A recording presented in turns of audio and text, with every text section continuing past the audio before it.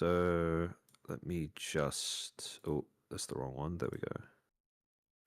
Okay, so let me try inviting you. We are live. Okay, excellent, excellent. Because I don't have an opening. Oh, you, oh, okay. That's fine, that's fine. And boop, boop, boop. Hello. Hello. Oh, Play. And doot. let me see. Okay, the invitation should go through. Yep, I Should got go the through. invitation. Hey, there we go. All right. Do you have an opening that you would like to say? Hopefully works. Oh, nah, not really, not really. I mean, usually my streams open with me testing my setup to make sure nothing's too scuffed. So I have legitimately been there. I'm like, oh god, something's going wrong. yeah, I mean, if you stream in EN, it's just inevitable. Yeah, you get the EN curse. It does not matter. You always get the EN curse. Yep. All right, so I just promoted you, so you should be able to do things. Like delete. Yep, there we go. Yep, there we go. All right, it is working. Excellent. Delete. Okay. All right. Let's see. Saved objects. There's my NASA deck. Oh, there it goes. And there's my Iori deck. All right. There we go. I want to see. I've got to test one of the decks that I've recently built. Let's see if it works. Is this the one that you got planned for Mollington? This is one of them. This is one of them. Mollington requested a very specific deck. A very specific deck to be played against him. So I'm still saving that one for the collab that I have with him later on this week. But this is the other newer edition. This is the combo deck that I built after Hero told me about a Go Infinite combo that exists in OshiPush. Wait, what? Yeah, OshiPush has a Go Infinite with that you can access on any green character. Okay. So Tenma or Iori. Oh, okay. Yeah.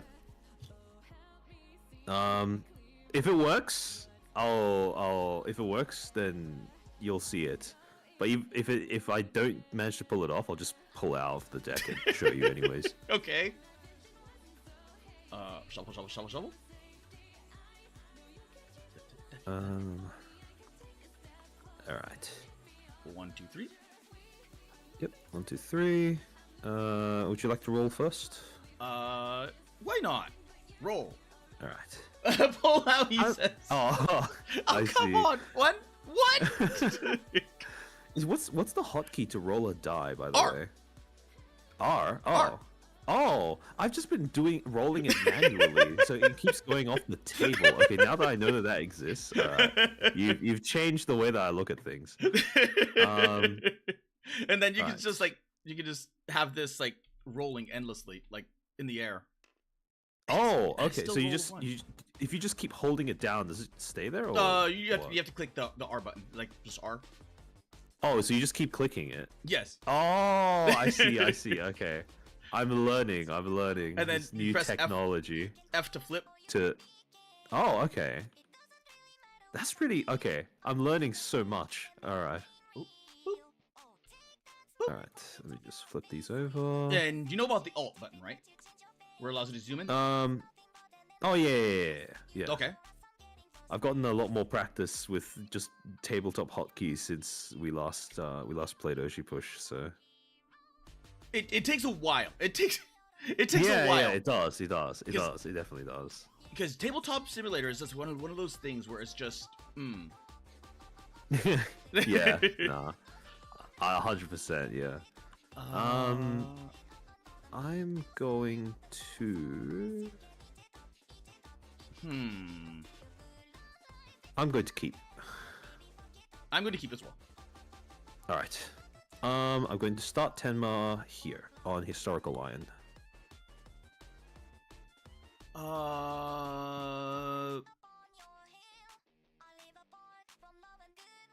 I will.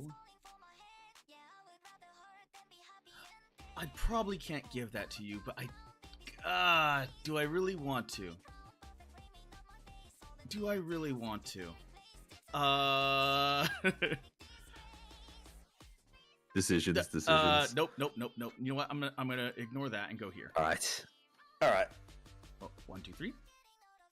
We can start the content phase. All right. So for 3 bits, I will upgrade Tenma. Oh, okay. Getting your economy. Yep. Okay. And pass to you. I will pass. All right. I'll pass again. So pass. We can begin clashing. Wait a minute. Is this the Tenma Balls deck? No, this is not Tenma Balls. This is not Tenma Balls. I saw that. I'm like, Tenma Balls. Oh my god.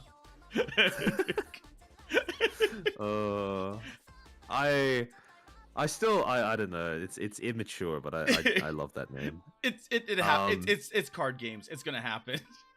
Yeah, of course. The same thing happens with like tabletop miniatures as well. Oh. So like just coming up with like nicknames for them. Just nicknames for your build. Yeah. I hope Balls becomes like a shorthand for any sort of strategy that revolves around bouncing cards. Oh. I hope that could catch on potentially. It might. It actually might. Pass. Oh, okay. So yeah, we'll start on this platform. Okay. There's nothing I want to do. Is there anything you'd like to do? There is nothing I'd like to do. All right. So pass. I win the clash, and I will draw a card off of Tenma's clash reward. And you don't have any content cards, so I won't use the clash reward from Historical Lion. Move on to the next platform. I have nothing I'd like to do. Is there anything you'd like to do? Nope. All right, pass. You win the clash. Clash. There we go. And move on to the next platform. Oh wait, sorry. Is there? Oh wait, NASA? Oh, NASA doesn't have a clash reward. Yeah, she doesn't have a mat. I see. I keep forgetting which personas do or don't have clash rewards. Yeah, Nas is one of the weird ones. Nas is one of the weird ones. Yeah. Okay, then we move on to the third one. I don't have anything I'd like to do. Is there anything you'd like to do? Well. Alright, nothing ever happens. We go back to refresh phase. I'll give the token to you. Nothing ever happens. 1, 2, 3, 6. Man, Mollington's got me saying that as well. I'll draw a card for turn. Ooh, okay.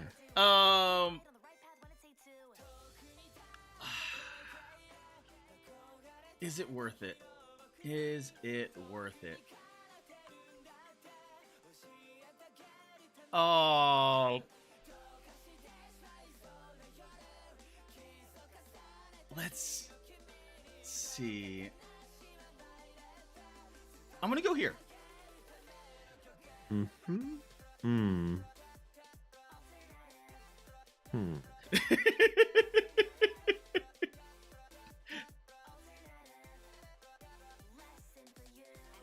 So what are you gonna do? What are your plans? Ooh, that's a good question. What's your armchair theory on this?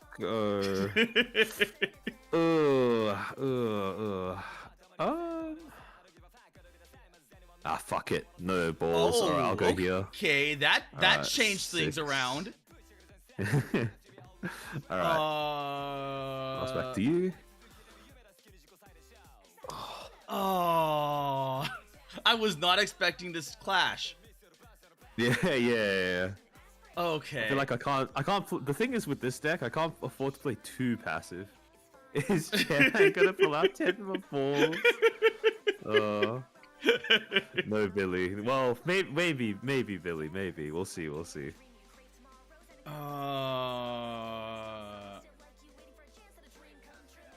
know what? I'm gonna do it. It might hurt me, but I'm gonna do it. I'm spending all 6 and upgrading Nasa. Okay. So you now get and now because I'm poor. 5. Oh damn. Okay, +5. That's huge. So you are at 11. 11. Damn. Okay. Hmm. Ooh. Okay. For 1 bit, I will play Free Spit Oh. and gain 2 bits and a 1-bit discount on my next content card this turn. Oh, this round, sorry. Oh no! Oh wait, no, that's only if I'm Uruka. So it's only Yeah. it's only two Yeah, it's only the 2 bits. 2 Yeah, bits. my bad. It's only 2 Yeah, bits. yeah. Because I have that in my deck as well. Well, I mean, I don't think I have it in Nelson's deck, but I definitely have it in my Yuri deck, because why not? And Makes sense. I will. Oh wait, actually, yeah, I pass to you. So, is there anything you'd like to do? I will pass. But that's just a theory. Right. A balls to the walls theory. I will spend 3 bits in order to play Marshmallows. Oh. So this goes up by 4, and I will draw a card. Okay. Basically a cycle. Hmm. Ooh. Okay. Yeah. Pass back to you. I will pass. All right. For 1 bit, I will play First Date. Oh. Goes up by 3. Right. And I'll pass back to you. Let's see.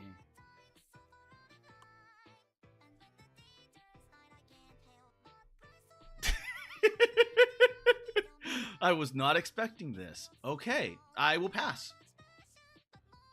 All right. I have nothing else I'd like to do, so I'll pass back to you. So pass. And I will equally pass. All right. We can start clashing then. Which direction would you like to go? We'll clash right there. Yep. All right. Wait.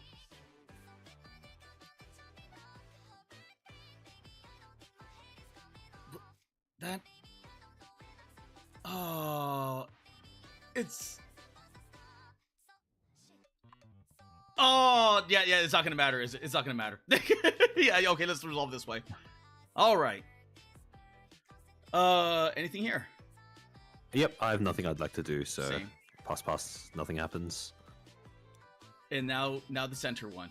You got anything Yep. else? I don't have anything I'd like to do for now, so pass back to Okay. you. I will not do anything. All right, so I will you get a win token. the clash. I'll trigger the clash reward for the platform and move over the token that I have from Historical Lion. Ah, Trixie. Yep. And I will draw a card from Tenma's clash reward. All right. Okay. And go over to the next Yeah, platform. going to the next one. I will discard the Nasa. Ah, okay. And then Clean. And then move over here. Yep. So that, and that, well, that, I don't think there's anything you could do against an 11 over here. Yeah, there's nothing I can do. So you win the clash. I win the clash. And, Yep. 2 or less. Yep. I will delete your So- first date. First date? Alright. Yep. So that goes into the bin, and this goes down to 10. Alright. Is there anything else that NASA triggers? No. Okay. Nope, she's one of those weird ones that just does not get a clash reward. Fair enough. Alright. In that case, we move back to refresh phase. Your go. D4, Refresh. And draw card for turn. 1, 2, 3, 4, 5, 6. Ooh. And 1 card. Clear. Mm-hmm.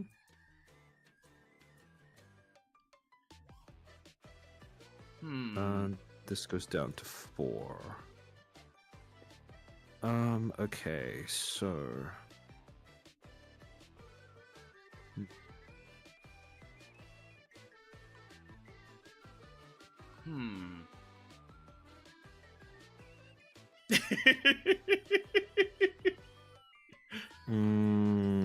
this is difficult. Because what do I actually want? All of these require 3. Yep. I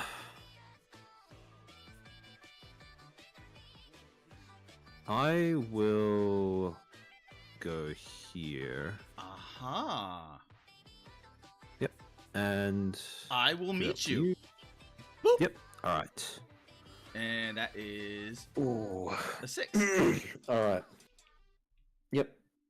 Oh wait, is it? Oh, 6. Oh yeah, 6. Yeah, 6. And we can start the content phase. How much is my book? It's been 3.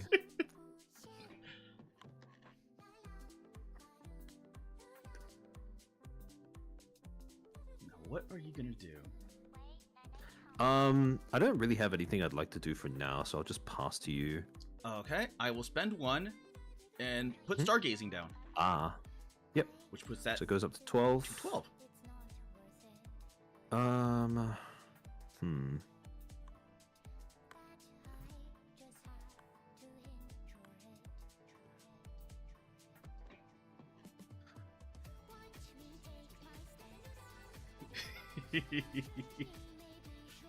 Trying to think if it's worth it to do the play that I'm thinking about doing. I will pass again. I will spend 1 and drop Gorilla Stream. Oh, nice. Okay. That complicates things a little bit.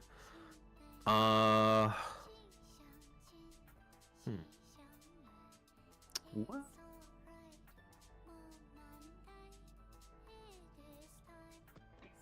Endless plans. Yeah.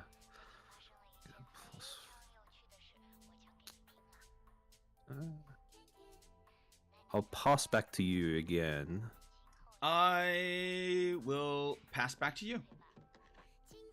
Alright, so pass, we start clashing. Alright, so we'll start from same direction. Okay. Sorry. We'll start on Soul Exciting. Nothing. Is there anything you'd like to do? Nope. Nope. Alright, so pass, nothing happens. Then we go over to the middle platform. I will Indeed. Oh, okay. I'm trying to figure out what exactly I'd like to do because it's a bit dicey. I will pay 2 bits in order to play Yell at Fish, targeting Stargazing. Oh. Okay. That was like what? Delete? Yep. Delete. Yep. Oh, Delete. wow. Oh no, Stargazing. Not, Okay. Yeah. No problem. No problem. So that that's goes an back extra down to 6. 6. Yep. And I like my stargazing. and pass back to you. I will pay 3 and then play Diss Track on your marshmallows. So that goes to 6.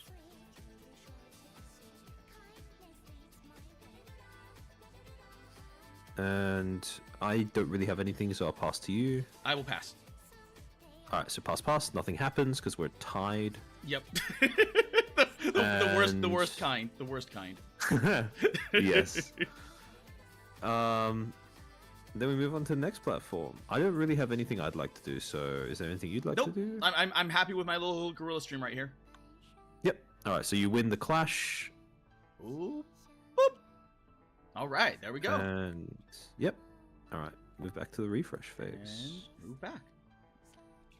Okay, so this goes to 7. Draw for turn. And draw as well. Doot.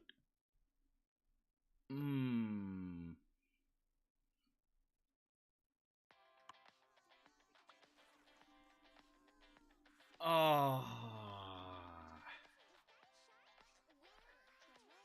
You have 7.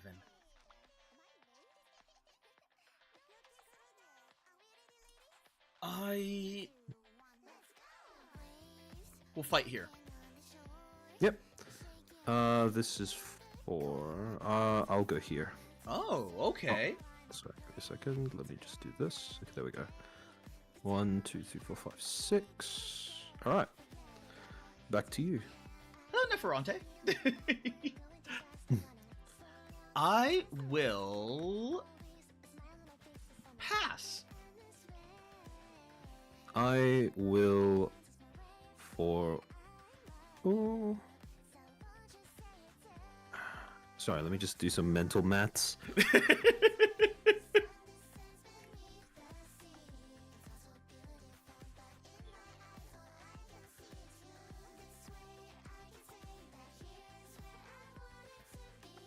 Okay, so for 3 bits, I will play Origins video. Oh. So this goes up by 8, so it goes up to 14.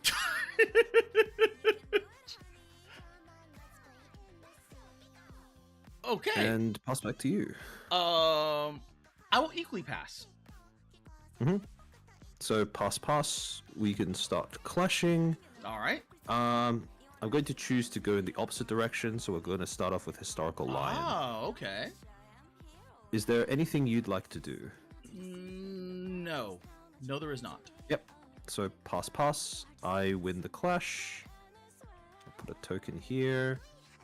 And I will, from the clash reward on the platform, I will choose to delete your gorilla stream. Goodbye, gorilla.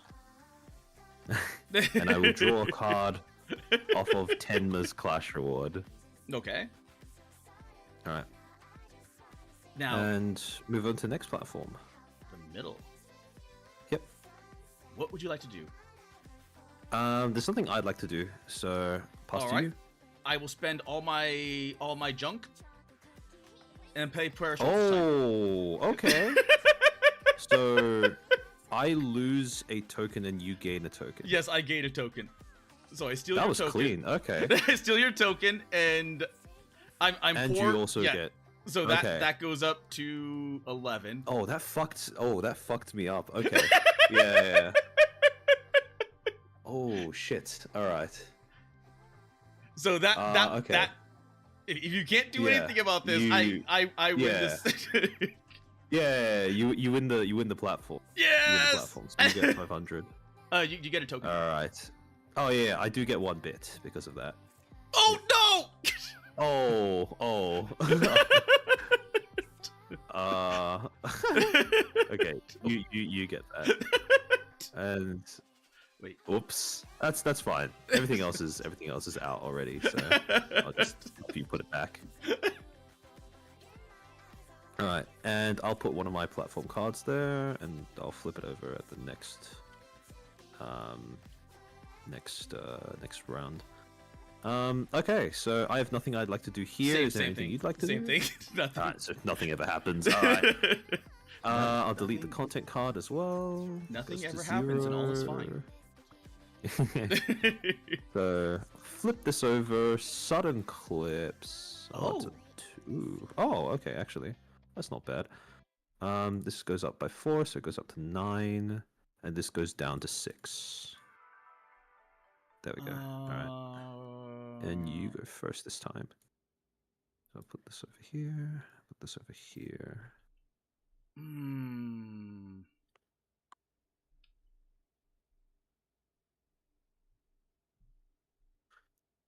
You have 1 token there. Mm-hmm. I have 500k. 300, yep. 400, 400. So none of these are really going to help. Yeah, none of these instantly give you 1 million.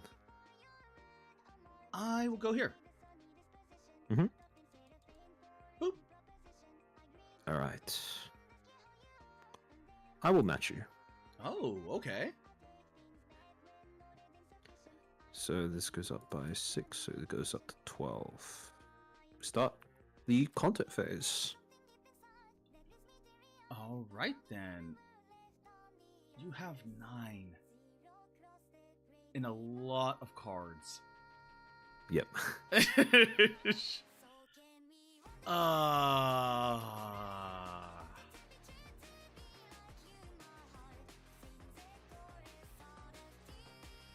I will pass.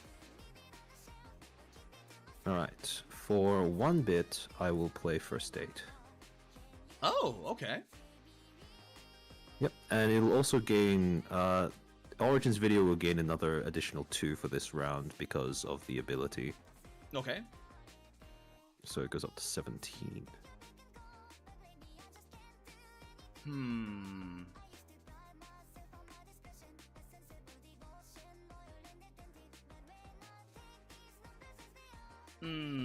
I'll pass. Alright, I'll pass as well, so pass. We can start clashing then. Yes. What would you like to do? We'll clash from this direction. Alright. Okay.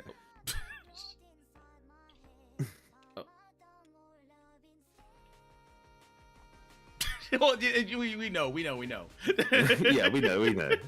That's fine. Okay. Do you wish to do anything? I have nothing I'd like to do, so... I'm equal. I have nothing that I wish to do. Alright. So, pass. I win the clash then. I'll get a token. And I will trigger Tenma's Clash Reward, which draws me a card. Alright. Move over to the middle platform then. Nothing. Alright, nothing from me either, so pass. Okay. Nothing happens. Nothing ever happens. And final platform. Nothing. Alright, Absolutely. nothing ever happens. Alright, so now I'm at 12. I'm at 12 as well. Alright. And it is now your go. Okay, it's a little intimidating. Oh, okay. Well, that's not exactly what I wanted.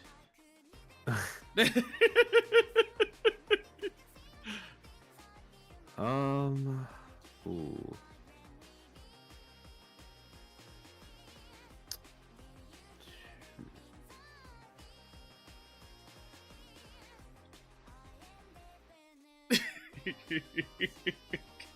Sorry, just doing some mental maths again. We have it all on this one. We're all battling for Mollington. Yeah.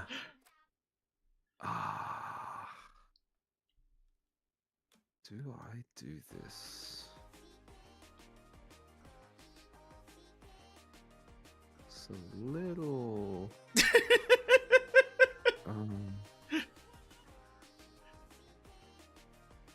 Alright, I'm going to go...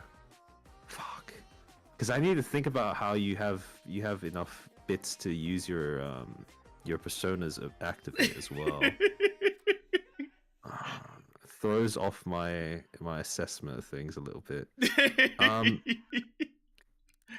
I'm going to go to sudden clips. I'll go here. Okay. Yep. And this will go up to 6. Over to you. I will go here. And that'll go to 6. Yep. Alright. For 8 bits. 8 bits, okay. I will upgrade Tenma again to 30 Oh, nice. Okay. Yep. And this will now go up to 11 because I have more than 5 cards in hand. Okay. Yep.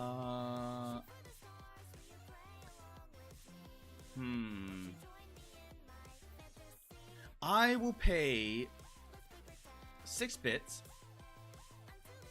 and then put Ooh, okay. Dragon D's. Mm-hmm. So targeting. I will target the Origins video. Yep, sure. All right, so it goes down to 4. So now this is 7. Yes. And yours goes up by 8. So it goes up to 14. Oh yes. 14. Yep. I have nothing I'd like to do, so I'll pass back to you. I'll pass. All right, pass. We can start clashing. I'm going to do something a little unusual here. Okay. So I'm going to. I will choose to go in the same direction as you chose to go in. So starting off on this platform. All right.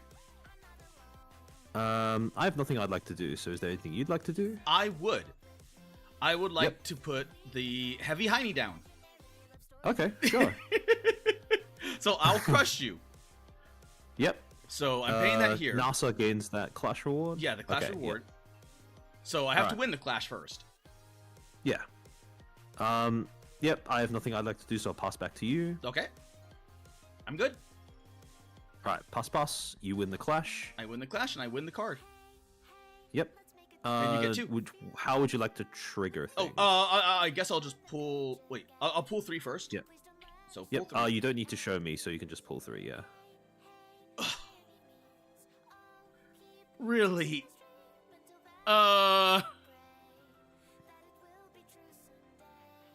Okay. Oh my god. Okay, that's getting put down there. That's getting put That's getting put down there, and this is getting put in the garbage. Okay. Damn, alright. Okay.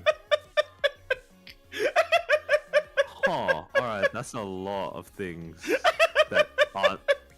Oh wait, hold on. I'm trying to think. Okay, so if you put all 3 back, either all 3 of them cost more than 6, or they are all action cards. Okay, that's interesting. Okay.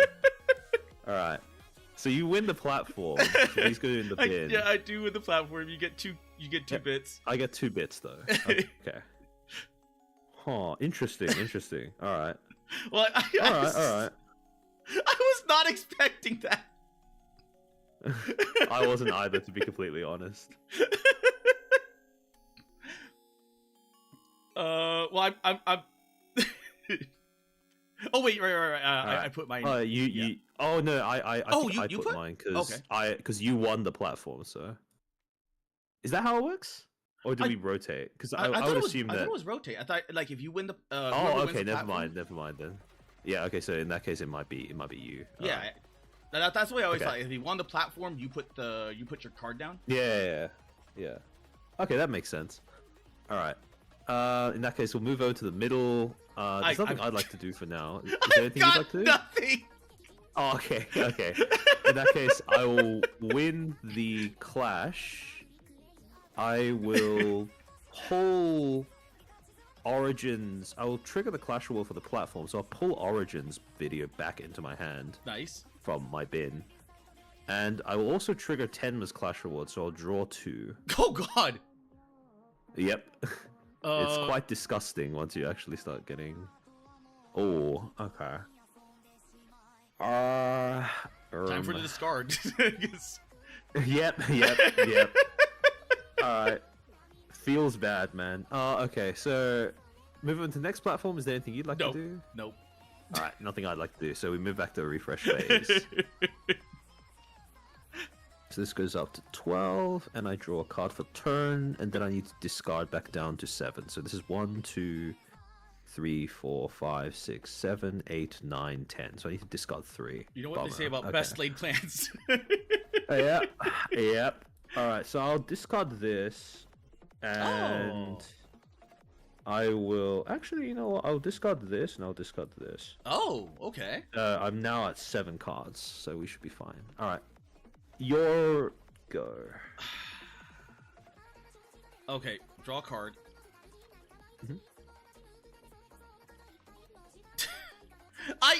Oh my god. Okay, let's think. I just need a win.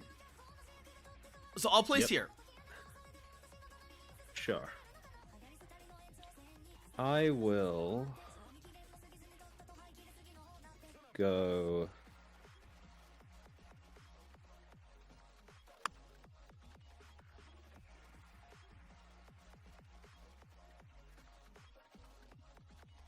Fuck it. All right, I'll just go here. So this goes up to 11. So are you sure about that? Yep. I have 2 cards already. For 500,000 and 400,000. I just need 1 victory, 1 platform. Yep. Okay. Yep. This is where my strategy will either make or break the game.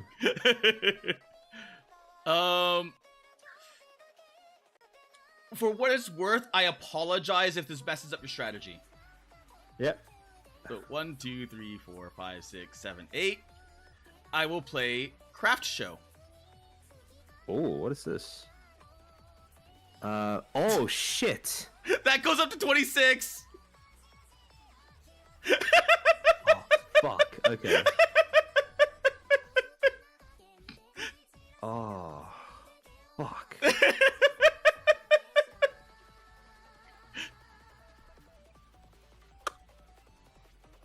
Trying to think what I can even do in response to that.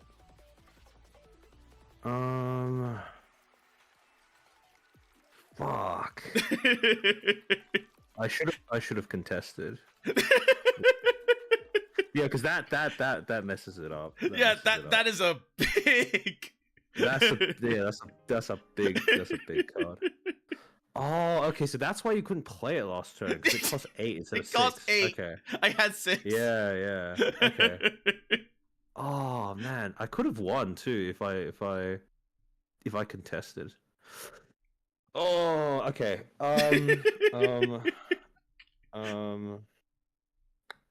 What can I even do here? I don't have a lot of options. You got plenty of options. You've got like 1, 2, 3, 4, 5, 6, 7 options. Yeah, none of them will stop the win though, because I can't move Tenma over to this platform. Yeah, I really should have contested it, eh? Fuck. All right. Well, I mean, it's kind of my Hail Mary, but whatever. I will pay 8 bits to play Frying Pan ASMR. So that goes back into your hand. This goes back to 6. That goes back to 6. Yep. All right. And pass back to you.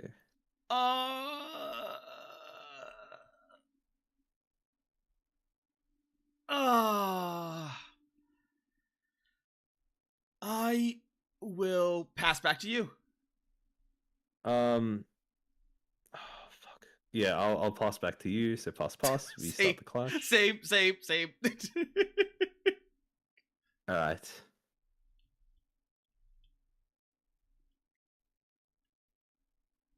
So yeah, we start the clash. You decide which direction. Oh, okay. We'll go this way. We'll see what you got. Okay, sure. AIDS. All right. So, is there anything you'd like to do? There is nothing. All right. So I win the clash. Reward. I don't really have anything I'd like to play, so I'll just draw 2 off of Tenma. And move on to the next platform. Is there anything you'd like to do? There is nothing. All right. I will discard Tenma upgrade for 1 bit. Oh, and nice. Move on to the next platform. Over here. Anything you want to do? And yeah, there's nothing I'd like to do. So pass. You win the clash. I will play I'll Crush You. Yep. So let's get 3 more.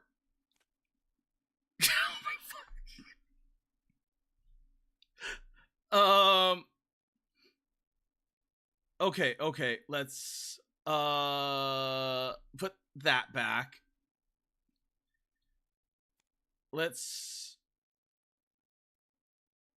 Yeah. Let's think of this. Let's put that back. And let's put that back. Mm-hmm. And then that goes in the garbage. Yep. And may return 1 content card from your trash to my hand. So yep. I will search. I will... Boop! go with that, and then take it. And All then right. 1. Okay. All right. Oh, okay. So I need to. This is really. All right. Fuck. All right. And this time it's your turn. Yep. So refresh phase. 1, 2, 3, 4, 5, 6. 1 card. Yep. Okay.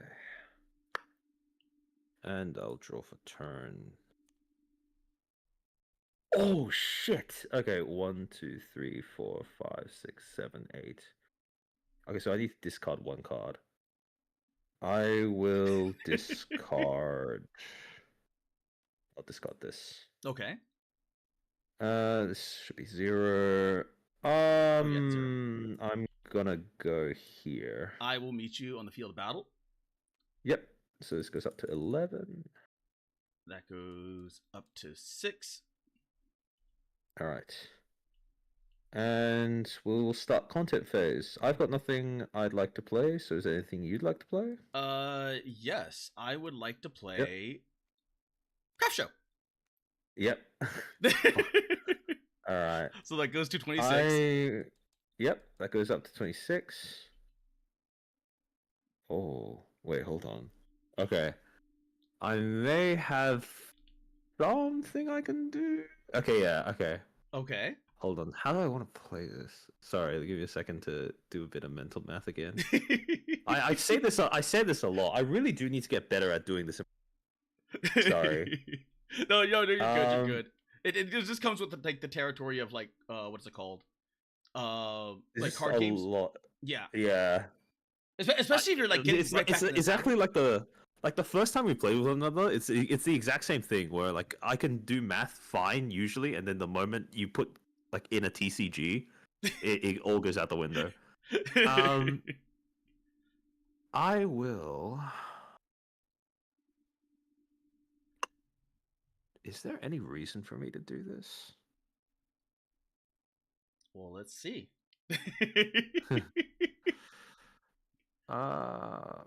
Fuck. I don't have anything I'd like to do, so I'll pass to you. Okay then. I will pay 1 and play Stargazing. Oh, okay. So that's an extra 1, 2, 3, 4, 5, 6. Yep. I will I mean, there's not really much different. Well, yeah, it's not really much different. So, I'll pass to you again.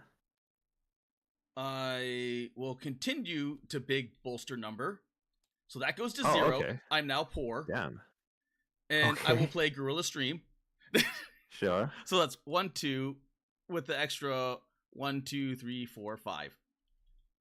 Okay. That's a lot. It's a lot. It's a lot. Okay. Oh, actually, that's not too bad for me. All right. I will pass back to you again. I've got no hand. All right. So, oh wait, yeah, you have no bits either. Okay, so we go to Clash. Same thing. I'm going to start on this platform, and for 8 bits, I will play another Frying Pan ASMR. So they all get bounced. Yeah, bounce back to my hand. Oh. Yep. You still have how much? Yeah, the 6. You still have 11. 11. Yeah, you still have 11. So it's still a tie. But yeah.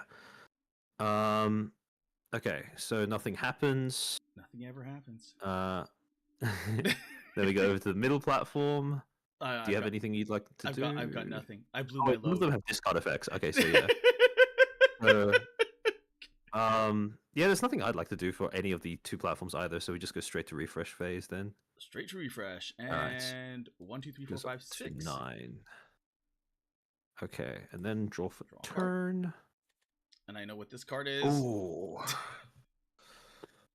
Alright.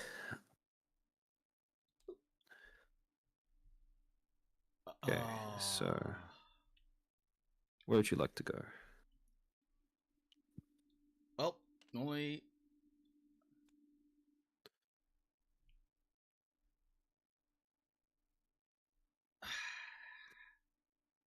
You know what? I'm gonna go here. All right. 3, 4, I will 5, also 6. meet you here. It goes up to 11. Jeez.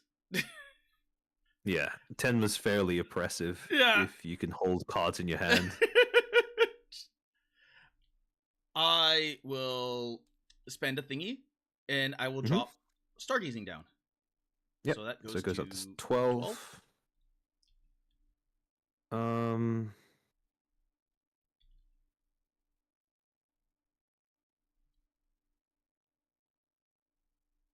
For 3 bits. So it goes up to that. I will play Mama Cameo. Oh, okay. Goes up to 15. I will play 1 and play Gorilla Stream right there. Ooh, nice. Okay. I'm splitting the pot. Yep. I have nothing. Oh, actually, is there nothing? Yeah, I have nothing else I'd like to do, so I'll pass back to you. Same. I'll pass.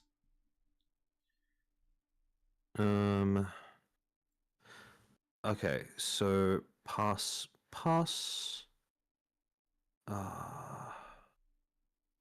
Okay, pass. Pass. We start the clash then. Which direction would you like to go? This way? Yep. So same thing. I will. Is there anything you'd like to do? There's nothing I'd like to do. All right. So for 2 bits, I will play Yellow Fish targeting Gorilla Stream. Oh, okay. Is there anything you'd like to do? Nope. That was it. Oh, okay. Middle platform. All right. So here, is there anything you'd like to do? There is nothing I would like to do. All right. So I win the clash then. And you win the card. So clash reward triggers. I'll put a content card. Actually, will I? Actually, I'll choose not to put a content card in my hand. Yeah, because you're gonna get 2 cards for the clash reward. You are getting pretty low. Yeah. Actually, yeah. There's probably something I should have done there. But, hello, and hello, Billy. I forgot. All right. All right. So, yep, I get the platform. The platform. Yep, and I will. I'll just move that out of the way. I'll put one of mine there, and I will draw 2 cards of Tenma. Okay, sure.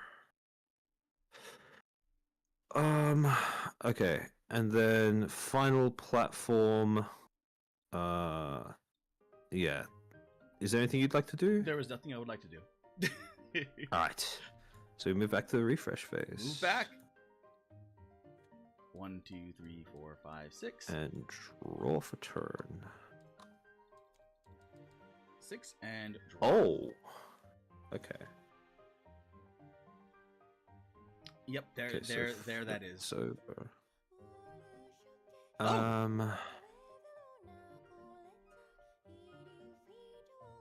Clash or draw card. Okay.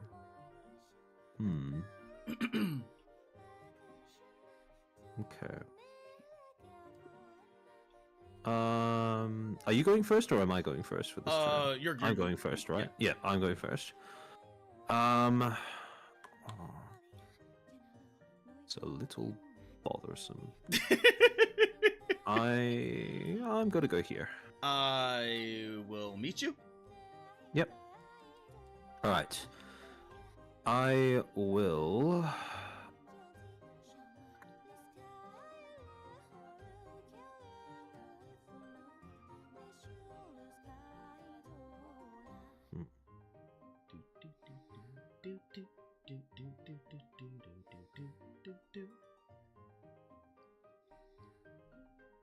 Decisions with 10 coins to do it with. Yeah. I'll pass to you. I hope to God you can't trick. I will play the same Craft song Show. and dance. Yes. Yeah. All right. Okay, I have to respond to this every single time as well. Oh, this is so AIDS. Okay. Oh, come on! You got another. I'm going to play Encore Performance, and I'm going to grab Frying Pan back into my hand. Where I can't. The problem is I can't allow you to play that card. I can't allow it to stick, so I have to respond to it every single time. All right. This goes up to 15. Although I think we both know where this is going, so Yeah, it's not really that important. Yeah. Right, it's just an attrition. Like how much can you start removing my cards? Yeah. All right. Yeah. Back to you. Is there anything you'd like to do? Pass. Okay. Yeah.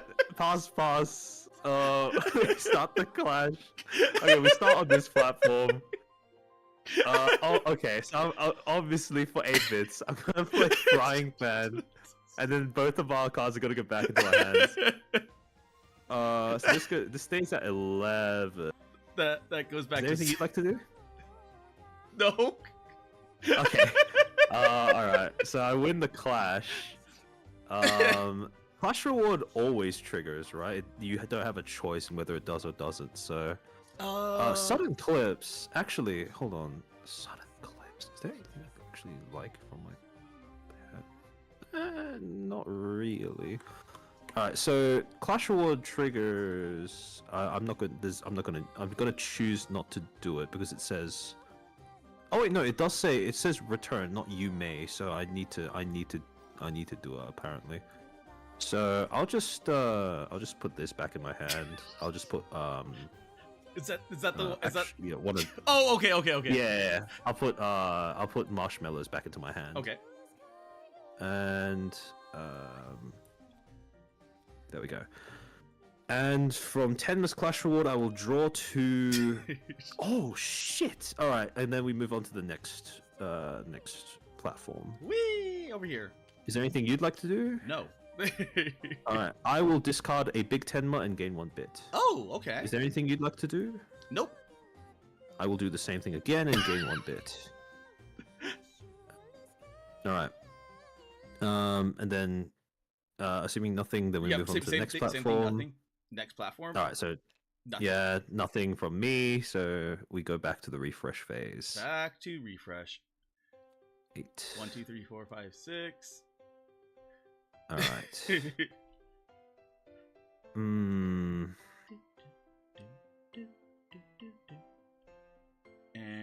1 card. Draw for turn, and then I have to discard down to 7.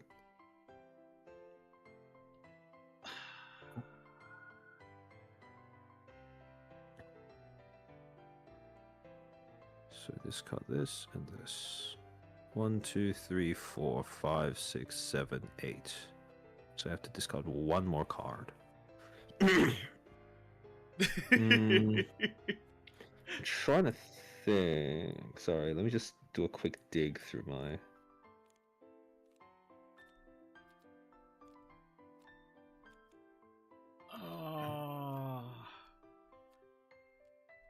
Okay. Oh wait, yeah, you go first. Yep. Okay. The same old song and dance. Yeah, same song and dance. Same song and dance. All right. Okay.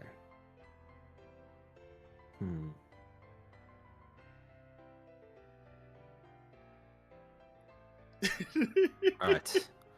What are you going to do? I will do this again.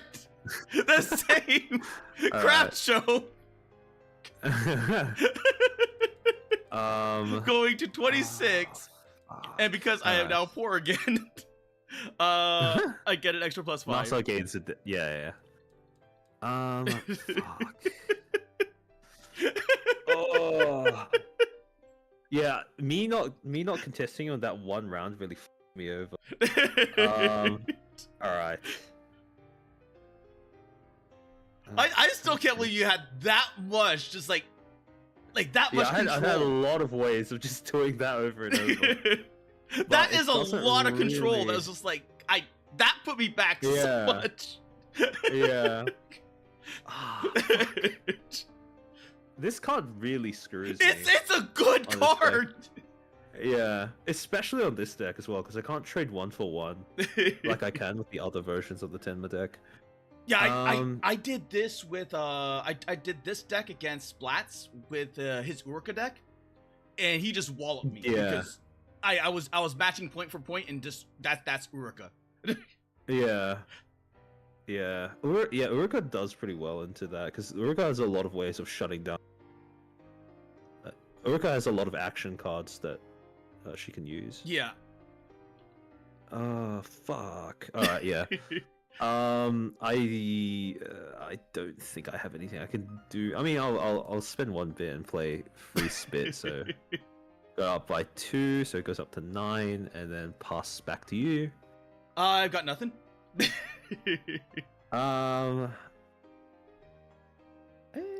Yeah, okay. And then I will... Is there anything I can do? I'm trying to think. Nothing really gets me close, so yeah, I'll pass back to you again. So pass, we start the clash. We will clash here. Yep. Alright. Is there anything you wish to do? Nah. So I've got nothing. Pass. You win the clash. I win the clash, win the game. and I win the game. GG. Thank you. That was really close. Okay. Yeah, so this card single-handedly shuts down this entire Tenma deck. Oh, are you serious? Yeah, if I were to ever get a round where I get up to 11 or more bits, the combo is essentially I play a clip out of context, right? Yes. And then it allows me to play anything I want. So this goes down to 1 bit. So once I play this, then I play this on another platform. Because it only costs 1, so it go down to 0. And if you have no way of removing either of these, I can keep bouncing this back into my hand and getting 1 bit additional every time. So it gains 2 bits, bounce back to my hand, gain instant profit. Play 1, and then go up by 2 again, and then same thing, goes down by 2, goes down by 1 and goes up by 2 every time. So I basically get infinite bits. Then once I have enough bits to spare, I can play this on any platform. And every time I play this, because this is an experience card, this goes up by 2. Oh, so functionally, my God.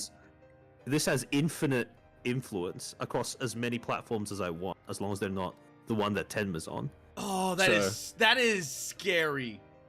Yeah. Again, this requires me to play multiple content cards around though, which is why this shuts me down completely. Yeah. But if you can do that, like that's if you run out of removal against this deck, it's actually Jova because it doesn't matter how many it doesn't really matter how many cards you have on either of the 2 other platforms because this has infinite influence. It just keeps bouncing back, and because this one card is 2 less to play. So as long as you have gold in reserve, you just keep playing this over and over and over and over and over again. Yeah, and the best thing is you only need 1 gold in reserve. Yeah, because the moment you play it once, you can start generating additional bits from there. So that was my plan with my Iori deck. I have this, and it's to flood the board with this. Ah, okay, yeah.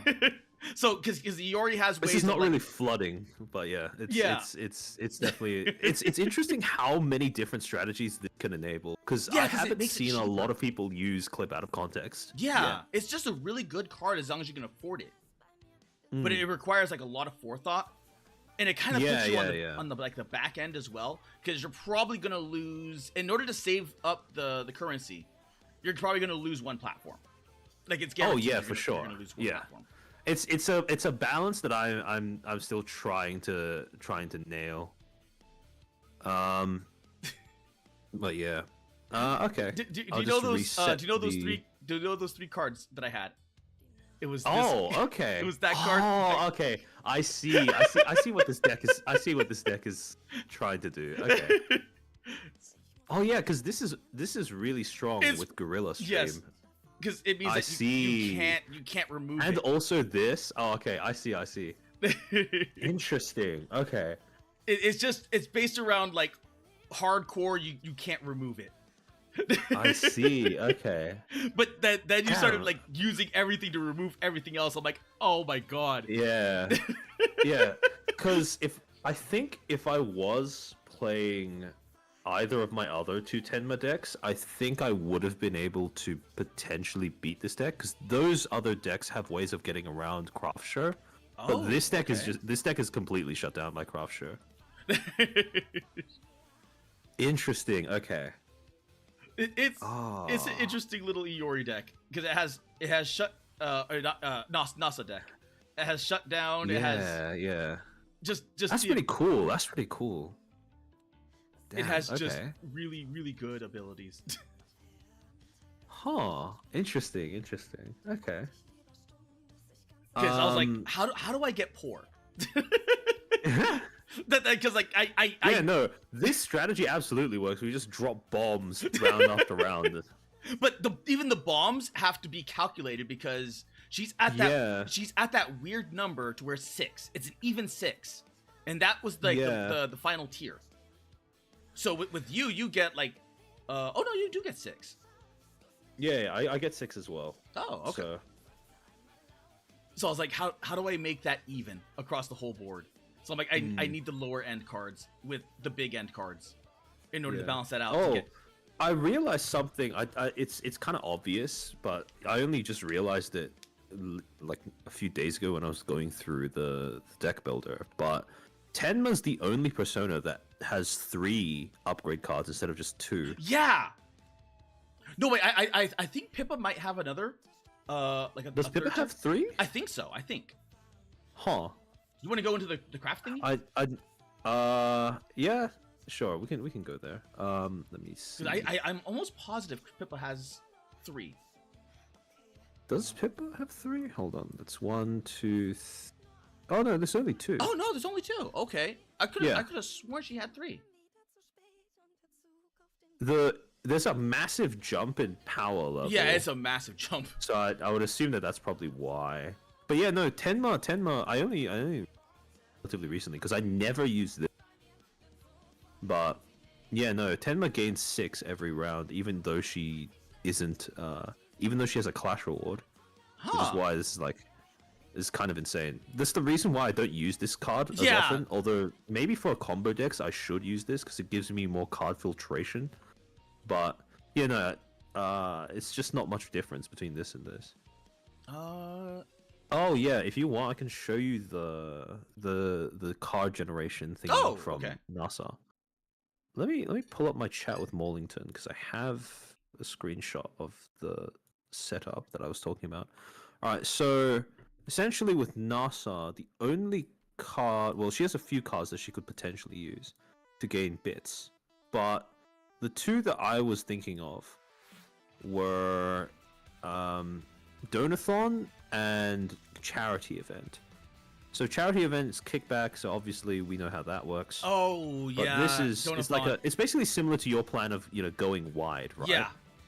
And basically what I was envisioning with this deck was if you want to be able to use kickback as an ability. This is kind of suboptimal because right now kickback, based off of the available cards, kickback is not a great mechanic. Yeah, it's not a good mechanic because you would need because if you, I think the highest one is like a 3 or a 4. Yeah. Oh, actually, no, when I say great mechanic, I don't mean like it's designed badly, but right now it's just weak because it doesn't have enough support. I don't think. But basically, if you want to get maximum value out of kickback, what you're going to have to do is also play Oshi mark removal. So ways of either stealing your opponent's Oshi mark from the kickback platform or moving their Oshi marks somewhere else. Yeah. So, yeah, you're going to need like Parasocial Trap. You're going to need, well, I mean, if they come out with cards in the future that allow you to move Oshi marks, then you're going to need that as well. But yeah, besides Actually, that's a good Parasocial combo. Trap, Like I don't think Parasocial right now Trap there are any other with cards. Because Yeah, it would mean that Parasocial if Trap. you win, you still win because you just steal the one. Yeah, off you the just board. keep stealing their Yeah. stuff. Yeah, basically. And you, more importantly, you stop them from capturing the platform, so you get more turns out of charity event. Because you need at least 3 kickback triggers before this goes positive. Yeah.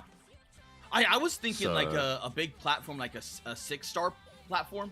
Yeah, Just to have that. you'd big probably have to number. build your platform pile around having more Oshimark, Yeah. more popularity threshold as well. So, but yeah, basically, if you I think the amount of bit generation that NASA has access to right now is kind of restricted to Kickback and Donathon, and that's I about think it. the But- problem with that though is that if you look, like all the big numbers are all have a what's it called? A clash reward. Yeah, that throws things off a little bit. So that's like this is like So the only one. you'd be put behind by quite a bit. Yeah. Unless you want to go for something that has clash rewards, like for Chirper, where at most it's just they play a low bit, a low cost content card from their hand, which Yeah. isn't that bad to deal with. But yeah, it's not optimal right now. Where you're going to need a lot more ways of interacting with your opponent's Oshi marks to be printed before Kickback can become a viable mechanic. Yeah. But actually, I was saying this before to Morlington, but in order to really make Kickback broken, they would either need to print a green Zatsudan persona, which we don't have at the moment, because that allows you to access both Kickback cards in the same deck. Yeah, I can While see what also you're having saying. access, two of those, while also having access to purple, because Yeah. purple is usually the color that has access to Oshi mark removal. Or they would just print a second green Zatsudan Kickback card so that NASA could have that as well. But yeah, once one of those two conditions are met, I think it will actually become viable, possibly even broken, depending on how you build. It could, because depending on what it is, you could get things. No, probably not. Like something like this that allows you to steal, like a creative card. Yeah, I don't know if this would work though, because this would go against the. You'd have to be playing it really close to the chest, as in like you give them like 3 wins out of 4, and then you play this, start grabbing their stuff back. But yeah, even then you only gain 1 positive bit on this, which is not that worth. Yeah, it's not. You'd ideally like to be able to move their stuff around without having to win on the platform, which is really counterintuitive. The only thing with Kickback is that it's a secondary effect. So which means the clash it has to happen after the clash, as the clash ends. So which means if you're on the final wire, you can't steal the final thing. Yeah, you can't win, otherwise the kickback doesn't trigger. So that's the only real downfall of the kickback. It puts you on the massive defense, so it has to reward a defensive deck. Yeah. But I do think that, again, I think the mechanic is interesting, especially given the fact that they have printed Oshi mark interaction in the past, so it can definitely work, but it doesn't have enough support right now to be busted. Yeah. But would you like a rematch? I'll take a rematch. Okay. I'm trying to decide if I want to go with the same deck that I went with just then. Delete. I said delete. Yep. Or if I just go with the other deck that I've been using. Which deck are you going to be playing? I don't know. Do you want me to redo the Nasa deck, or do you want me to go with my Iori deck? I mean, both is fine. I don't really mind. Let's try with Iori. Let's try Iori. Sure. Oh wait. perspectives are flipped. All right, hold on. Let me Oh. go back here. Oh my God, they are. Oh yeah. Wait. I'll just move everything over All here. good, all good. No, that's fine. That's fine.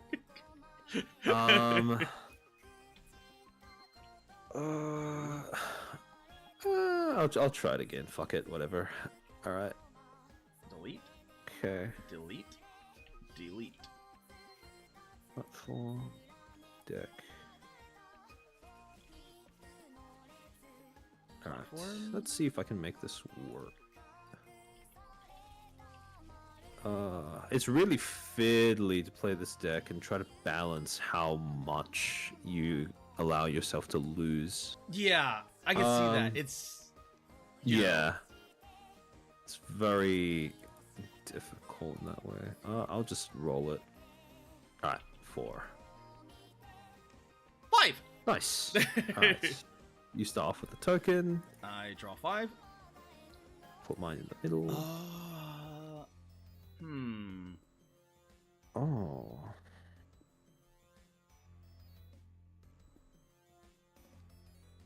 Boop, boop.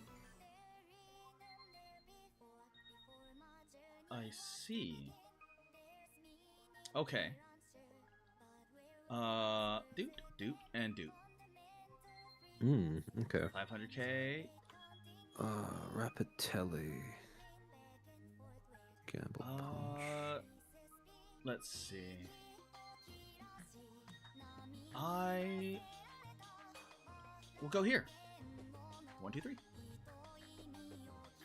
I will go.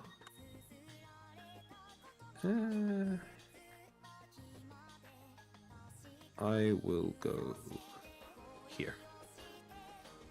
2, 3, 4. Start the content phase. All right. I will spend 1 and drop anniversary celebration. Sure. And that goes up to 5. Yep.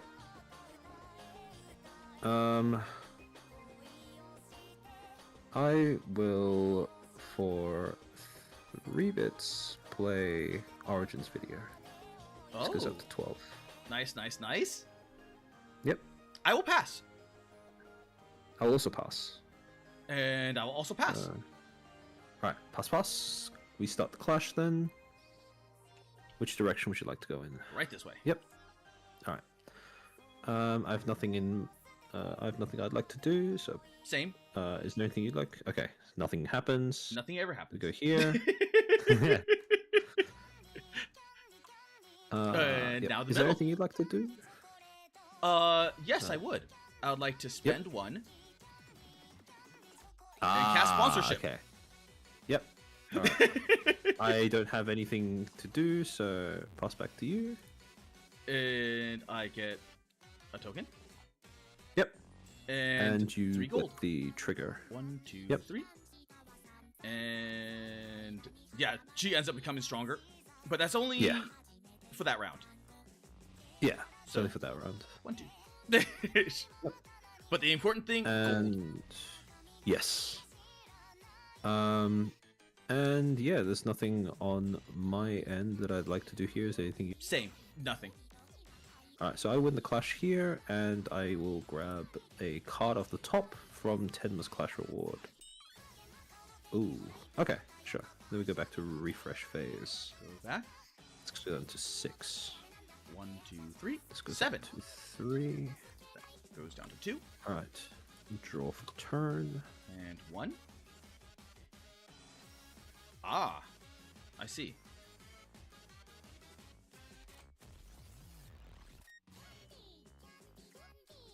Okay. Go first.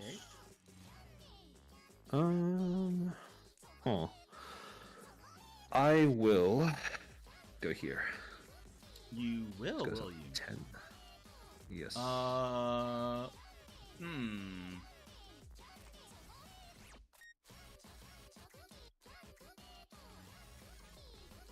I will go here. Yep. All right. And 1, 2, 3. All right. So I will for.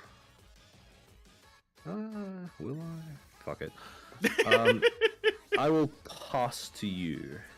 I will 1, 2, 3.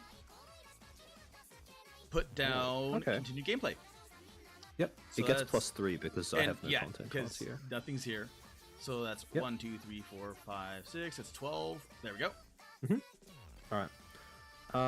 I have nothing I'd like to do, so I'll pass back to you again. I will pass to you. All right. So we can start clashing in that case.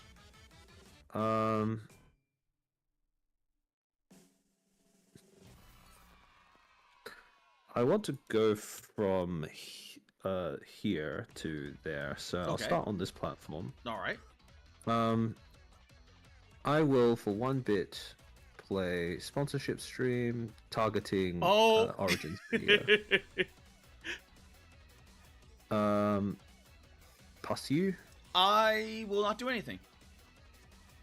For another bit, I will play another sponsorship stream targeting Origins video. Pass to you. Oh, you... I've got nothing. Alright. I will win the clash in that case. Both of the sponsorships will trigger, so it goes up by 6 to 7. And I will draw a card off of 10 now. Oh shit. Okay. This goes into the bin. Yep. I win the platform. And that's that. Okay. I'll put... Oh, do I put one of my platforms there, or do you put one I would assume so, because you want it. Because it doesn't okay. I don't think it expresses Does it say? the rules, like how everything works, but everything is so tiny. I think... Is there a way to zoom in if you've already pressed... No, it's just really, really, really tiny. Like... Pop out to screen. Oh, no, if you pop out the screen, it should be bigger. Oh. Let me check. Capturing a platform. The winner, other players, all other players. The player to the left of the one who captured the platform. Oh, so okay, so that means you then. Oh. Because the player to the left of the one who captured. So yeah, that's you. Okay. All right. Oh, okay. Cool. All right. In that case, I will middle. Yeah, we move on to the middle. Is there anything you'd like to do? That's just something you want to do. All right. I don't want to do anything, so you win the clash. Boop. And you will... I mean, there's nothing on my end, so... Yep. Yeah, that too. Move on to the next one. Move on to the next one. Is there anything you'd like to do? You know what? I will spend 4 and activate Big Cheese. Oh, shit. Okay. So you get 2. I get 2. You get from there. All right. Ooh. Oh. 1, 2. All right. Nice. Boop.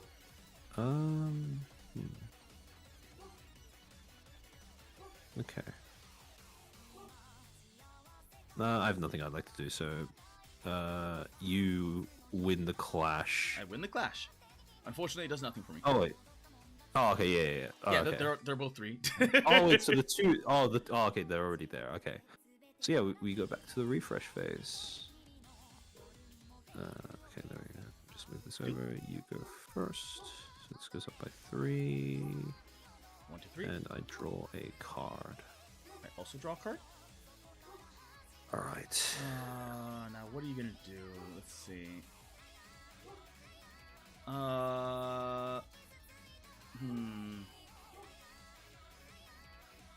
I will go here. All right. I will go here. Oh, okay.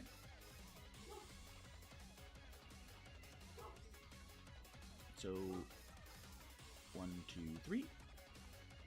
Yep. And still 1, 2, 3. So 12. Yep.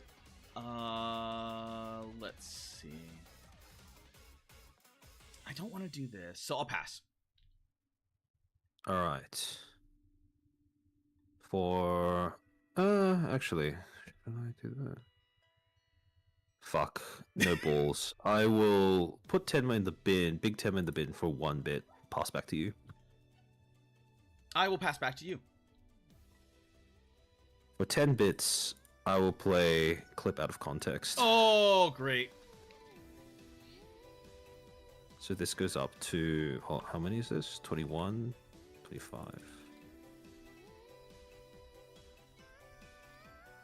Alright. Yep, is there anything you'd like to do?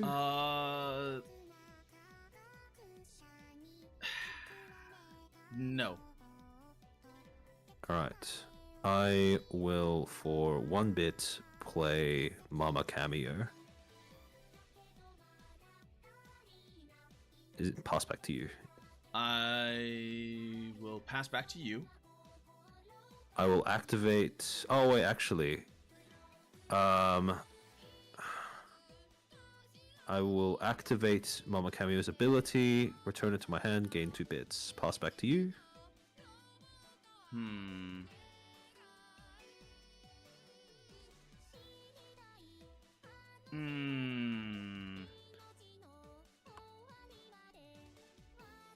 I will pass back to you. I will play First Date for 0 bits. Okay. Pass back to you. I will...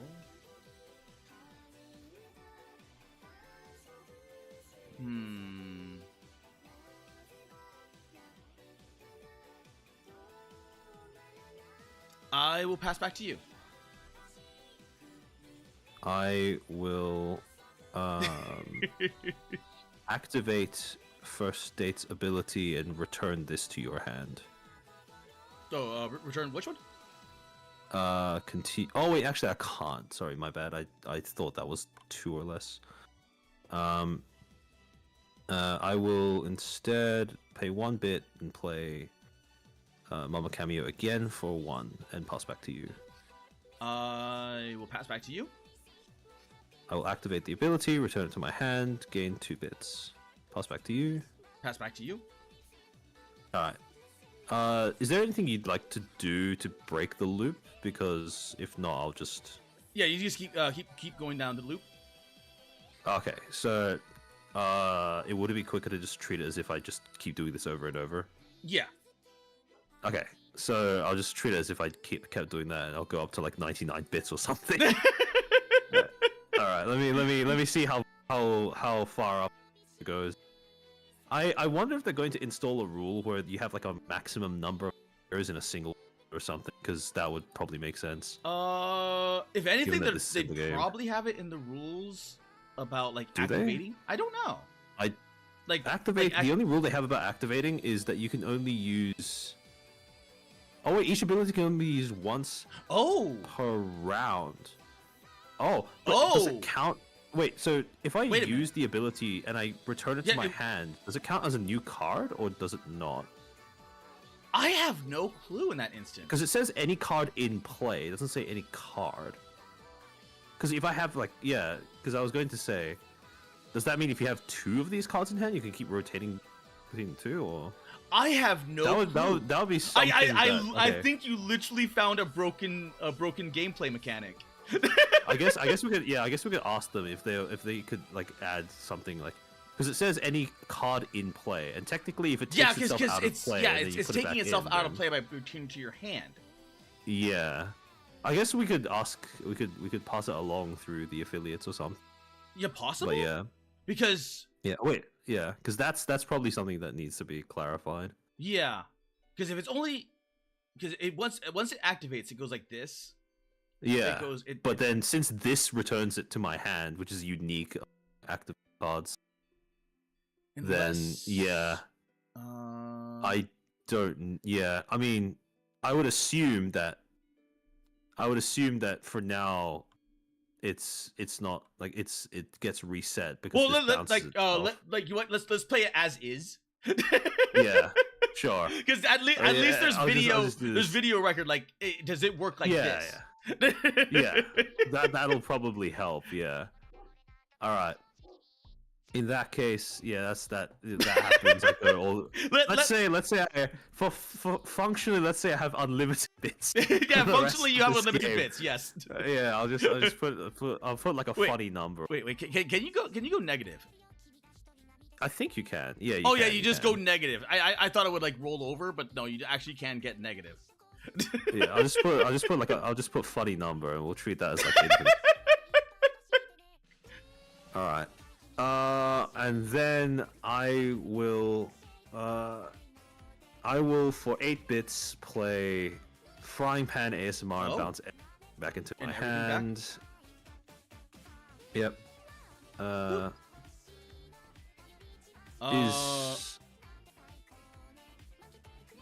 Oh, and the when played trigger, I think it's still active because it's when you play it. It doesn't have to be on the board for that to be the case. When played, yeah. Like as read, it would be as when played. So realistically, you'd probably do this last. Yeah. Well, I probably would. Yeah, I'd probably. But it wouldn't matter. It wouldn't matter anyway because. Yeah. Because now what I can do is I can play. Yeah, you can play that anywhere. Yeah, I'll play it here then. So this goes up to 21. Ah, okay. And this goes back to 4. And I will instead. Oh wait, so yeah, I'll pass back to you now because now you actually have things that you can do potentially. I will.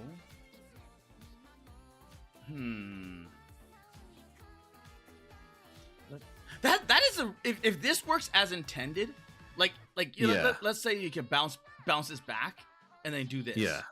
That's a really good combo because that means you can just paratrop. Because if you have unlimited bits, you can just keep jumping this around during the content phase. I have a feeling that's insane. I have a feeling that that's gonna be patched out at some point. They're like, oh wait. I would assume so because the thing is, I don't know if they would do that because there is counterplay. Yeah. But if they don't want this to be a play pattern, I can 100% understand if they patch it out by just adding a small, not even an errata to the cards, but just an errata to rules. They say that, you know, like one card if it's like a single card, yeah, if you can, you can't, like, you know, you can only use an ability as in an ability by name once every round or something. Yeah, or something along those lines. But I mean, that would probably change things because, like, if I have multiple copies of this, for example, like, does it count if I, like, do I get to use one of these each turn, or, you know, if I put like.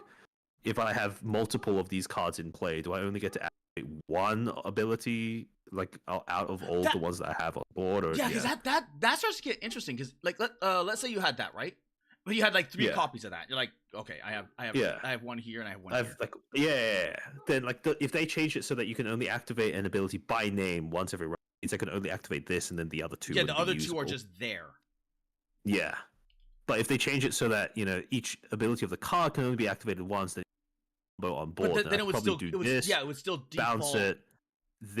Bounce it, and then I'd run out of fresh copies to do it with in my hand. But then, that would probably need like a judge in a tournament or something. Yeah, because at this point it's all like honor based. Because you're like, aha, you can't see my hand. I only have the one, but I'm pretending I have like twice. Yeah. But I'm pretending I have like 2 or 3 copies or something. Yeah, like that, right. So you keep rotating.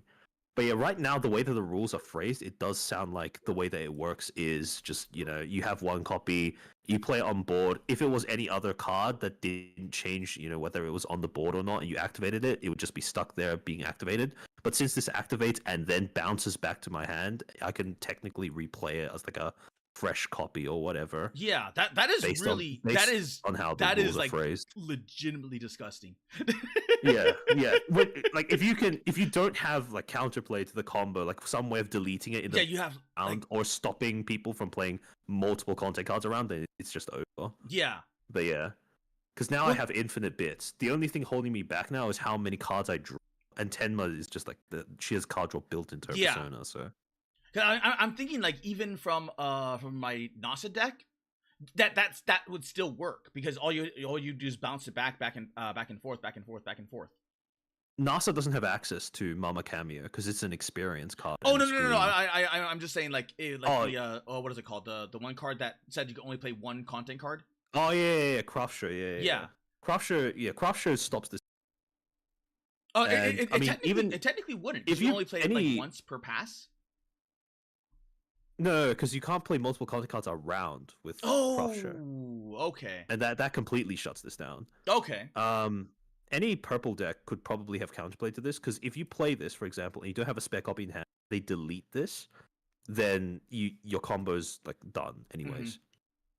So yeah, against another green deck though, and especially another deck that's poggers, I don't have as much to worry about, so it's slightly easier to combo off. I didn't even realize that was poggers. I just said controller, like the little controller button. Yeah. Oh, do you know what the bottom left is? The Aka? Bottom Aka? Left? Yeah, if you look at the card, I assumed that was. I thought that was rarity or something like that. On this one it says AO. On this one it says Aka. Yeah, green. So it reflects the super chats, right? Oh, does it? It's like Aka, blue, green. Hold on, let me see if I can find a green. There might be a green somewhere. LB. But yeah, LB. Light blue, I suppose. I'm not sure. Beta. Beta. Beta super chat. Yeah, no, I assume that it corresponds to the super chat colors. Oh, okay. I could be wrong about that. Yeah, because I looked at that. I was like, and Choco brought that up. I'm like, I have no clue.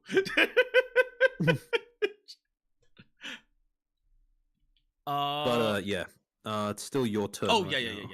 I will.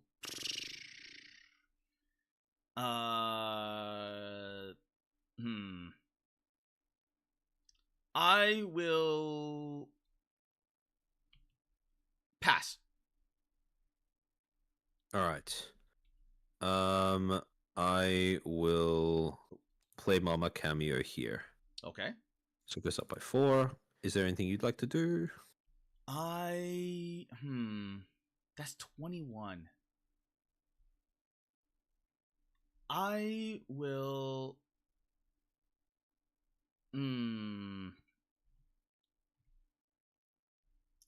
This thing right here. This.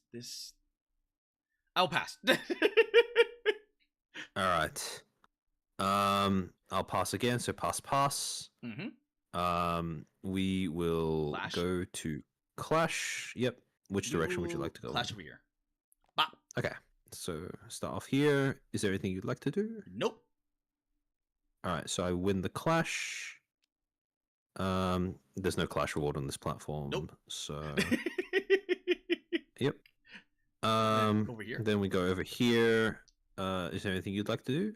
There's nothing I would like to do. All right, so I win the Clash as well, and I will draw a card from Tenma's Clash reward. Okay. Is there anything you'd like to do? Nope. All right, so then we go on to the next platform. Is there anything you'd like to do? Nope. All right, so I gain a bit from winning the Clash as well. And then we go over to the refresh phase. Go over to refresh? Yeah, this is disgusting. This is disgusting. Because once you're playing with infinite bits, then the game gets this is just different. At that point, like the only thing that you have is the card draw. Yeah. But then all I need to do is all you have not to do be is contested. Yeah. All right, where do I go? I guess I'll go here. 1, 2, 3. Because I already have bits. I already have influence to start off with, so I'll go here. I see. Let's think here. I want to do this, but I can't do that. So let's go in the middle. All right. 1, 2, 3. Oh, clear that. Okay. Clear that too.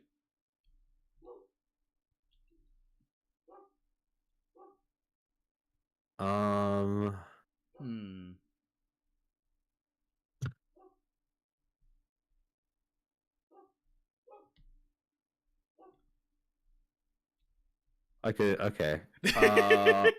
I will bounce Mama Cameo back to my hand and pass to you. I will. Let's see. I will bounce back to you. Okay. It feels so weird playing cards without having to think about how many bits I'm spending. Yeah, because now I have to so develop a plan around that. Yeah, I have to develop a plan around that now. I'm like, you literally have functionally unlimited bits. Yeah. So like, how do I deal with that? That's so weird, man. That's so weird. So I know you can do this, and then just like boom, big number. So I'm like, how do I counter this? I'm like, I can't counter this yet, but how do I counter it here? Yeah. I'll play First Date for 0 bits and pass to you. Oh, okay. Oh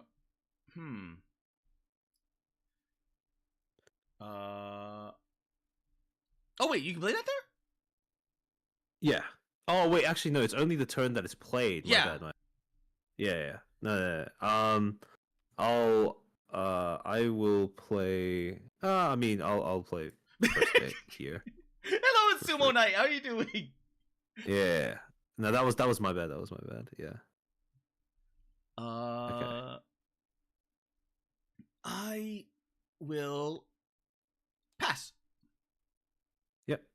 There's nothing for me to do here, so I don't have anything I'd like to do, so pass back to you. Pass. You start Clash. Oh, is there anything you got to do, or? No. I'm good. All right. So we start clashing. I'll go from here. So we start off on this platform. Okay. Is there anything you'd like to do? There is nothing I'd like to do. All right. So I win the clash. So I get a token, and I will draw a card off of Tenma's Clash reward. And go back to you. Oh, this is so disgusting. Yeah, it is. It's really disgusting. Because now my entire strategy has changed. Yeah. Now, actually, what I'm going to do is, on this platform, I am going to play Parasocial Trap. Oh. Okay. So I steal one of your Oshi marks. I see. I will pay 1. Yep. And I'll play the Clash reward. Oh, you don't have. Wait. I don't have any. Yeah. Never mind. I am dumb. Nah, I've made that mistake before as well. Okay. So yeah, I took away one of yours. So yeah. All right. And then I win the content, and then I'll delete your First Date. So it's now 2-2. Yep, sure. All right. Is there anything you'd like to do? There is nothing more I would like to do. All right, so nothing from me on this platform. Nope. All right, so nothing ever happens. All right. Okay. Oh, okay. 1, 2, 3. Oh, okay. Oh. Okay. I apologize for what I'm about to do. Oh, okay. Let me guess. You have 2 of these. You go first. Yeah. I just top decked the second one. This is so gross. What the fuck? Okay. It's so weird to play with unlimited bits. It's so weird. Yeah, I think that's the main. The bits are the one, like that. Like that's the one thing that usually keeps Tenma in check. Yeah, that usually keeps Tenma in check. For the rest of this game, I just don't have it. I just don't have any problems with bits. I will play Iori here. Sure. I will.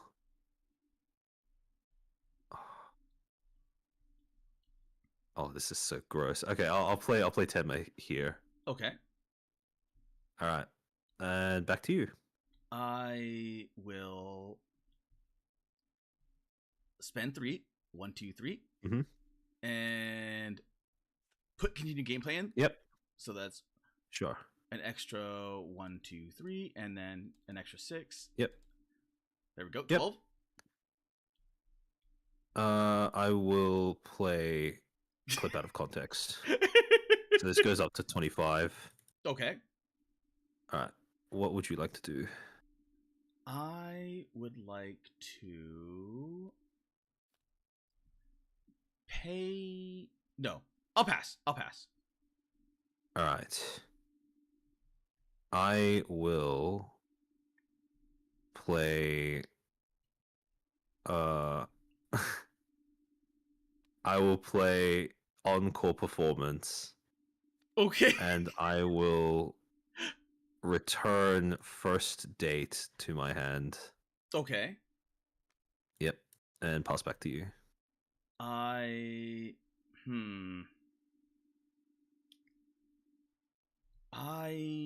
will.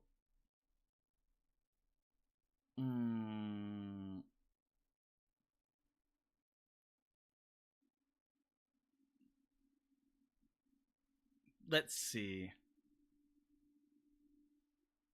I'm probably going to need this. So, 1, 2. I will play Killer Hands. Okay. So I reveal the top 4 cards of my deck. Yep. And you get to put 2 of them into your hand. Oh, 2. Oh. Oh. Yep. Nah, no problem. Ooh. Okay. Oh, okay. Okay. Only one of them is an action. Yeah. Ooh. Let's see. Reveal top 4 of the card. Draw 1 action card from among them, and put the rest at the bottom of your deck. If your persona is Iori, draw 2 action cards from among them instead. Well, shit. I can only do that one. This gets put in the garbage, and the rest of these go to the bottom of the deck. Mm-hmm. Boop. And boop. And boop. There we go. Yep. Well, that was a waste. Oh, all right. I will, for 0 bits, play First Date onto this platform, so it goes up to 28. Pass back to you. I will pass.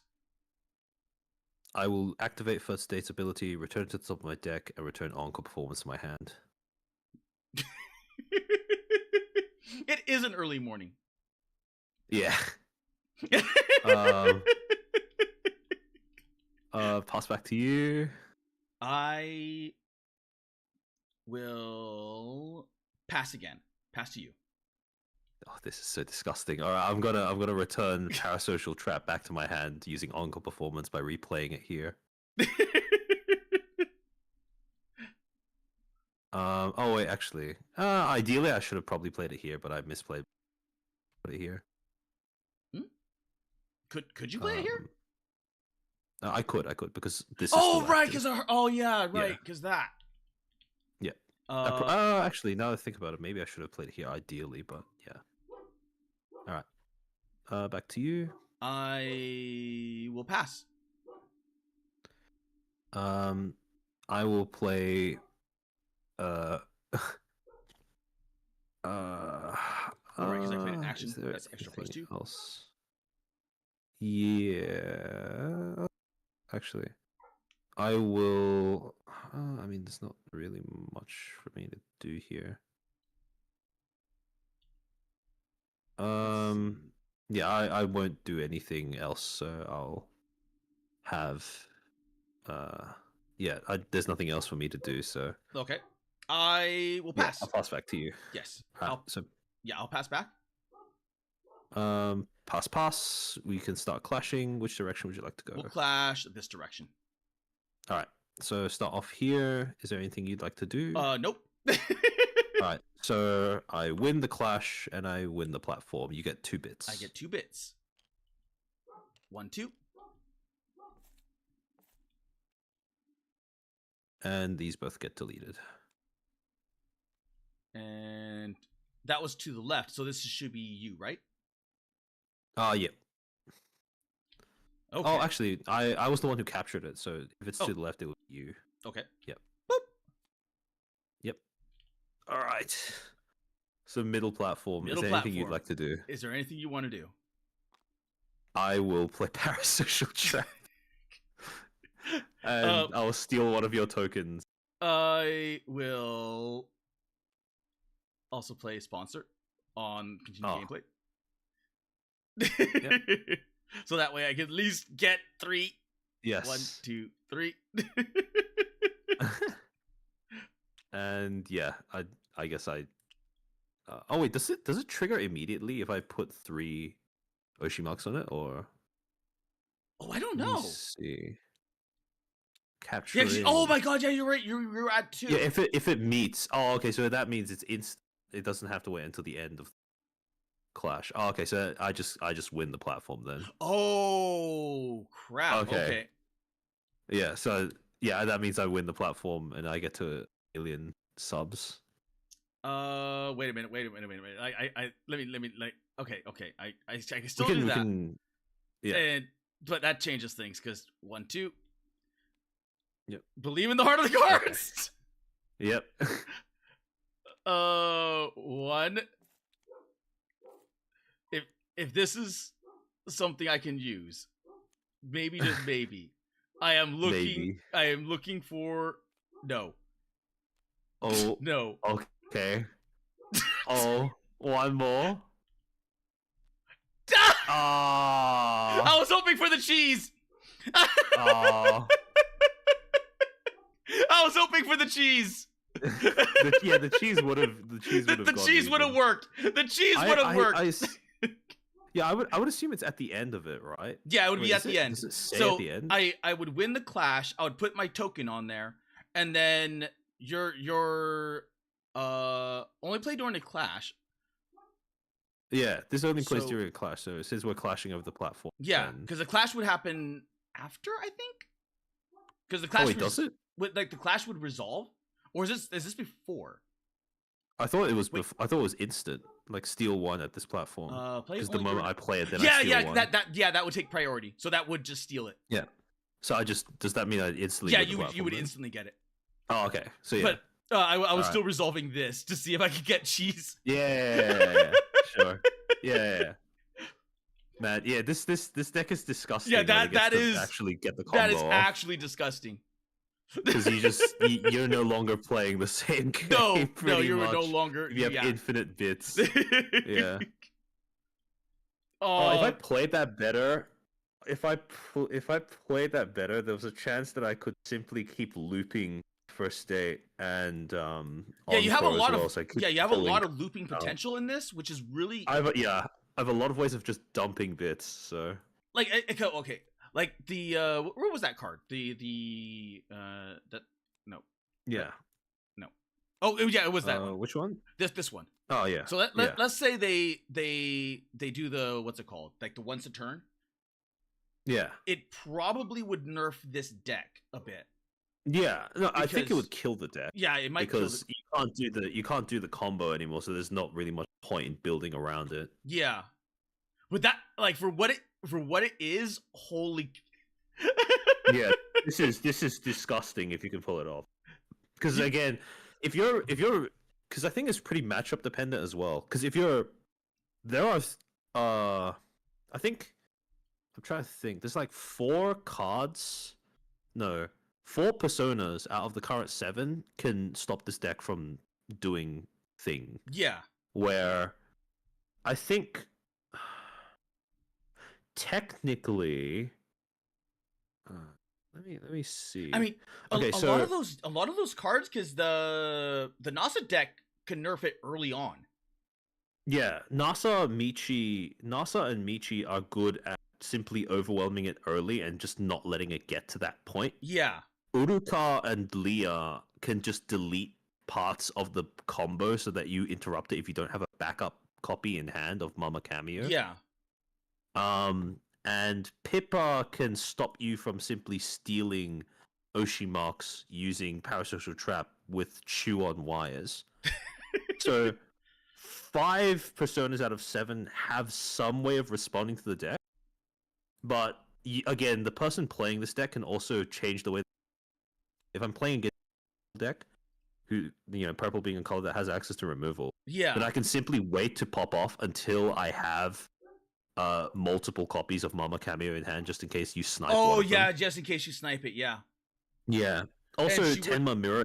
Tenma Mirror is absolutely miserable because you have to play against Bounds, you have to play against Yell at Fish, you have to play against the possibility that your opponent is also playing the deck. So I don't think the deck is broken. It's just that when it does pop off, when it gets impossible oppressive to play against. Yeah, it's absolutely it's like one of those oppressive. things where you're basically locked in a game where you don't have much response besides just cross your fingers and hope they don't draw cards. Yeah, I had some reaction to that, but not at the time when you popped off. Yeah. Wait, what'd you have in your hand? Oh, I had low. I had that. This card is nice. It's just it would have done nothing. Because this I could play from the garbage. Yeah. Yeah. So when you started bringing out those numbers, I'm like, I can't do that. Yeah. Like I can instantly like. I'm trying to think how, because this deck is very much gated by how many bits it generates in the early game. Yeah. Because since you technically need 11 in order to pop off, because again, 11 is only in the optimal. 11 is optimal because if you don't have any way of interrupting me, then 11 is all I need in order to start looping Mama Cameo and clip out of context. But if you remove one of the Mama Cameos, I would need 12 or 13, depending on how many Mama Cameos I have. Yeah. So I essentially need 10 plus 1 more for each Mama Cameo I have. Jeez. In order to try and back it up if one of them gets sniped. Yeah. But yeah, once you get that through, that's all this deck really needs in order to change the way that the game is played. The Mahjong tournament would also help. Yeah, this 100% would have also destroyed the deck if you blasted clip out of context, for example. But yeah. But I did not have that at the time. I'm like, yeah, you didn't have 7 bits. Yeah. That too. I only had the 3. I had the 3 and like not a good, nothing could respond to that early on. I'm like, jeez. Yeah. It's not a. Yeah, no. This is yeah. There's the cheese. That would have also saved the platform. Yeah, no. This is wild. this is wild. It's actually a really good deck. The thing is that I want to say that it's broken because of that, but it requires so much interaction. Setup. Yeah, but it requires so much. I think setup. the setup, in my opinion, the setup balances it. But I can understand if they want to patch it out anyways, because the play pattern doesn't feel good to play against. Yeah, and the thing is, even if you technically, even after the Tenma player gets infinite, you can still win against them if they just don't draw cards, or if they don't draw the right cards, and you already have a lead. Or you have that... oh god, what was I don't have it in this deck, but if you have the rage game where rage game fucks them. Rage game fucks them. If you can get discard against the Tenma deck, it also fucks with them. Yeah. So there's a lot of counterplay, but the thing is, in the cases where the Tenma player is going to win, it takes a long time to make the other player lose, which feels bad. So I can understand if they want to patch this out, even if it's it's not like broken in the sense that it has no play. Yeah, because there is internal balance. To play against. Because I won against that with the NASA deck. I didn't realize you had that. You had that play, no. And then that all of a sudden that whole thing makes sense. Where you're like, get rid of that card. Get rid of that card. yeah, exactly. That's why I have the bouncing thing. Because again, that's why also every person Persona technically has the ability to counter this. It's just that that card is not practical for every purple Persona to play. Yeah. But they do have access to it, so that's why I'm like, this deck isn't like it's not. I don't think it is broken, but I do think you can it still is win oppressive when it works. Yeah, it's oppressive when it works. So it just it's weird because you can still win. Like even if you have like unlimited bits and everything else, like the opposing player can still win, but they have to switch up their game entirely. Oh yeah, and then play to the heart of the cards. Like pray pretty much. They have to pray that they draw like a discard or like some way of removing the cards you already have. Yeah. Or like basically like something that shuts down the number of cards you can play in a single turn. Because that would, because you're turning like the Tenma's disadvantage into the what's it called? The Pippa problem, where you have all the money in the world but no cards to play. Yeah, pretty much. Except if you don't stop Tenma from just like winning, then she's just gonna keep drawing cards anyways. Because of Persona. Which is why this is like, I feel like she is the perfect Persona for this combo to work. Also, like between her and Iori, they're the only ones who have access to it anyways. Because you need access to both Zatsudan and experience. Yeah. Because I had a way of shutting that down, just not at the time. Yeah. No, absolutely. So I was like, please. I'd be very interested to like, because I'm sure someone's gonna bring it up. I'll probably DM Mollington or Hero after this to ask if there's like a clarification about. Do they have a activate an ability clause? Does OshiPush have a Discord? Oh yeah, they do. They have an official Discord. I'm just not a part of it. Oh, okay. Because I was looking at. I was like, where is their official Discord? Because the only one that I know of that it's on the website and it should be on their social. Ah. I wonder if anyone's discovered that. Yeah. Because surely someone has thought of that. I think because no, the whole reason why Hero brought it up to me to begin with was because this was something that the OshiPush team was looking at and they were considering possible erratas to the cards because of that interaction between Clip Out of Context and Mama Cameo. But after actually playing it, I don't think it needs an errata because there is counterplay. But there is counterplay, it's but more like I don't think it's necessary, but I can understand if they choose to do it. I mean, because that's where I'm like. From an actual like card game player's perspective, I don't want this to be nerfed because that's disgusting. It's like an ultimate. Oh my bad. It's like an ultimate. It's like an ultimate power fantasy. Yeah, like if you can assemble Exodia, it's actually. Yeah, it's just literally just BS. Deal with it. Yeah. But you can deal with it. Like you just need the good, like the correct cards. Like you're like when that happens, you're gonna lose one or two platforms. But probably if you have enough to begin with, then it might be too late for the Tenma play to recover. Because with this Iori deck, let's bring out another Iori deck. There we go. I'm looking for platforms. Yeah. Because if you look at my platforms, they're all like a lot of the platforms are actually small. Yeah. it's so even that like does like a soft shutdown to a degree. Yeah, because if you put too many platforms on like if you put too many content cards, you're going to capture anyway. Yes. Just next round. Yeah. But yeah. So even the platforms can nerf it because you're like, okay, you did that play on a 200,000. I don't care. Infinite bits is for sure broken, but there are certainly ways that you get access to bits. But from the perspective of like a new player. Like a new player would find this very disorienting. Yeah, that would be like you're gonna do what now? and then you're just like, okay, are you gonna do anything? Yeah, and you yeah, bounce yeah. back. You're like, Like, are you gonna do anything? No, pass. if Like, are you gonna do OshiPush anything? has No, like pass. if it has a competitive scene at some point in the future, I hope it will, because I definitely think this game has enough meat to it in order to have a competitive scene at some point in the future.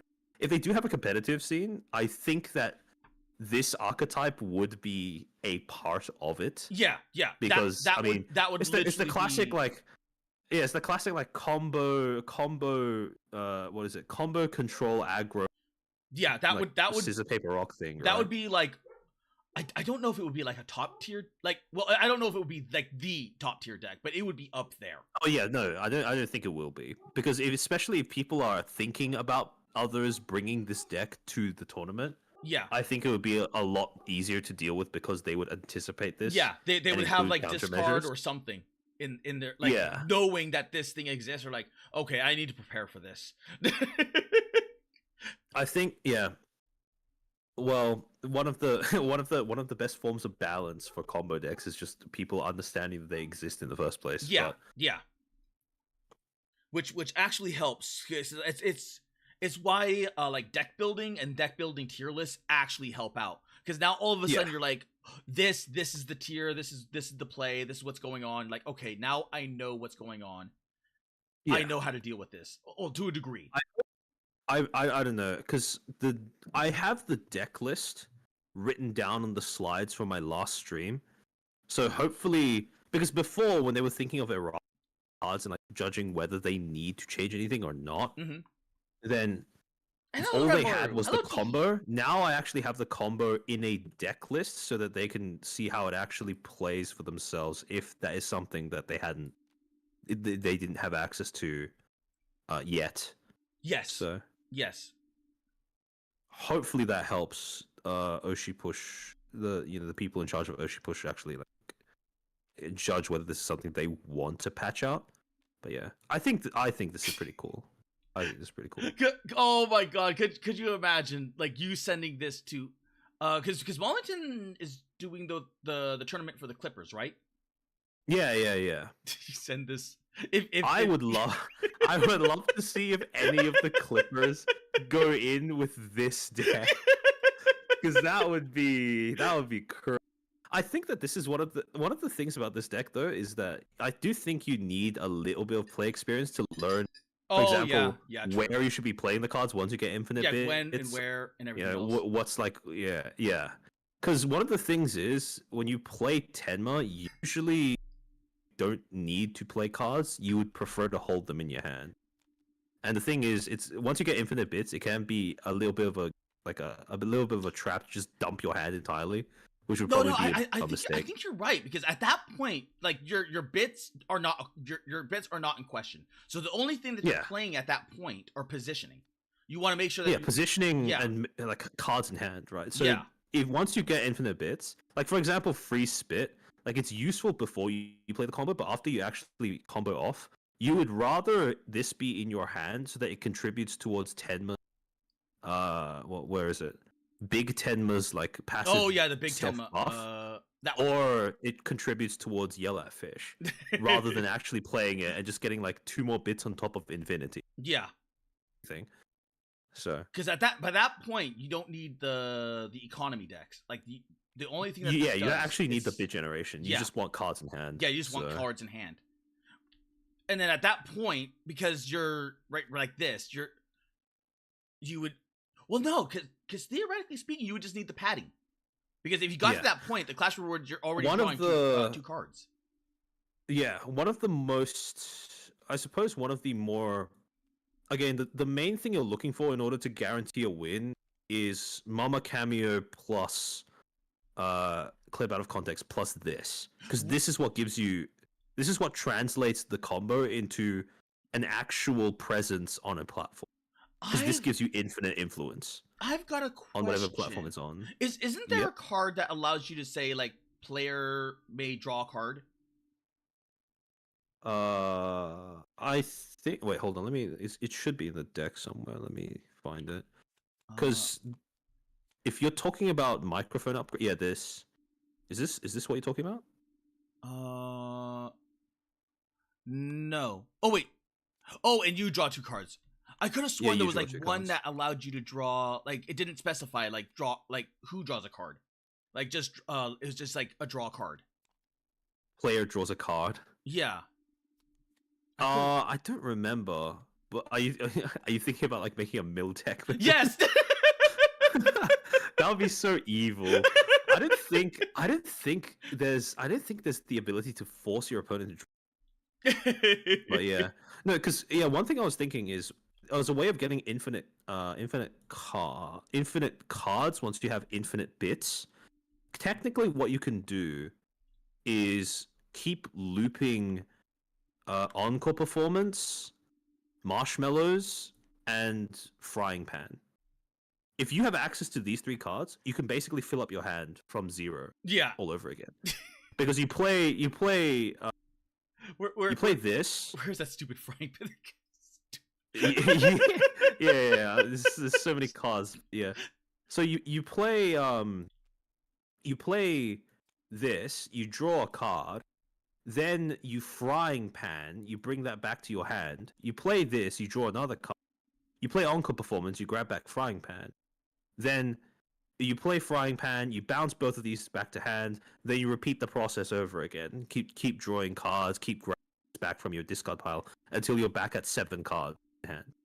Okay. So again, it's very specific. If you hold like a lot of being able to play this deck really effectively and minimize the amount of counterplay your opponent has access to is understanding what to do once you achieve infinite bits. Like understanding this loop and then understanding the first state Encore Performance loop. And it's just understanding all the loops you have access to the deck. Which is, again, the fact that this is like a VTuber TCG, that all of these synergies in place. Yes. Is insane to me. Okay. Because that is like incredible depth of gameplay. I've noticed the same thing with Rift Runners. Because I'm looking at that and then with OshiPush, I'm like, these games have more gameplay than actual, like Magic Gathering is just cancer at this point. Well, I mean, I wouldn't go that far. I still think Magic is like more convoluted. But especially because they have the stack in Magic. But yeah, no, this is I did not expect like a VTuber TCG to have this level of. But yeah, I love Magic, but I hate what it's become. I hate it. Yeah, same. SpongeBob SquarePants, Deadpool, Lord of the Rings, Final Fantasy VII. To be fair, there are some like if they did these collabs once in a blue moon and they restricted the collabs to other IPs that are also fantasy, I'd be okay with it. Warhammer like Final 40K. Fantasy, sure. Warhammer 40K, sure. Dungeons and Dragons, sure. Dungeons and Dragons would make sense. Yeah, exactly, right? Because the 2 IPs are like very similar. Yes, and Dungeons and Dragons have like the planar stuff. Yeah, exactly. Right. So it's like you don't have to do too much. You don't have to do too much leap in logic outside of Magic's rules and universe. Yes. In order to make Dungeons and Dragons work, but like fucking SpongeBob, The Walking Dead, Deadpool, like what else did they do? Fortnite? Like what are they? Wait, they doing? did Fortnite? Yeah, they did a collab with Fortnite. Oh like god, Fortnite Secret Lair. It's so stupid. I genuinely don't understand why they did. Like this is something I've been hung up on for like ever since they actually released that shit. It's so I just don't understand what the fuck they were doing with that one. I have been like so tuned out of so many card games. It's like, okay, well, Yu-Gi-Oh! I really don't want to get into because it's an auto win mechanic. I've always wanted to because of the card art, but it's like no. Everyone's like no, just like I'm already in here. Yeah. This is my drug. Yeah, but fair enough. No. Yeah, stay away. Every single Yu-Gi-Oh player I've spoken to has been talking about how the game is. It's still it can be, but the main format is. Yeah, because it's just like, do you go first? Okay, excellent. If you do, if you don't, Lamau, skill issue. It's horrible. It's horrible. Yeah, it's rough. It's rough. And I mean, right now both of us have one win each. So if you'd like to go for a tiebreaker, that's possible, or we could just move on to Rift Runners. you know what? Let's go on to Rift Runners. Yep. And then if we have time, or if you want to still go, we'll do a tiebreaker. That's fine. That's fine. Yep, that's fine by me. All right. I'm gonna rely on you to make the Rift Runner. Oh, actually, hold on. Is there a yes? You click mod that I need to download? No. Well, all you do is like search up in the workshop Rift Runners, and it would be right there. Okay, I'll just install it because I'm assuming it's not like automatically there. It's at the front desk, probably not. But if you just go Rift Runners in the search engine, it'll be right there. Boop. All games. Hold on. Because hold on, let me. What's really cool about Rift Runners is that you see right here it's in the descriptions like by, and it's by the actual like CEO that does Rift Runners. Oh shit! So they actively update this. All right. Okay. I'm gonna add this to tabletop, so it should be instant. Yeah, it should be relatively instant. To the table. All right. Let me go back. All right. So browse mods. All right. Hold on. This should work. All right. So now it's working now. All right. Would you let me load into it? Oh, sorry. Tabletop's frozen. It's because I flipped the table. Oh, I see. You flip the table and it's in the middle of download. Okay, never mind. It's probably a bit too much. Too much. Also, Tiki asks, "How was your day?" Oh, my day is going great now that I actually got the combo to work.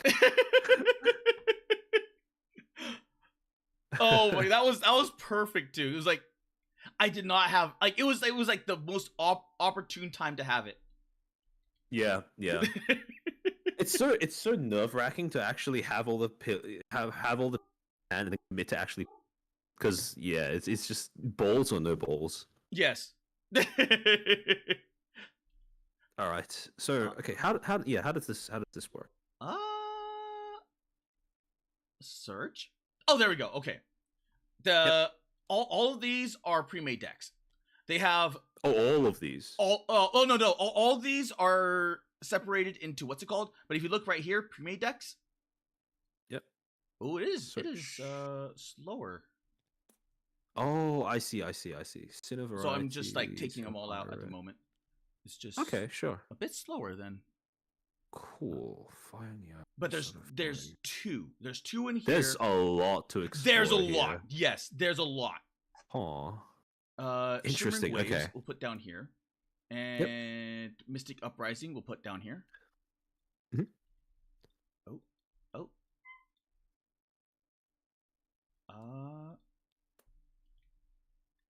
Ooh. Sinna, okay. Let's go back to search. Ooh. This is uploading a lot. Oh, wait a minute. Can you refresh it? Because maybe that's the issue. Oh, how do I do I just refresh the mod? You can reload the game. All right. Load. Okay, there we go. There we go. Okay, it seems like is it working? It seems like it's smoother now. Okay. Excellent. Quick starter guide. Let me just take a flip through this in the meantime. Oh, I'm wondering if it's your ping. Could be, because right now I have 200. Yeah, I saw that. I'm like, it's running pretty slow. It might be ping. Okay, you know what? I will create it. Okay, so Rift Runners works off of the same win-lose conditions as Magic. Yes. Friends, there we go. Create server. And okay, so round is also similar to OshiPush, I suppose. Actually, no, not really. It's just 2 out of 3 rounds, but it's still split into rounds and turns. yes, there's a reason for that we'll go into. Boop. There we go. And 40 to 60 card main deck. Oh, so you're flexible in how many cards you deck between 40 and 60. Yes. Interesting. Okay. So you can go over 40. The issue being with going over 40 is that you start. I'm assuming it makes it. Yep. Yeah. It makes it to where your card pool or your card draw is not nearly inconsistent. As much. Yes. Yeah, I see. Is there any deck that wants 60 cards then? So far that I know of. This is max 3. This is max. Yeah. It's the same as OshiPush, but now you have the option of going up to. Yeah, because if you have maximum, is there any reason to go up to 60? If you're surely there's like, if you're running like maybe an idle deck, an idle or something that has like a lot of cards, then maybe. Like interesting. So you have graveyard and exile. So yes. That's interesting. So your graveyard is always considered the void. Yeah. And exile is exile is just exile. So void. Okay. Void is an interesting name because I would assume void is I don't know. Maybe it's because I'm too used to Magic because I associate the word void with exile as well. Yeah. But okay, it's interesting that you have that split. Because that adds a lot of possible I have invited you to it. Oh, okay. Hold on. Let me. That way, maybe you'll get a better ping. All right. Let me tab out to Cara Malone play game. So now, okay. Yes, we're getting to Rift Runners now. All right. Yes. All right. Oh, there we go. Okay. Is the ping better? Because my end is still like 200. You're just really bad. It's still it's still like it's 3. Okay, it might even be worse. No, you're still bouncing around the same amount. Okay. But okay. Each of these right here in the center, right here, are all starter decks. Okay, excellent. Oh wait, I'm still a spectator, so. You could choose either blue or red. Oh, sorry. I'll choose blue. Yeah, I'll change color. I'm in. All right. Primal Holy. Idol. Starter deck fire. Starter deck ice. What's the difference between ice and fire? Where did this come from? Two starter decks. Sorry, for some reason there's like more files being downloaded from me. Okay, never mind. I'm back. Rock Goddess Jelly Cluster. Jelly mention? Yeah, because a lot of these are a lot of the indies. So, yeah. There we go. Okay. Yeah, what's the main difference in playstyle between ice and each one does something different. So depending on the what's it called? The character effects, they'll trigger other things. So fire can summon some things or summon like specific things. Okay. And ice tends to be almost like a hybrid caster. Okay. So when you end up with like ice, mage, cosmic, like those three are casters. Okay. Fire tends to be warriors and idols and other such things. So if you want like a fighter, aggro kind of. Here's where things differ. Is that okay? They're not really signified at any degree because Oh, there's okay. So playstyles aren't signified. Yes. So Okay. when you do what's it called? Like it gives you like a brief description where it says like deck rushes, yada yada yada. If you Oh, hover okay. over it, Cool. and it tells you a brief description of what it does, but that can drastically change based off of who you have. So if we go with this light, Okay. I so see. each of this has three monarchs, and then the monarchs themselves cause different effects. So even though I you have like what see. 1, 2, 3, 4, 5, I think it's like 16 starter decks. Realistically, it's like 16 times 3 because each of these determine like how everything works. Oh, okay. Cool. All right. So Okay. there are some decks in here that I've actually never played as and never fought against because there's just Interesting. Okay. that many. With every single TCG I touch, it's just me learning the mechanics and then a countdown to figure out whatever the control archetype in the game. There probably is. There legit Yeah. probably is. But this one is Mystic Uprising.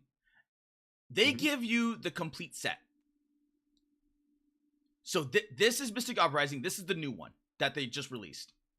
And they're starting to ship out their, what's it called now? The set? The cards, like for the backers.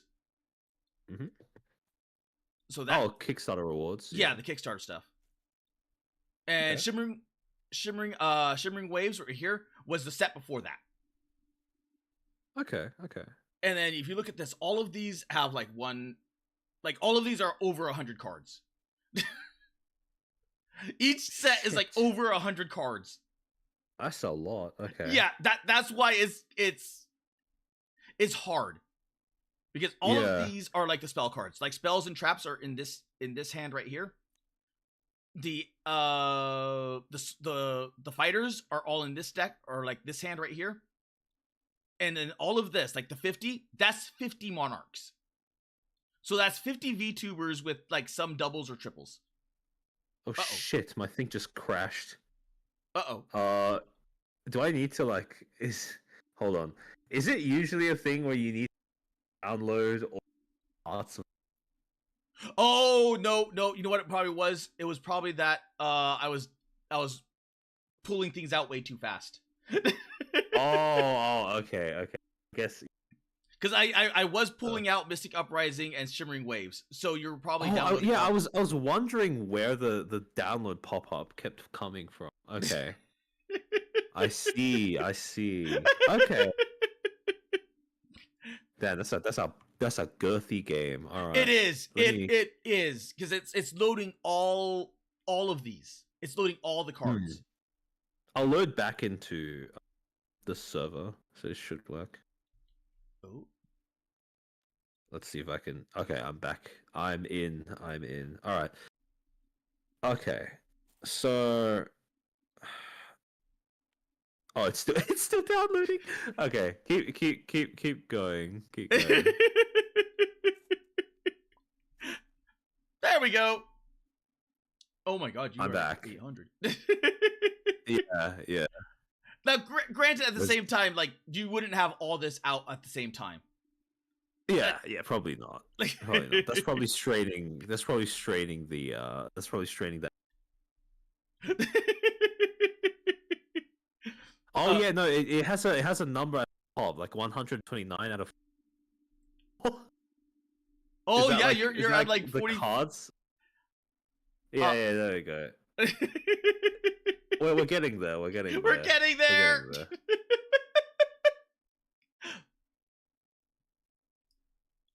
I'm gonna wait till everything mellows out, and then before doing anything else.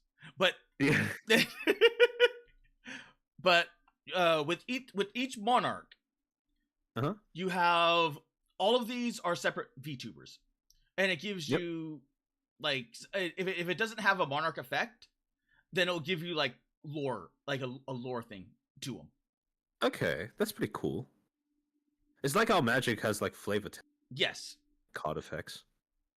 And the Mystic Uprising is the one that has all the new ones. So this is the one that has Scoochon, it has Chibidoki, Sayu, and a bunch of other ones. Okay. So right there. But I think it's Magic and Mayhem. I think that might be one of the newer ones. I forgot which other ones are the other ones, but there are some interesting combos. So okay, Lapin. So everything that causes the effects are usually in the deck itself. Okay. Let's go into my saved objects and go into the Amiya bug deck. And then let's bring out Mecha Mari Mari. Sure. Now, the bug deck is a rushdown deck. Oh fuck, I'm downloading again. I'm sorry, keep going. Yeah. Apologies. My app has Parkinson's.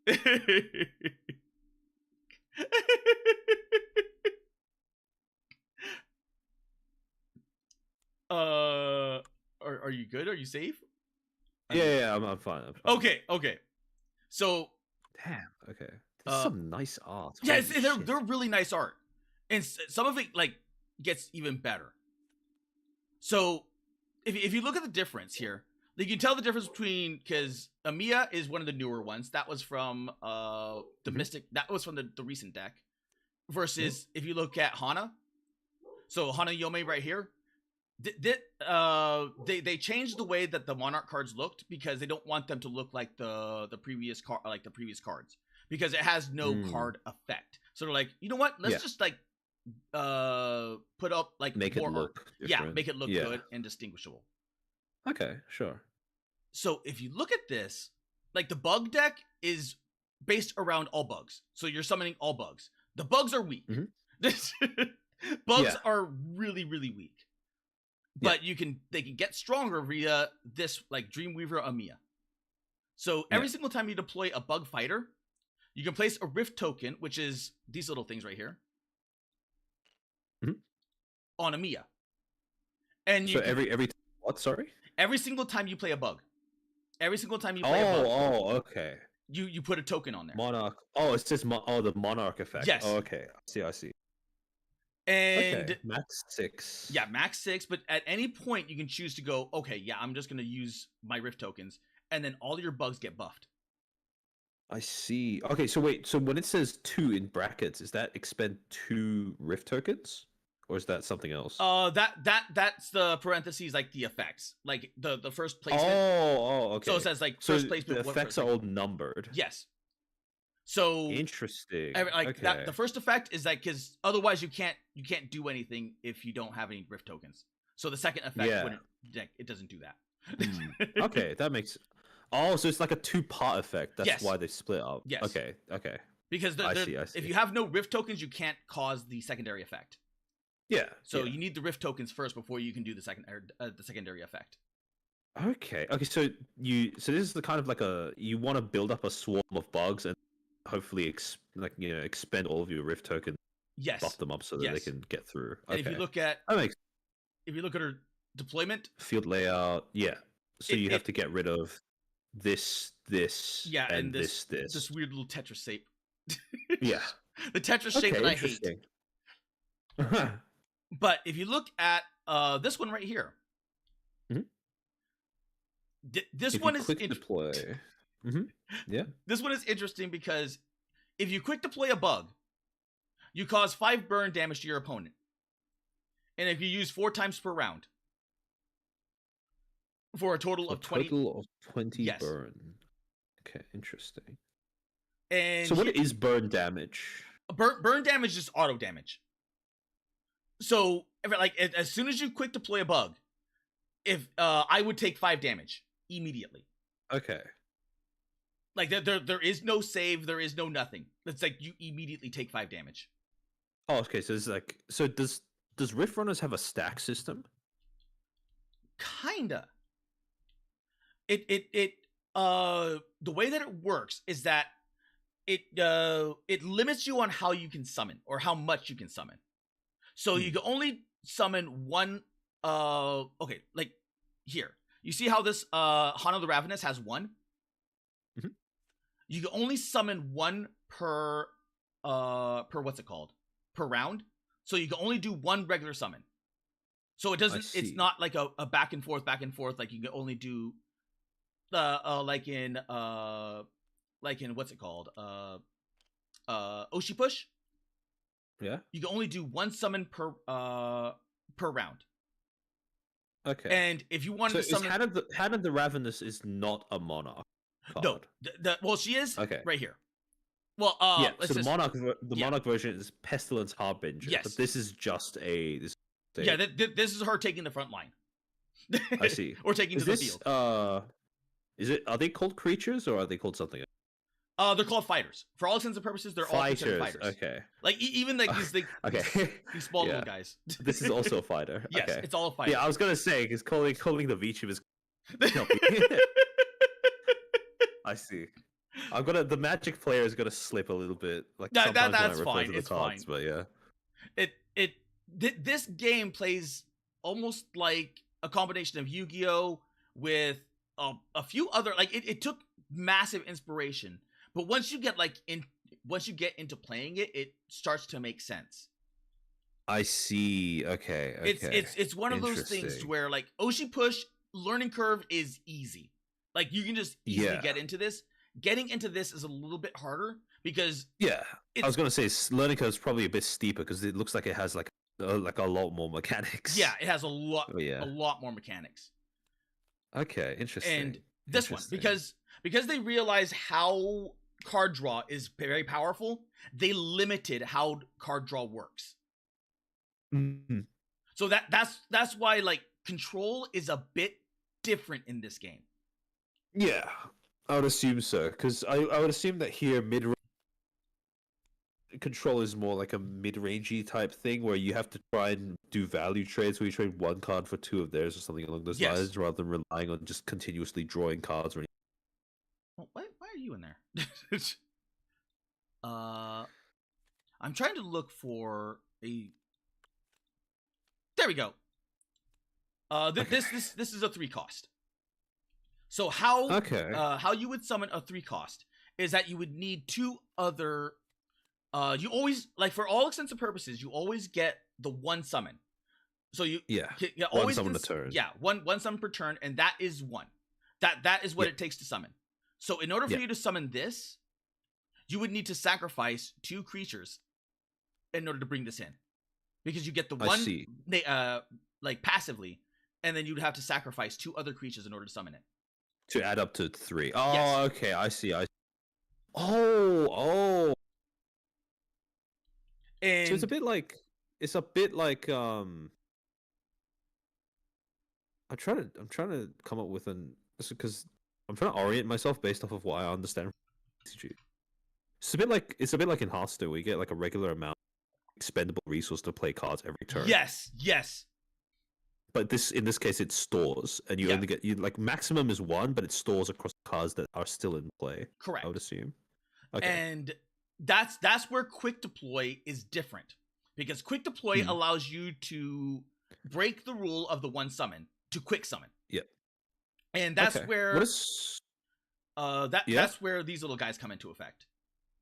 Okay, so quick play quick deploy, is that anything that has 0 as the cost? Yes. Well, unless it like there are cards that allow you to quick deploy. Mm-hmm. So it'll say like if you sacrifice certain monsters in order to summon them, like the Mecha Mari deck has this, to where you can rally, which is like summoning together on the field, and then summoning another monster, and then it says you may summon another, like you may quick deploy from your hand if you did this in this way without using that as the what's it called? Without using the 1 player turn thing. Yes. Okay, interesting. What's the cost of quick deploying then? Because if you're able to get around that, usually there's some sort of drawback, right? Well, here's the thing: is that let's say you're okay. Let's move this over here, and let's move the main deck over here. Boop, boop, boop, boop, boop.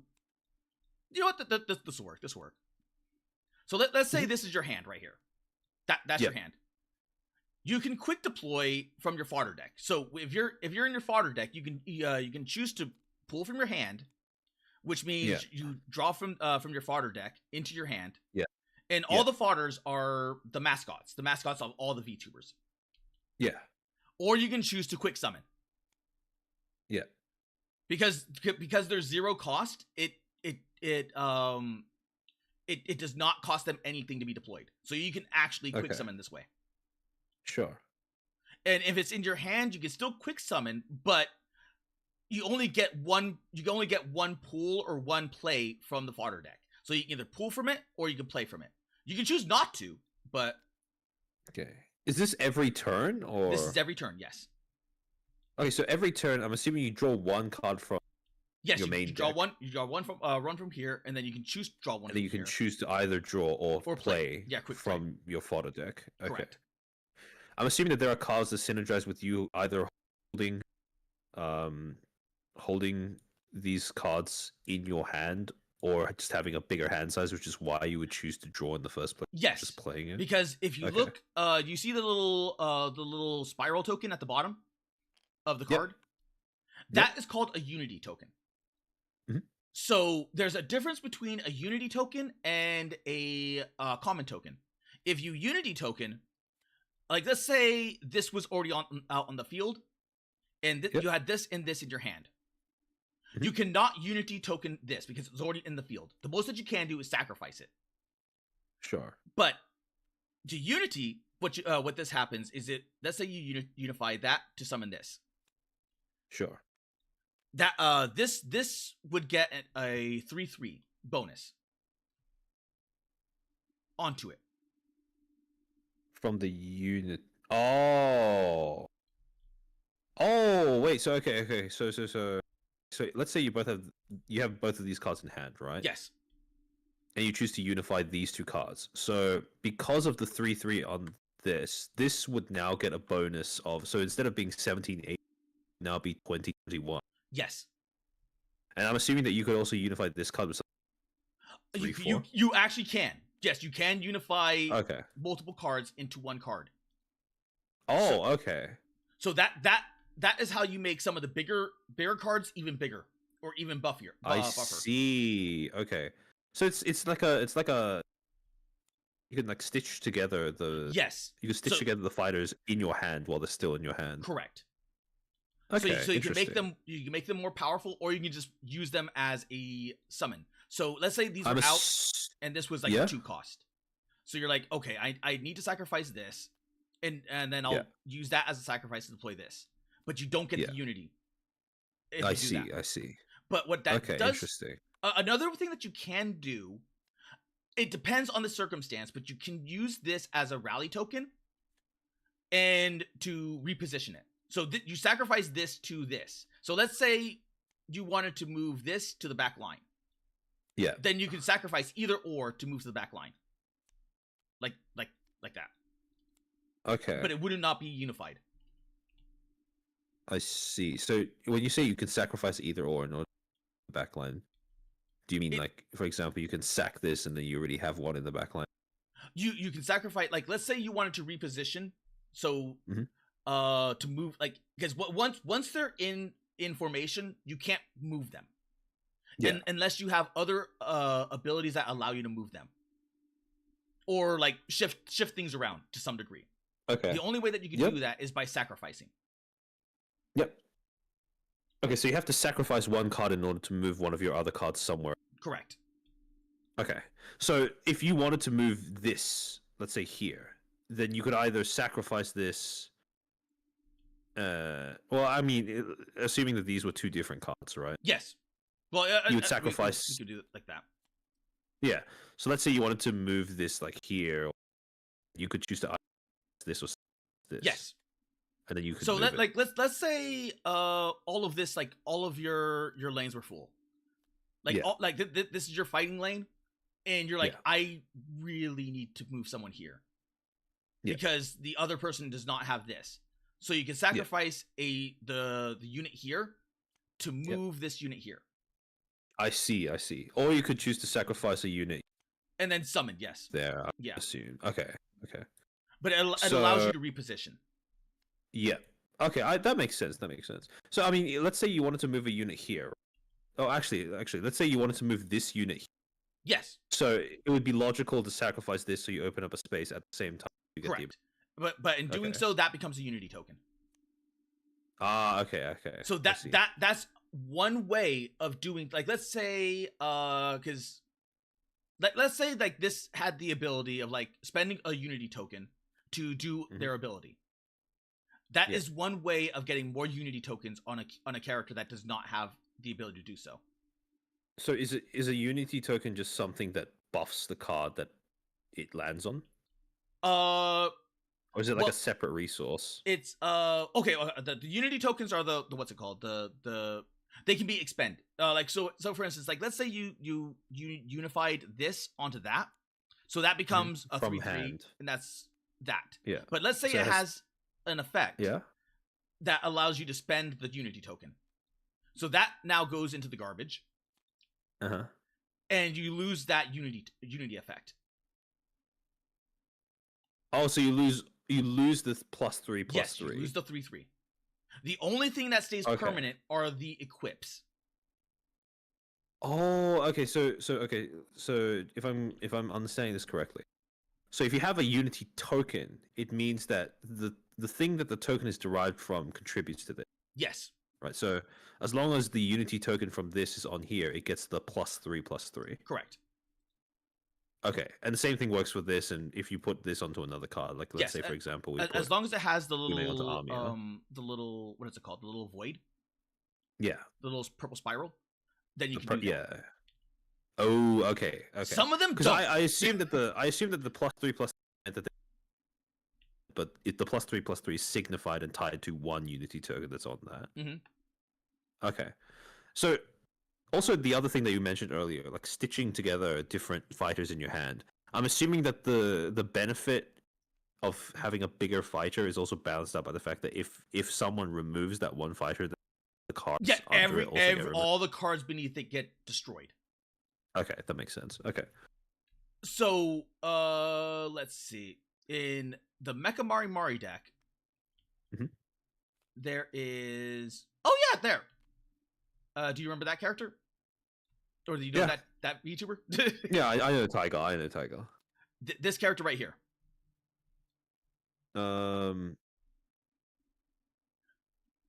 Yo-Yo Mian or Yo-Yo Mi Manian. I'm not familiar with this VTuber, but apparently she's a military. I didn't. Yeah, she's apparently a milsim or. That's like pretty cool. That's pretty cool. Because there's so many of these VTubers I haven't watched before. There's a lot of VTubers. Like Rift Runners just shows how many VTubers there actually are. Oh yeah, no, absolutely. And it's so I'm just like I'm going through this. I'm processing the. I haven't started putting together synergies. It's so funny how like the VTuber TCGs that I presume did not have the highest budgets turn out with like actual interesting gameplay. Yeah, more or less, yes, because they have V card. I just think like if you have that much money, like if they were just committed to making something that could actually work as a game. If they were just competent. If they were... what the fuck? I'm sure that Rift Runners and Oshi didn't get like zero funding, but I'm almost certain that the amount of funding they got was not as much as what V. It was nowhere near even like half of what. That's what I would assume, right? Because of who the backers are. Yes. Like Kickstarter's strongest soldiers versus like gamer subs. Like I don't. Gamer subs and the supporters of pretty much all the big indies. Yeah. Huzzah for speed robo consultation? Yeah, amen, bro. Shit. But it's like it's actually shocking how like the difference between these two and like V-Card. V-Card is V-Card's a shit show. Actually insane. V-Card is legit a shit show. But I've been okay, so I've made a pact with Hero, so like at some point in the future play like the new version of V-Card if the gameplay is like much better than it was before. But I'm not gonna lie, like I have not played the new one. That's not it's not like it's like I wouldn't do it if it wasn't for morbid curiosity, you know? Yeah, that would drive me as well. It's just sheer morbid curiosity. But this card, the Tank Battalion, allows you to spend a tier 1 ice unity token on this on this card for free. And it can destroy a tier 1 or higher. Okay. Ice unity token from this card to target and destroy a tier 3 little fighter on the Okay. Even though it's in the Mecha Mari deck. The unity tokens are typed as well, right? Yes. So if you look here, it says over here, it says Ice Warrior, Ice Holy, Ice Idol. Oh. That okay. So now, interesting. Now all of a sudden you're starting to look at other things like, oh wait a minute, it's Holy. That means they can start comboing with other things like a light deck. Okay. So it's kind of similar to like the deck building restrictions that OshiPush has, where they split by color and genre. Yes.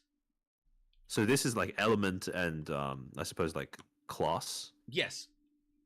Okay. So that with idol, you that explicitly goes with like other idols, but you don't necessarily need to put them with other idols.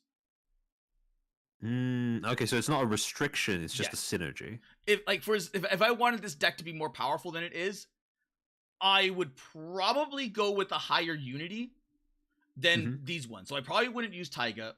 I probably wouldn't use. Well, I probably would use the Seal because that's a 5/1. And the Yoyomi and Foot Soldier is a 4/5. But I'm like, this deck is strong enough as it is. I might as well just show off all the cool cards. Fair enough. And that is how you get rid of like big strong cards. So is Snoozy Australian? Hold on, what? I had no idea because the I just read the text. It said that she found herself in Australia. If she is Australian, I had no fucking clue. But she might be Australian. You never know. I'm not gonna lie. I really hope that I hope that Rift Runners and OshiPush take off.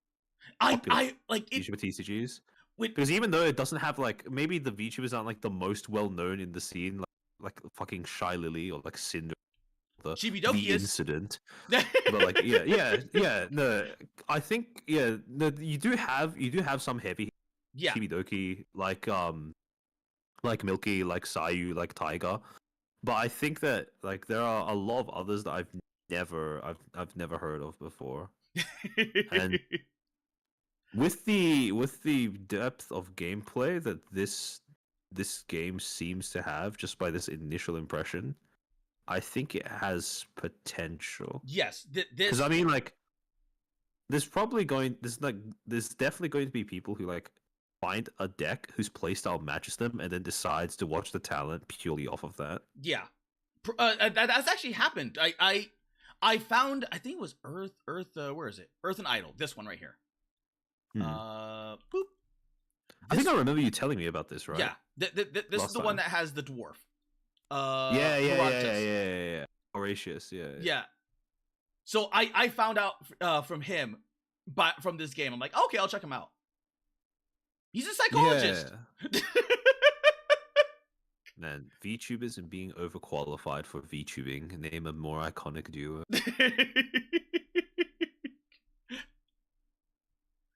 So, would you like to start a game? Yeah. Sure. Which deck would you recommend if it's just like getting the hang of how to actually like learn the mechanics and play it? We could run with the starter decks, or we could run with I think starter decks probably, because starter decks. I'm assuming that they were. I'm confident. So the starter good to show off the basic mechanics and stuff like that. It shows off the basic ones. All right, I'll start with the starter decks. I need to learn how to. Oh wait, I probably should promote you. Access infinite bits or some shit. So I've been promoted. Oh, okay, there we go. Yep, there so you go. yeah, which start? Okay, so 3 starter deck, 5. All right, let me just grab a random one. Oh, this is just fodder.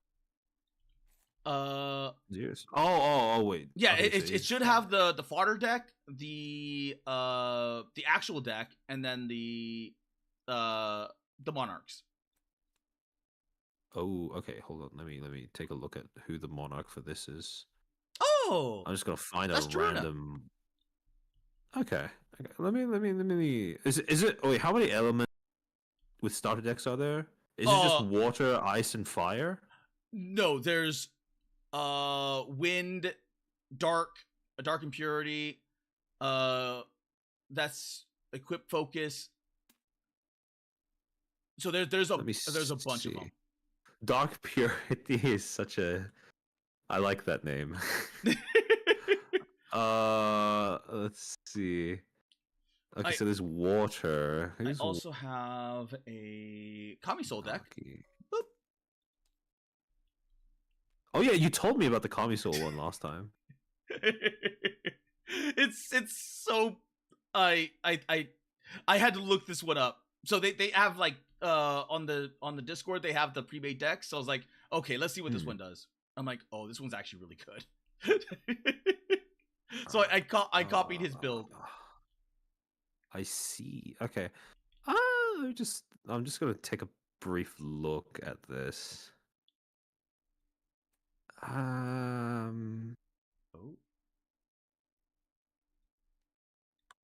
That looks a little complex.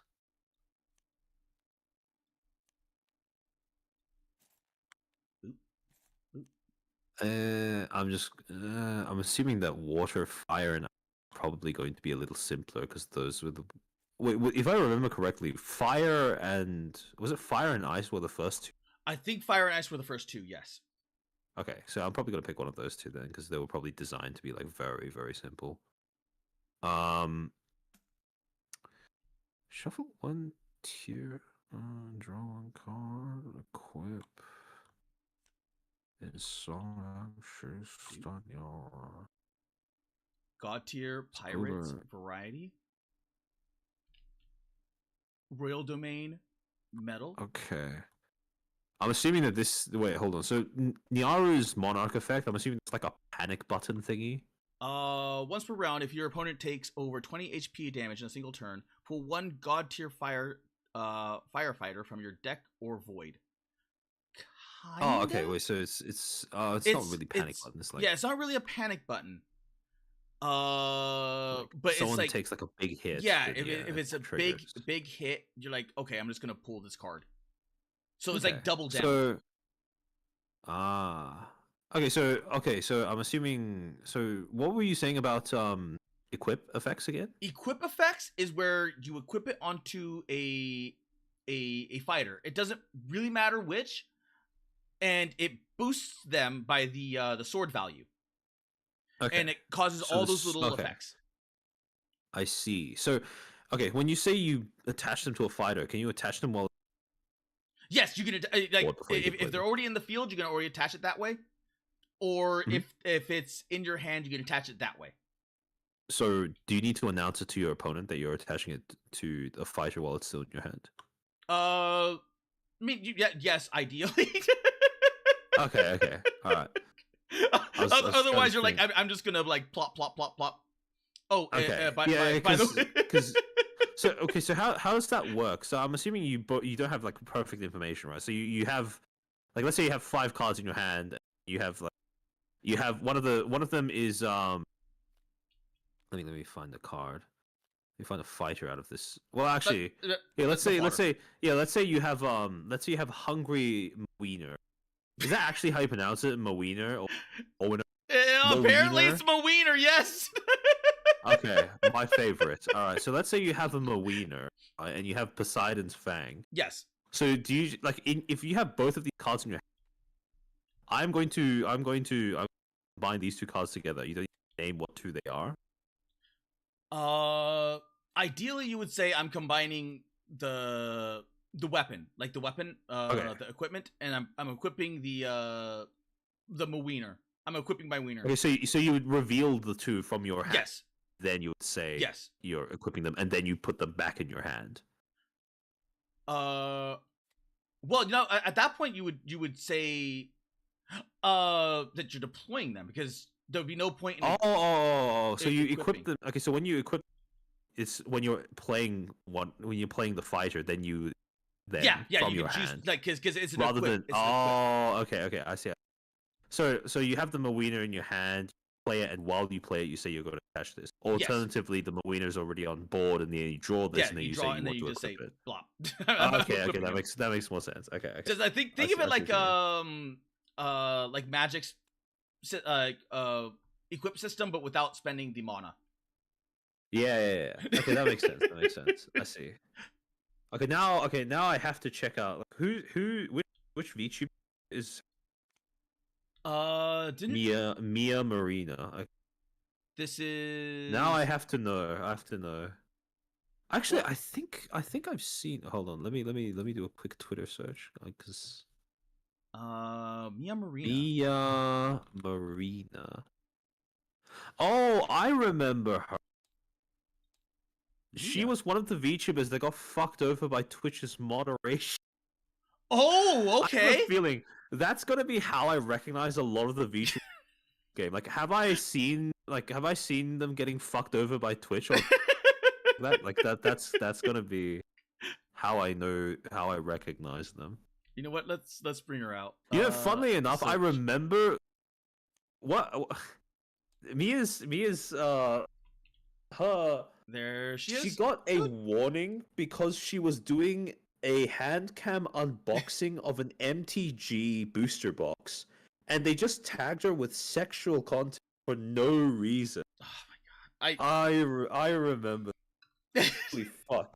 Twitch is like. I've said this before. But if VTuber was a special class, we'd be discriminated. Yeah. We'd be like legally discriminated against. Yeah. Man, I feel like everyone's been saying that for fucking years. It's because VTubers are legitimately on the rise, and they're starting to get like it's starting to hit like critical mass for when we can be less oppressed, hopefully. But I don't know. No, I think if the oppression thing works for like we're gonna get worse. You know how like you can like certain traits that you're born with make you like a more like quote unquote a more oppressed person in society, right? Like if you're a VTuber, like the traits that would be tantamount to disability would probably be like being an ASMR VTuber, having a model that has like big boobs, like those two. Like, well, actually, I guess having a model with big boobs is like it could go either way. Yeah, it could go either way as long as you're not when it comes to your audience. What? But like if you have like a scantily clad model, it's like a third thing. Theoretically speaking, it depends on who you know, because Shy Lily gets away with it. That's true. That's true. Well, I mean, the same thing works in real life, right? It doesn't matter if you're a cripple. If you're like a with connections, then it doesn't matter. Hello, Darren. Hello, Clanker.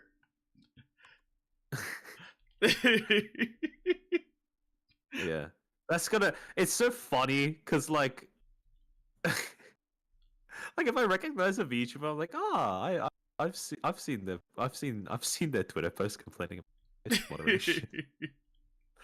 It's so fucking stupid that's how I reckon. But It is what it is. Yeah. All right. Those. All right, so this is. Yeah, those are your monarchs.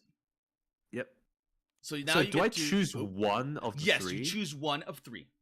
So Okay. this is why I said like there's three different possibilities, even though you you're running the same deck, because each of these monarchs transform the deck and how it works.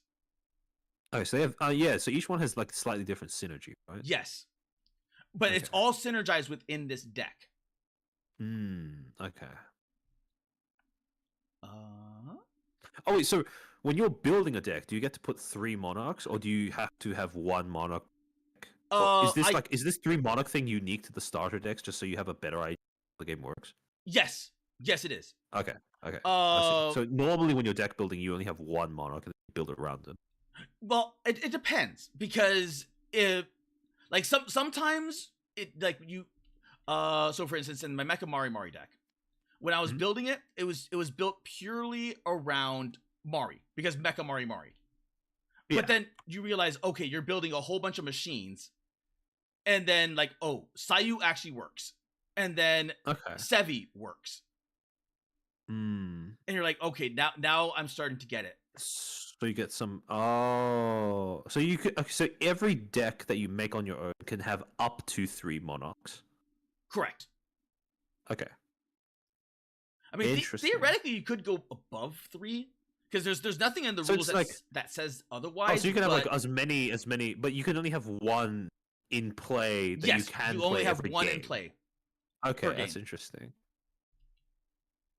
Wait, that's like Magic Commander on steroids. Yes, because then you can just like have like a sideboard of commanders, just swap one in depending on like what you feel like using. Game. And then because let's say so you know how every game is made up of like till you best of 3 rounds, right? Yes. So can you swap in a different monarch in between rounds? Yes. Well, oh shit. Okay. If it's best of 3, like if you let's say I win 1 and then you win 1, then all of a sudden like, okay, final round, I'm gonna swap out my commander, or I'm gonna swap out my thing. You can do that, but you can't do it in the middle of a game. But you can do it like once the game's complete. You can do it as a tiebreaker. Yes. Or something like that. Yes. So you can't do like. So, like, if you win one, but your opponent hasn't... If you haven't gone to the 3rd round yet, then you can't swap out your... Then you can't swap out your monarch? No, you theoretically could. Because you okay. Like, let's say, like, you win a match, and then let's say you win a match, right? Yeah. For the second match, you can just go, okay, I'm not feeling Mecha Mari. I'm gonna go with Sayu. Sure. And then you just... you could go with Sayu instead. Yeah. So theoretically, you can just go, okay, first round Mari, second round Sayu, third round Sevi. Yeah. I mean, the possibilities are whatever you want. So if you have like 6 monarchs, I don't know why you would, but let's say you have 6 monarchs. In theory, yeah, you could, yeah. Because that's interesting. So does your opponent see what monarch? Yes, because is there like an order to which you do this? You put it in the monarch spot. Can your opponent like... Okay, so the way I'm thinking about this, like, is there a situation in which you have like, let's say you have a collection of monarchs that you can choose from. Your opponent also has a collection of 3 monarchs you can choose. One of the monarchs you choose has a bad matchup in monarchs, so they wait until you pick yours before they pick theirs. Like, is that like a thing? Yes. Or is that... you can choose to sub out your monarch if you're like, I don't like that, I'm gonna choose this monarch instead. As long... Is there an order in which it happens between you and your opponent? Yes, as soon as you start deploying, like the little X, once you start putting the field together, that's when it's final. That's just okay. That's when it's locked in. But when you're choosing it, like, is there a thing where, like, for example, you win the round, so you have to lock in your... No, there is none. There is no like I go, you go, you like. What if you and your opponent play like a game of... You could. You theoretically could. There probably would be like tournament rules for that. Yeah, I'll assume so, right? Because otherwise, like, otherwise you're just like... Around, you have like, oh, okay. You're playing footsie with cards. my Amari has a good matchup into their Jeru, but I don't know if they're going to lock in mine until they lock in theirs. And they're thinking the same thing with you. Like, yeah, I can imagine that. But yeah, no, I would assume that there's some sort of tournament play to make sure that there isn't to which like people need to lock in their. Yeah.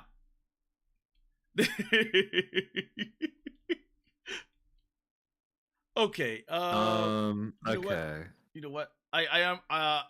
I got curb stomped with this deck last time. I'm gonna try it again. I'm gonna go with the Magic and Mayhem, and I'm not going to use Chibi Doki because Chibi Doki is just literally oppressive. Okay, sure. I appreciate it. All right. So I'm assuming that this is the discard and this is the void. Yep. Oh no, other way around. Well, the void. So this is exile. Yeah. And this is void. Yes. That's Okay. Well, that's exile. The little spiral is exile. Oh, this is exile. Is this the void? Yeah, that's the void. The discard is the okay. Void. I will be brutally honest. I think void was not a great name. Because this like I look at this, I think like black hole. I think void. Yeah, it's a holdover from the very beginning sets that they did. Like, oh, we'll call it the void. Yeah.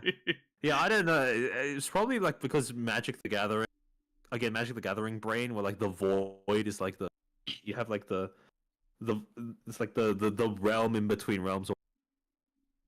I would assume that permanent like a discard pile, you know. Yeah. I'm gonna try Milky. Sure. Let me just look at what these do. So wait, what's a rally token again? The rally tokens is it like these? If I remember correctly, expend 2 rally tokens from tier 3 water fighters you control and exile up to 2 cards on your opponent's side. The rally tokens are the ones that you use to summon. So yeah. So if you sacrifice one that's on the board and then you use up your correct to use the if you choose like for instance like let's say you but like it's going into like let's say this is your hand, right? Yeah. And instead of unifying, you decided to use them as rally tokens as sacrifice material. Yeah. You can do that. They flip over and they become a summon token, the rally token. Okay. So and then once you use the rally token, do you send them to exile? Correct. Okay. I just got disconnected. Oh, sorry, let me rejoin. Doop. All right. This should work if I just connect to it directly. All right, I'm back. I'm in. All right, let me pick color. All right, yeah, this should work fine. Okay, sure. So we have. Okay, so yeah, so let's say I have this in my hand. Yes. And then I choose to play it, and then it counts for like 1 rally token if I choose to sack it by putting it into exile. Hold on, this is exile, right? You choose either or. Like if it makes more sense for you to have this as discard. I'm gonna put that as exile. I'm gonna put even though like it makes sense linguistically. Yeah. I realistically, like this is the discard, but if it like just to make it easier, if the little swirl seems like the discard pile, then we'll use it as a discard pile. Yeah. Yeah. That's like I don't know how it might be if it's not just me. Well, the reason why is because you see these little things right here. Yeah. These are your spell slots. These can be used for your spells and your traps. Okay. So a trap will always stay on the board until it's activated. But you need at least one. Yes, you need at least one of these open in order to cast a spell. Okay. So you can cast a spell or put a trap anywhere, but the only difference is traps traps stay until they're activated, until they're sprung. Okay. So if you have spells, okay, so spells go into here from hand, and then after that, you put them into your discard. Yeah, you put them in the discard once. But like let's say this is you're casting a spell, right? Let's say you have this one slot open, and you cast a spell. You're like, okay, I'm casting this spell.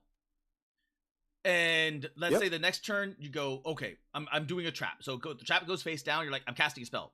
You can't because you only have that one slot open for spells and traps. So you can't cast the spell until this is gone. Okay. That's the benefit of some of the monarchs. Some of the monarchs treat traps as spells. Oh. So it's like they don't have to wait for it to be sprung. They just go, I'm casting it. Oh, so it just happens instantly. It happens instantly. Okay.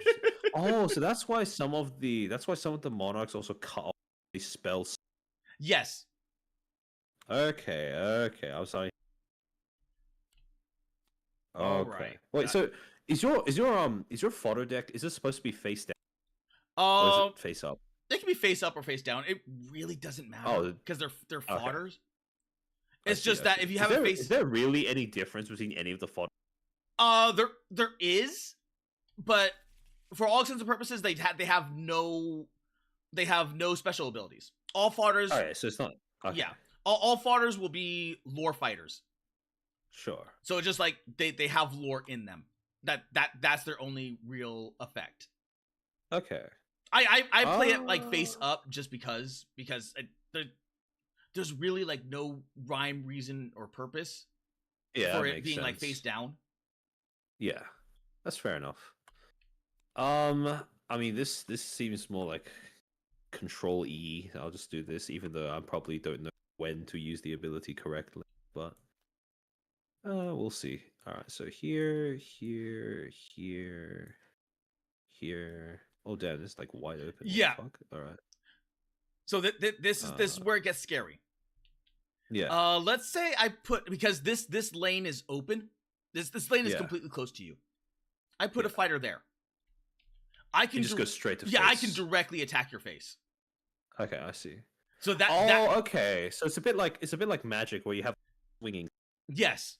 Actually hit your opponent in the face. Yes. But let's say you had a fighter here, and you know that this is here. So you're like, okay, I have to kill that. So you attack it, you kill it. So whatever I put here has to be really, really, really strong. Okay, makes sense. Okay, interesting. And maybe I should have gone with a different monarch based off of that. No, if you want, you can. This is I'll just deal with it. I'll just deal with it. The best way to learn is to fall over and again. All right. Okay. Cool. All right. So then, yep. How do you draw 5 cards? Yep. And your max hand is 7. Max hand 7. Oh, so it's the same as OshiPush. Yes, same as OshiPush. Yeah. Okay. Let's see. So how do you decide what to keep and what not to? Do you have a mulligan system in? There is a mulligan system. All you do is you discard and you redraw, and then you reshuffle you put the what's it called, and reshuffle the deck. Do you reshuffle after you redraw or before you before. Like, well, wait. You put the cards back in the thing, you shuffle and then redraw. Okay. How do you know what you want to keep and what you don't want? Ideally you want at least a tier 1 in your hand. A tier 1 or a tier 2. Because it means that you can get a tier 2 out on the first turn. Or theoretically you can get them out on the first turn. But depending on how certain things are read. But ideally you want at least 1 tier 1. Because it means that you can put what's it called into play. And unlike dice, this has a heads or tails system. So heads or tails? I'm gonna call tails. All right. I go first. All right. Sorry. What are all the steps in the turn? Because it's split up into different steps. Okay, here. Actually, it's probably good that I've gone first. So let's do this. I will quick deploy this little dude right here. Sure.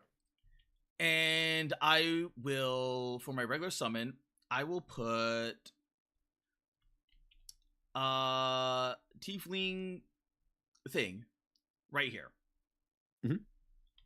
Her effect allows me to search for and pull a copy of a concoction. Sure. So I search. There's Yumi's concoction. Boop. Flip. I reshuffle and put it into my hand. Sure. So now you see how it says soft 1 PT? Yep. That means it's only once per turn. So I can only do that once per turn, but it's soft, so which means I can theoretically find a way of tapping that. So I can use it. The only ones that matter are the hard, like the hard 1 PT or hard whatever. Those are the ones that are like, no, it doesn't allow you to refresh. Oh, so like that's the difference between hard tapping a resource, yes, and having a way to untap it potentially. Yes. If you have, so they knew, because they're like, okay, someone's gonna want to do like the Tenma stuff. You did. yeah. Okay, that makes sense. Yeah, okay. So they already put something into play for that. Interesting. Okay. So they're like, yeah, you can't. You can't. Okay, that makes a lot of sense. That makes a lot of sense. Okay.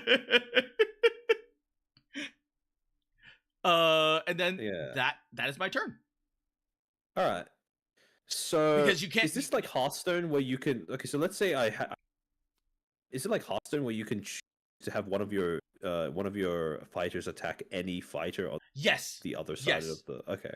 That's the advantage. So you can choose to send them straight, or you can choose to send them at one specific thing. Yes. Okay.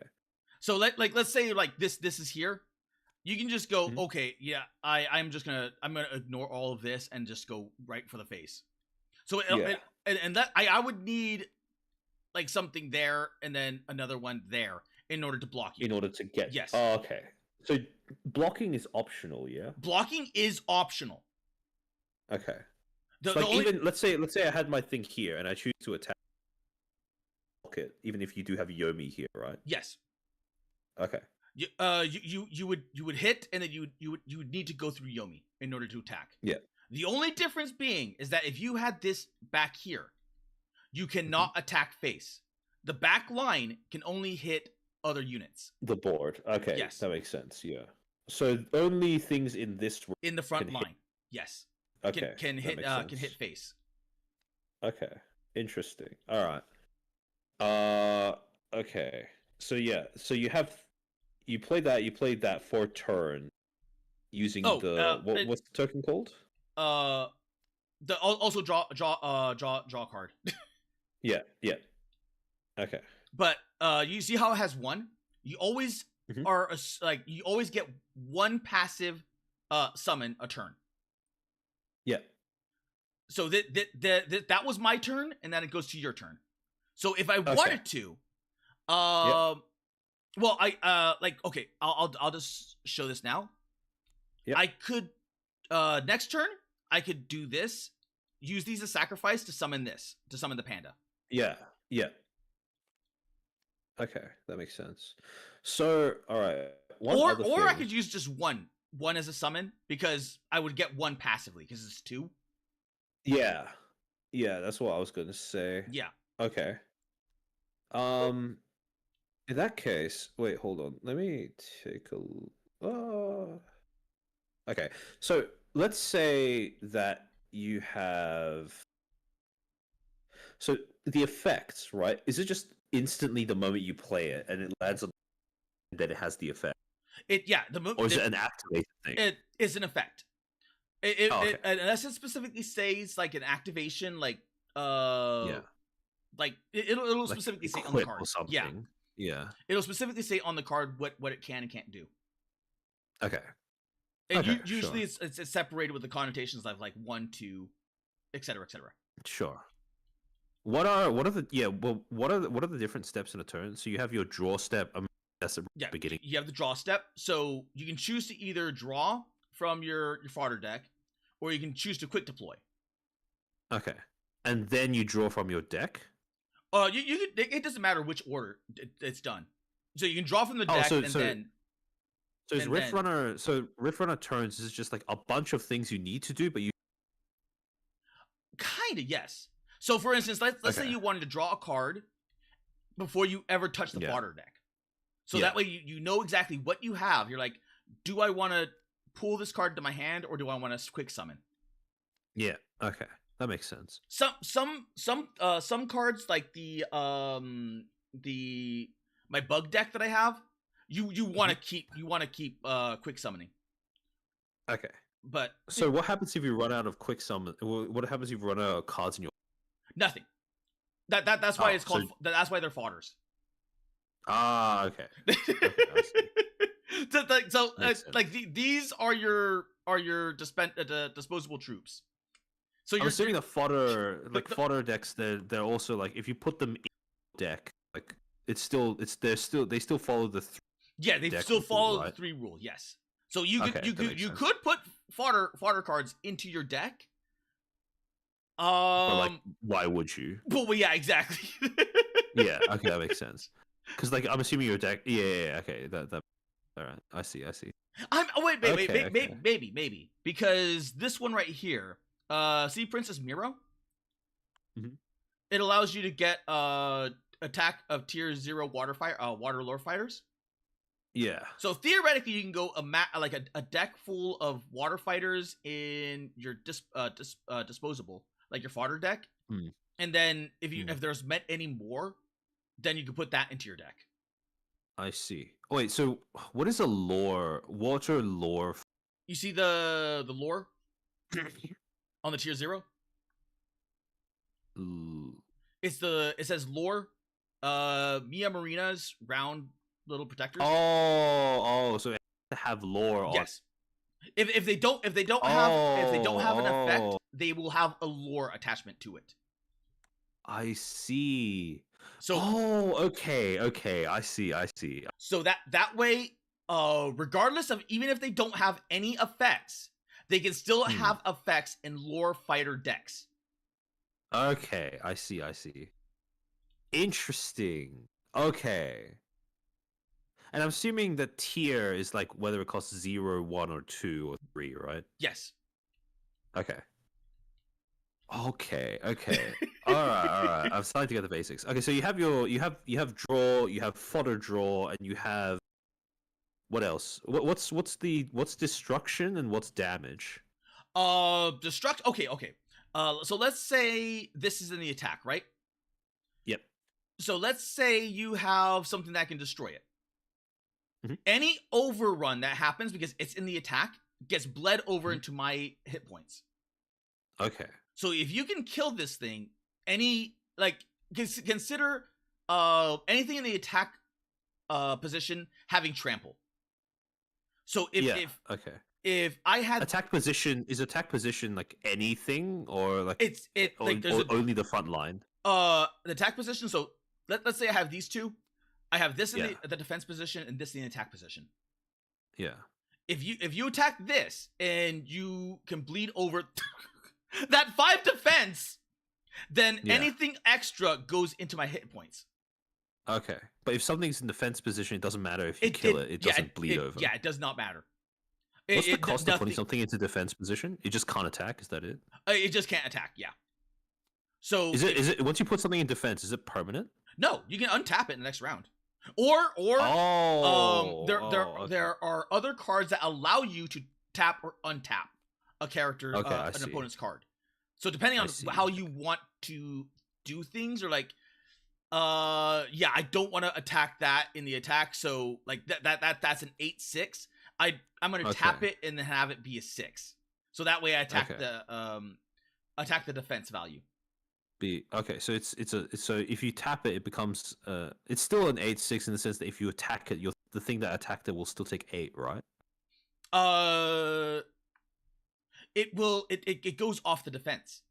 So when you put it in the defense, it goes off the defense value. So you forget about the attack value. So so what's the cost of attacking into something that's in defense mode then? Like, do you still take damage in return? That's yes.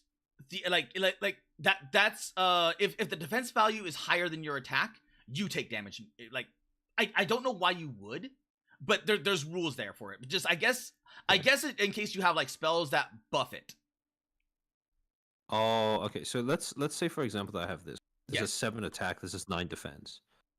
So and this is in defense mode as an 8/6, and I choose to attack into this. Yes.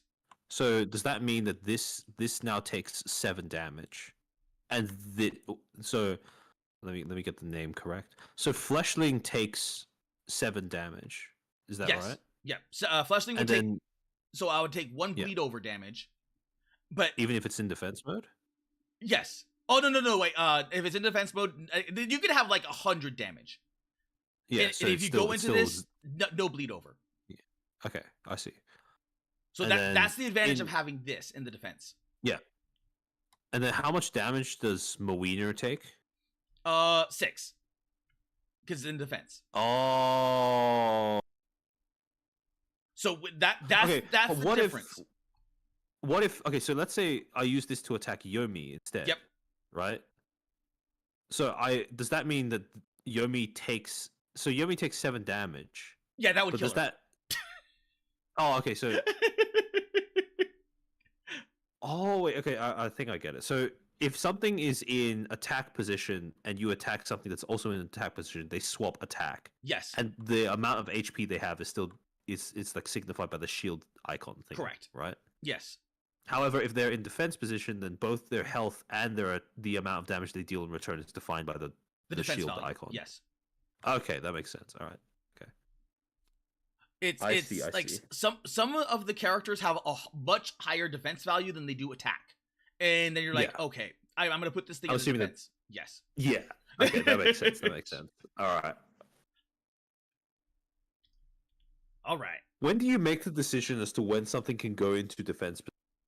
At any point during your turn. Oh, so any point during the turn. Okay. Yeah. But once you put it in defense position, unless you have an additional effect, it stays that way for the rest of the. It stays that way until you can tap it again. Oh, so like at the beginning of the next turn. Yeah, that would be the next turn. So I can't put this thing in the defense position because it's not my turn. Yeah.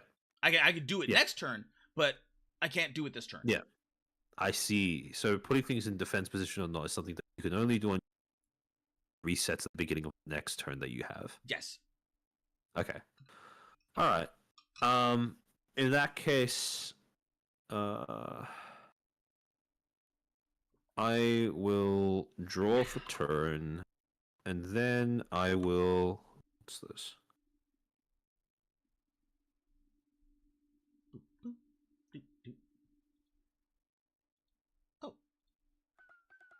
What are the different card types? So you have spells, you have traps, you have fighters, you have weapons. What other card types? Weapons are equips. Spells are generally blue. So this just Yomi's concoction is a spell. Purples are traps. Okay. So if I want to cast it, I need one of these spell slots open. But if it's a trap, you put it face down. I see.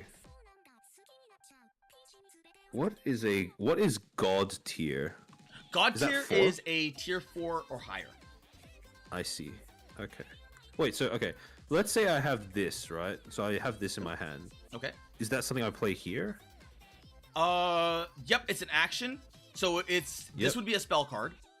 And you rally deploy one God tier fighter water token from your hand or deck using a tier 1, a tier 2, and a tier 3 water fire in your hand as rally material. Okay. So let's oh my god, can you actually do that? That would be one hell of a play, because you would need a tier 1, a tier 2, and a tier 3. Oh, so I need all 3 of those. Okay, here's a tier 1, here's a tier 2, So you would have a tier. There would be a 3 in there. So if you had a 3 in your hand, so if you had 1, 2, 3, then I can play a tier 4. Yeah, then you can play the tier 4 from your hand or deck. Okay, but I need to sack all 3 of these. You need to sack all 3. So the summoning still happens to summon the tier 4. It just allows you to do it from your hand or your deck. I see. But I would play this card and just sit there, is it? Or is it a spell, so I have to do it instantly? Yeah, it would do it instantly. Okay, so I'd wait until I have the material, presumably, before playing it. Correct. Okay. And when it says hard 1 point, I'm assuming that means that once it goes into your discard pile, you can't get it back and then replay it. Yeah, exactly. That way you can't do it again. Okay. Yeah. All right. I see. Because I appreciate how they thought about this in the design stage. It means that you can't pull the what's it called, the 10 card, the 10 cost. You can't. Yeah. Okay. I see. But it's still like imagine like allowing you to search through your deck and pull that. Yeah. Yeah, that would be kind of crazy. Because that is like one hell of a turn 1. Because if you bring out that spell again. If you bring it out and you happen to have like a tier you just 1, happen to have 1, 2, 3 in row and this spell. You search your deck for like a tier 4 or 5 or whatever. Dump down to the field. Yeah. It's probably kind of disgusting. It is disgusting. In which case, now you see why it's like, okay, I am blocking that. Yeah. I see. Okay, that makes a lot of sense actually. Okay. Because now all of a sudden you have to play defense until you can get rid of the damn thing. Yeah. Oh, interesting. Okay, so damage, I'm assuming it doesn't have like is damage permanent like Hearthstone, or does it have a cleanup phase like Magic? Damage is permanent unless you can heal it. Okay, that makes sense. All right. So it's like, it works like Hearthstone then? Yes. Okay. You can theoretically overheal. Oh, what's the overheal? What's overheal? Like, is there are there effects that synergize with overhealing? Well, kinda. If you have the ability to overheal, you can go over 100 HP, and then you can start using cards that take HP to cast. Wait, can you overheal your fighters? You cannot overheal your fighters. Okay. So it's just you that can be overhealed. Yes. All right, makes sense. Okay. So let's say, so I drew my card for turn now. You can choose to quick deploy, or you can choose to take it into your hand. All right. I will choose to quick deploy a hungry Mawiner over here. That's so weird to say out loud still.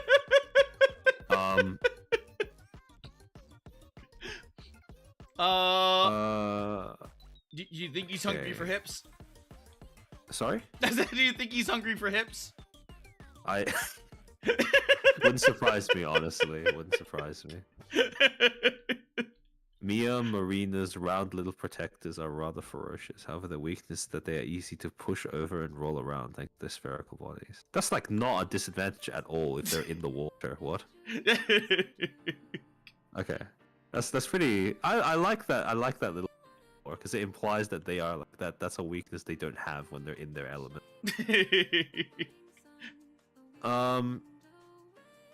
Okay, let's say for example that I have another tier 0 card in my hand. Does that mean I can play it as well for a turn? And I would still have one. Does that mean I still have one rally token if this costs 0? Oh yeah, okay, yeah. Do you actually, because zeros are free? Okay, I see. So during your what's the destruction step? Is that like the end step? Yes. Okay. So that would be like if you attacked with it, or if it got attacked. So that's the destruction step. So if it got attacked, or if you attacked with it. Yes.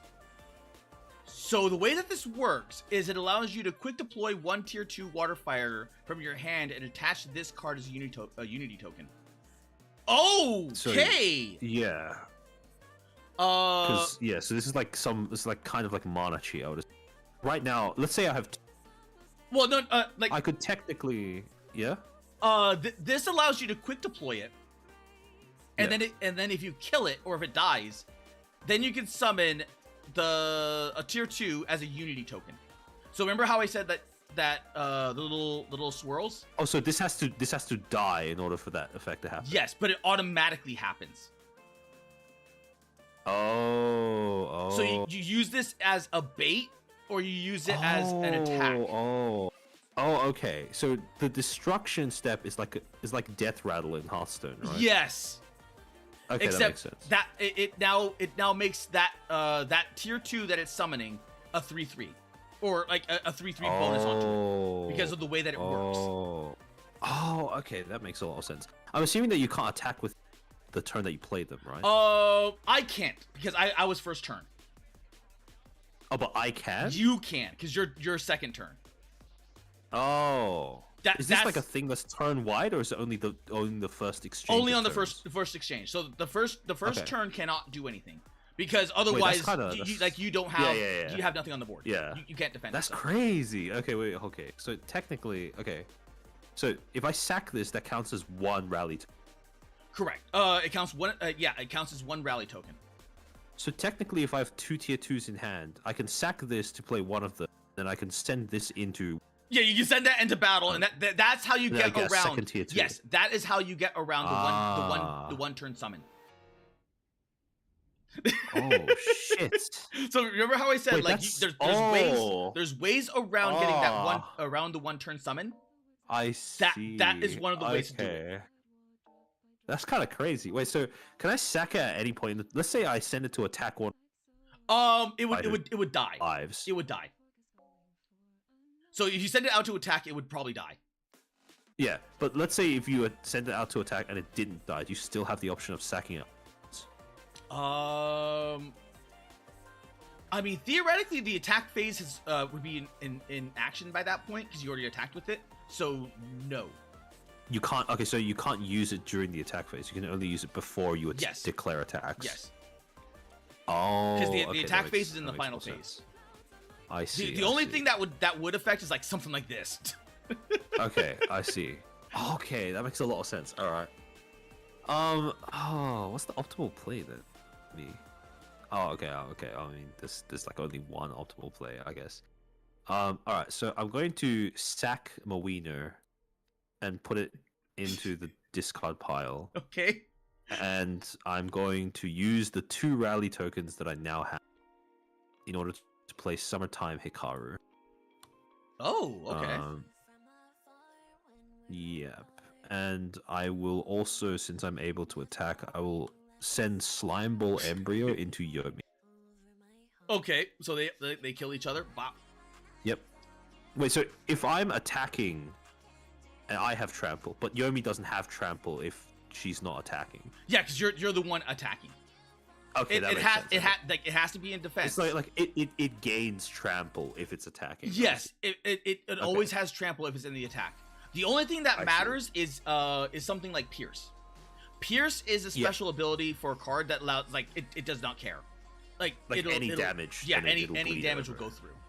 Okay, that makes sense. So even if it's like attack this and so wait, Pierce, was that the thing that you were talking about with Cammy last time we were collabing? Yes, because it gains Pierce. So even if you like, let's say this thing had Pierce, and then attack this thing attacked, this thing dies, but the Pierce still goes through. Ah, okay, I see. So in this particular case, right? Like, so you have 7 versus. So 7 Yomi has 5. So does that mean 2 damage bleeds over? Yep, 2 damage. Is that how it works? Yep. Okay. 98. So, okay. So then we have Slime Ball Embryo. Like, I'm assuming the destruction step would go here. Kills it. Yeah, but then instead of sending this card to the void, you can quick deploy 1 tier 2 Lord Fighter. Okay, so in response, I will also deploy another Summertime Hikaru, and I will attach this as a unity token. Yep. Okay, so now Hikaru is a 23. 23-21. Yep. Did I do the math on that correctly? Yeah, 23, 21. Okay. Alright. Damn, Hikaru is a big Unity token. What? Yeah, yeah. Oh, okay. I'm starting to see how this works. Alright. Wait, so do the Unity tokens stack? So let's say I attack a Unity token to Hikaru, and then I use the Hikaru as another Unity. Does it stack as in like? Well, you can 9, only 8 Unity. plus 3, 3. That's especially you can only Unity from your hand. Otherwise, you're using it as summoning material. I see. Yep. Okay, that makes sense. All right. And unless you have a way of like returning something to your hand. Yeah. Then you can Unity from there. If I sack Moina to play a Hikaru here, does that mean that I can use the Hikaru to attack as well? I mean, technically, this Hikaru could attack because you summoned him. Okay. So because remember you summoned him regularly. You sacked this wiener to summon him. Yeah. But this was an end step thing. So that was the end step thing. Oh, so I could use the Hikaru to attack your. Yes. Okay. Oh, okay. I'll bear that in mind for next time. All right. If that's okay, so that's all I have for my turn. I'll pass back to you. I mean, for all intents and purposes, you could still attack the face because this was the learning experience right there. Yeah. No, I'll just cope with that. It's fine. Okay. My turn. Draw one. Yep.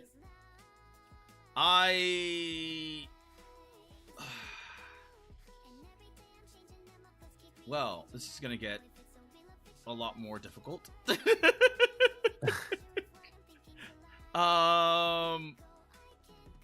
Let's see.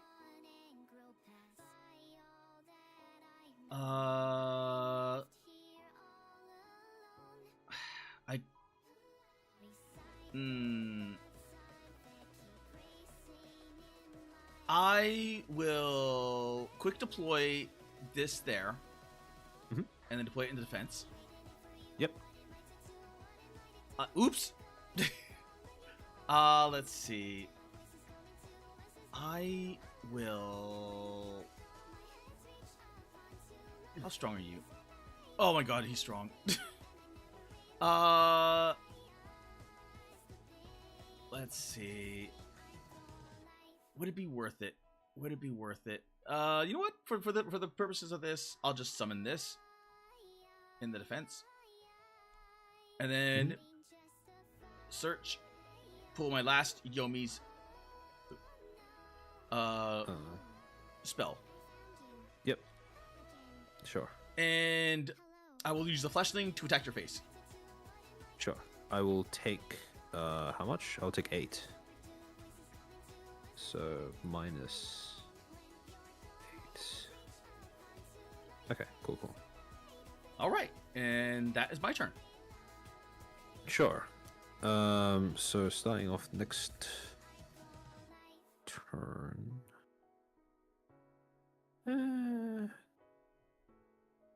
I will draw for turn.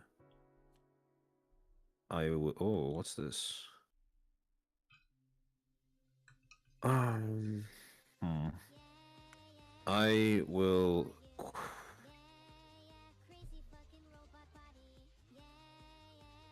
What's this? It's 11. That's pretty big. It's not that big. Okay. I will choose to quick deploy another Okay. And I will sack Summertime Hikaru from here. Oh. Moina from here, and use my 1 rally token to have 4 in total. And I will play Jaruna. Oh, okay. This fighter can only be rally deployed with water material. All of them are water. Expend a water rally. Oh wait. You had 1, 2.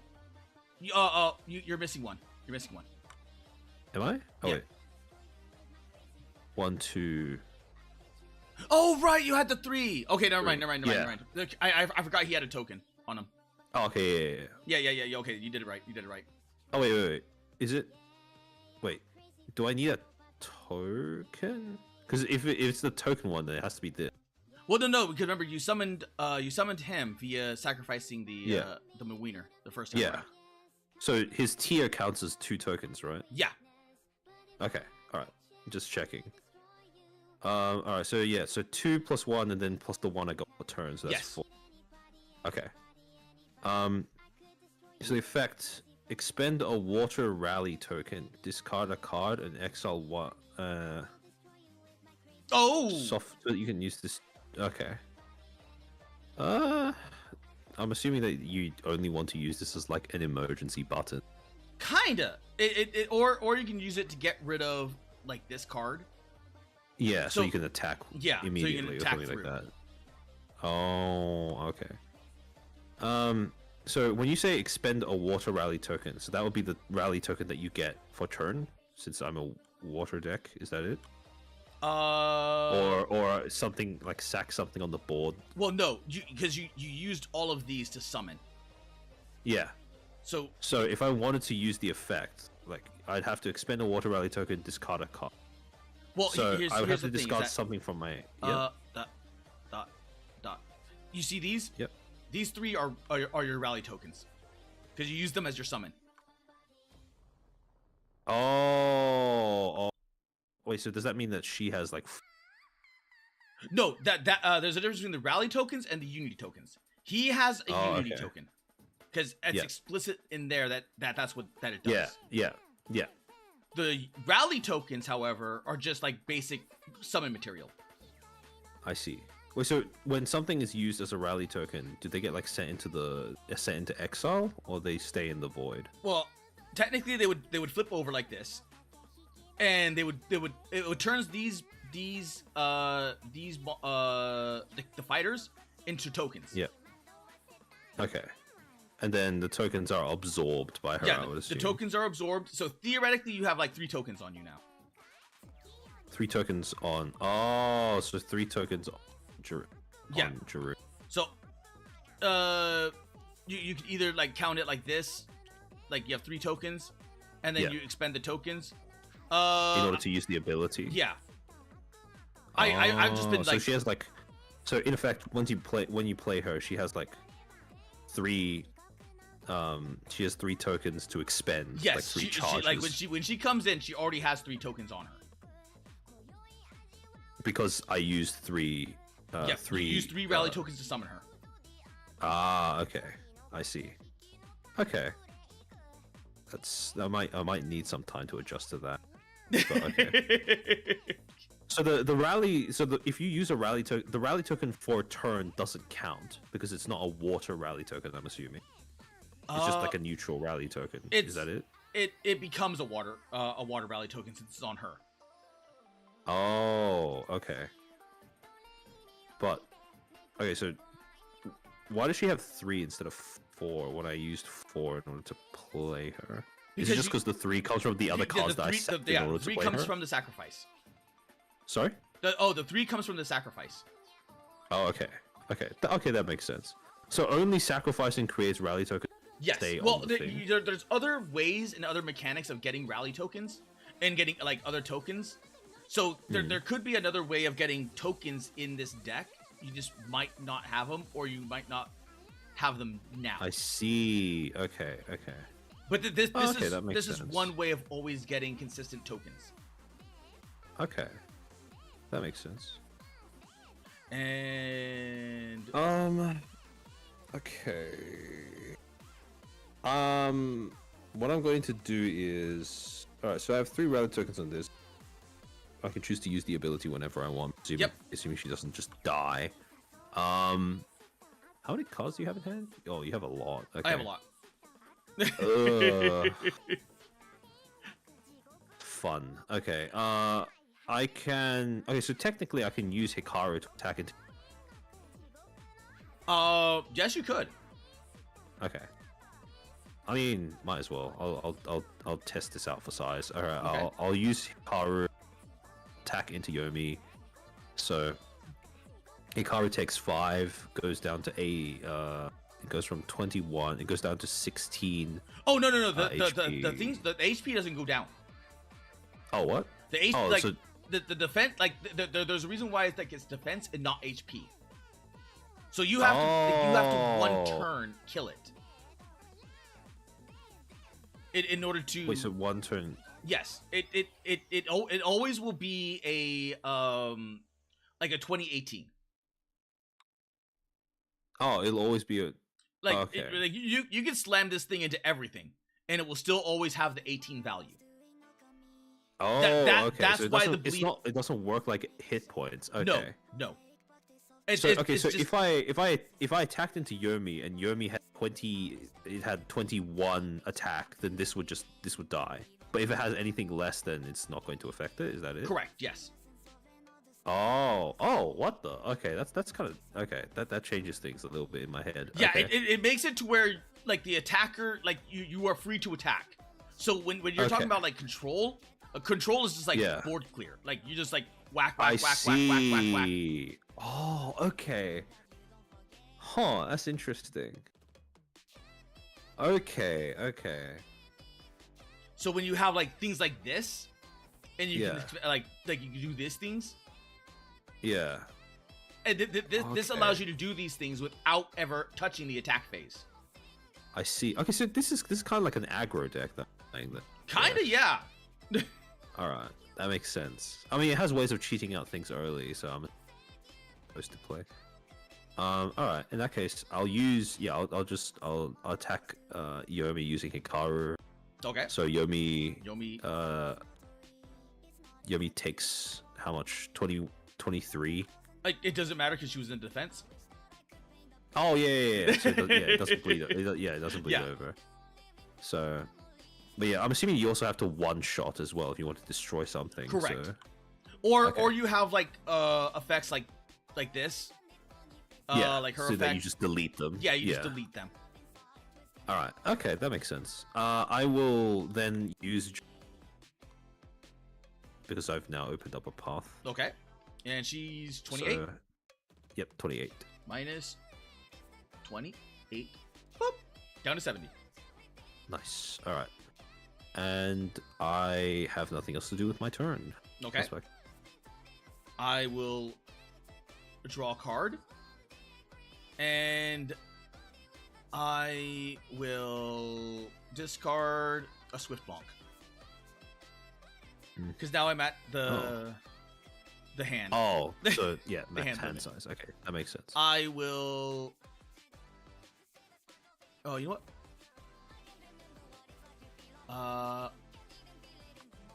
I will put him in the defense. I will use. Oh, so that's why they're called fodder. Okay. Yes. Okay. It sounds stupid, but it only just clicked. I will. Let's see. I will exile my little fleshling, and then summon. I think I only have the one. Summon that. Yep. So now she's in the good attack. I will. Let's see. How much do you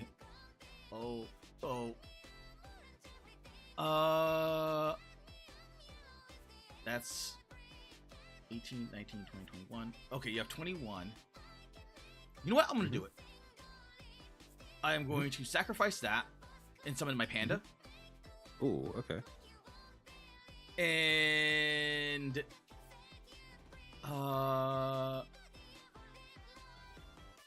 let's see. I will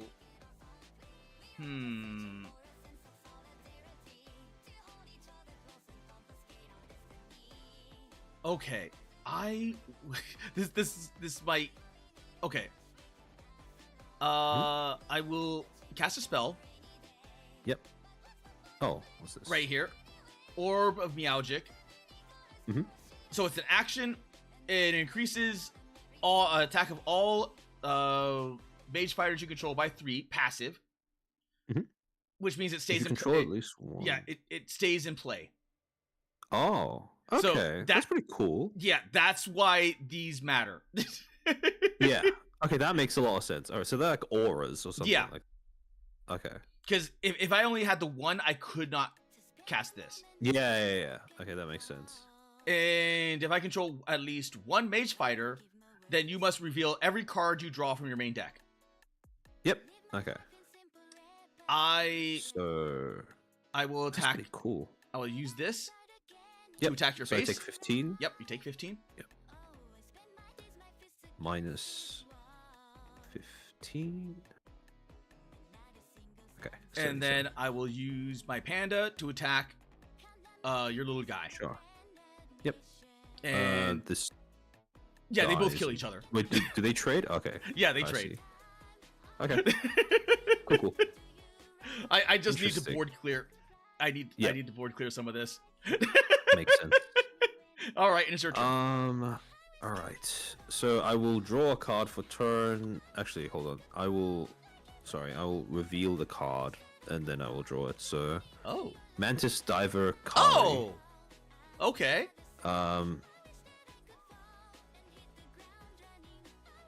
In the void as rally material. Yes. So I'm assuming that the utility, the tokens that now got the Unity token. Yeah. Oh. Yeah, that's a tier 0. Yeah. So does that count as? Yeah, it's a tier 0. Oh, so it's a card in the void, so it doesn't get exiled even just because it was attached as a Unity token. Yes, that's where things matter, because even if they're rally tokens or Unity tokens, they still count as creatures, like as fighters and as everything else. That's crazy. What the fuck? Okay. So it allows you to always be and count things in effect. Yeah. Wait, that's crazy. Okay. Boy, that's such a value play. So let's say Jaruna died, right? Yeah. And all of those tier 0s that she has on her would go into here. You could play that huge. instantly. What the fuck? Okay, wait. So what I can do is I quick deploy a Devious Tempura, and I will wait. So attack happens at the very end of turn, right? Attack happens at the very end. So I can't attack with this and then use this plus the other. Then I mean that is a. Is that something I can do or? Wait. Bring back. Yep. Let's copy rally token using 2 fighters in the void as rally material. If this card is destroyed, destroy enemy fighter in battle. Oh. No, because that would be a summon. That would need to happen in the summon phase. Oh, okay. So it allows you to cheap your way through. Yeah, but it doesn't. Okay, so is rally phase like before you declare attacks? Yes. Okay, that makes sense. Okay. Huh. All right. Interesting. I mean, I guess I increase the attack of all mage fighters you control. But wait, does that mean I take 18 instead of 50 last turn? Yes. Okay, so I need to take away 3 more. 74. Okay. That's 18. That's a little scary. Okay. I'm going. And this is a lot higher now. Yeah, this is 11 as well. Yeah. Yeah. Oh, actually, that's not too bad. All right. I will use my Devious Tempura to attack into. Okay. They kill each other. Fleshling. Yep. Boop. Yeah. This goes into the discard, and I still have 1 rally token. So, I still have 1 rally. Well, do the rally tokens? They just go back, being like 0 at the end of turn, right? So if I don't use them, then I still have only 1 next turn. Correct. Yes. You always get 1 passive to spend. Yeah. Each turn. Yeah. Yes. Okay, that makes sense. Oh wait, why does it not stack the same way that I don't know. Other tokens do? That's an interesting quirk of this asset. All right, sure. And then I will attack your face using Jaruna for 28. Okay. Minus 28 again. Pop. Ouch. Do I get the option of then using this? You can. Ability after I declare attacks? Yeah, Okay. because that's. I just can't play things from hand because Yeah. that's deploying. Yeah. Okay, that makes sense. I mean, I don't think it's that bad, but I think I'll just do it just to see how it works. I'll take away one rally token. I will discard Temple of the Calm Depths, and I will delete your Orb of Meowgic. Aw. Is it Okay, delete? so this is now on 1 point. Oh, it's exile. Okay, that's the difference. Oh, okay. Is it? Oh, yeah, exile. Okay. Yeah.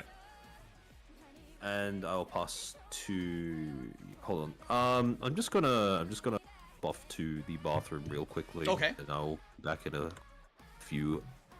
minute or so.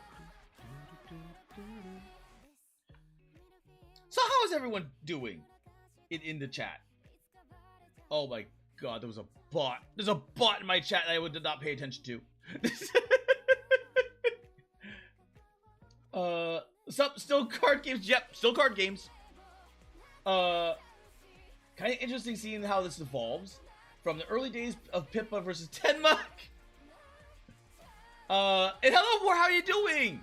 I believe in the heart of the cards. You have already lost before.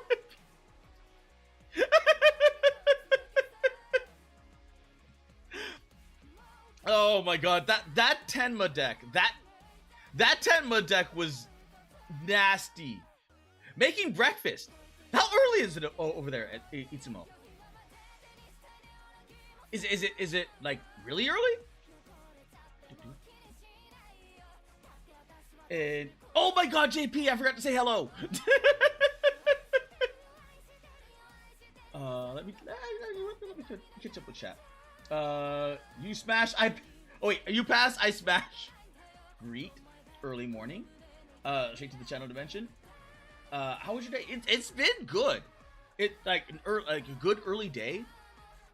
And it's oh my god, it's 9 a.m. Oh my, what time zone are you in? That's because for me it's like noon, which means armchair should be. Wait a minute, it was 10 p.m. was at 9 when we was it 9? Wait, did we start at 8 or 9? Oh my god, I completely forgot. No, wait, we started at 10, right? We started at 10.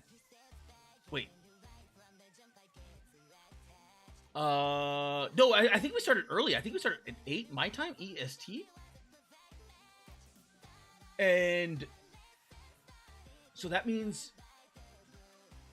are you in Japan? Oh, I saw the little what's it called? I'm back. Right. Welcome back. Yeah. Did I miss anything while I was gone? I was yapping it with chat. And then okay. talking about how disgusting that deck was that you the Tenma.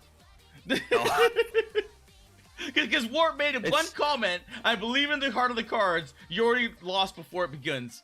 Yeah. The Tenma deck functions a bit like a middle. Get to nothing. Hello? Sorry? Oh, you were cutting out there for a minute. Oh, okay, never mind. Yeah, I was gonna say the Tenma deck is like if you can get up to that point, it's pretty disgusting. Yeah, it gets nuts. It gets legitimately nuts.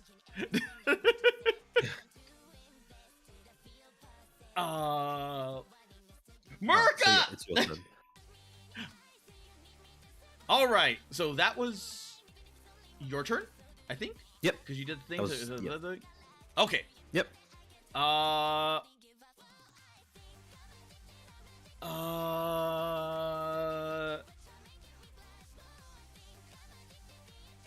Well, I don't have Milky, so I can't do anything there. I will draw a card. Crap. um. Okay. How do I want to do this? I got one summon.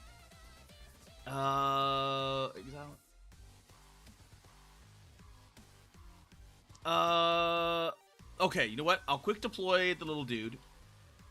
And I will... Wait a minute. 24. Oh, okay. I actually can deal with her. Okay, I will regular summon Kirin. And I will use Yomi Concoction. Okay. To exile. Was it Void or Exile? Exile. Okay, exiling her. Yep. And I am summoning 1 tier higher. Panda. Yep. Sure. From your main deck or hand. Oh. Okay. Oh wait, wasn't that your discard pile? Oh. Yep. Wait. Oh yeah. So you need to do it from your hand or from your deck. Yep. Let's see. Okay. Search. Where? There we go. Search.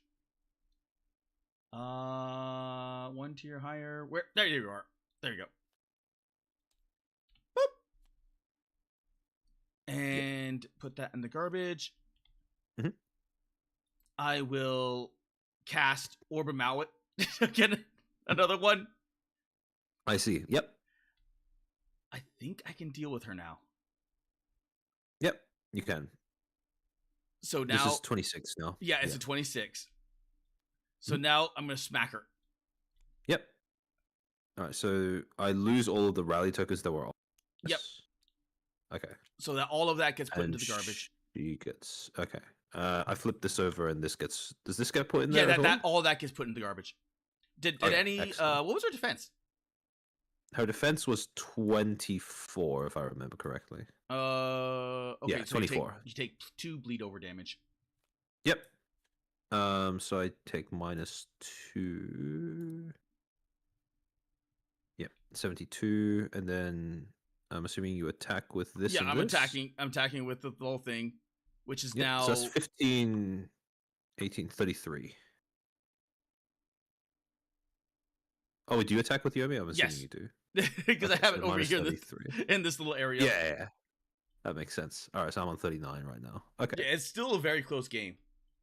But you see how this little chat agent of mayhem. Yeah, it has 12 attack and 0 defense. Yeah. Oh, okay. Huh? Because if like that's why it doesn't like they don't have health. Because if it this thing could not, it would be too broken. Oh, okay. Yeah, this would like die the moment it would die the minute you summoned it. That makes sense. All right. Okay. That's pretty cool. All right. Okay. Is that the end of your that's my turn? That's my turn. All right.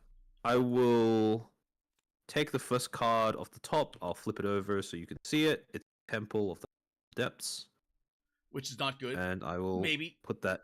I'll put that into my hand. And okay, so I get a rally token for turn.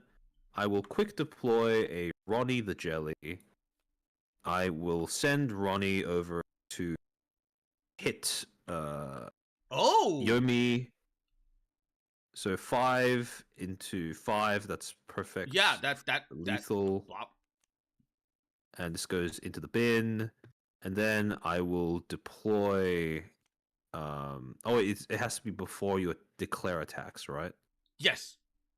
Okay, my bad. So yeah, okay. Sure. I will exile.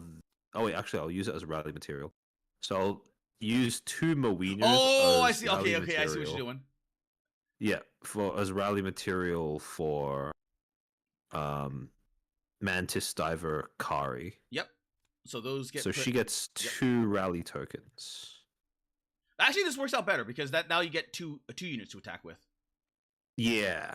So yeah, that was the thing that I was trying to do. Okay, so that's 2 rally tokens, and yeah, that's pretty value. Okay. Oh, actually.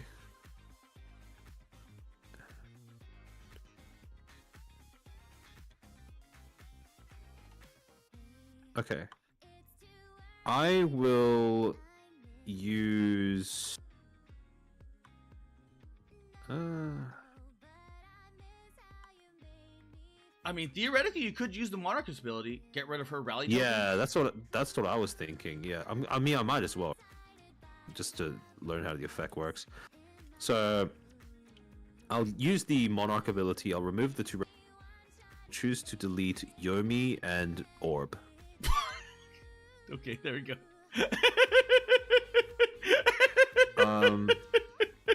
Oh, it's exile. It's exile. Oh, exile.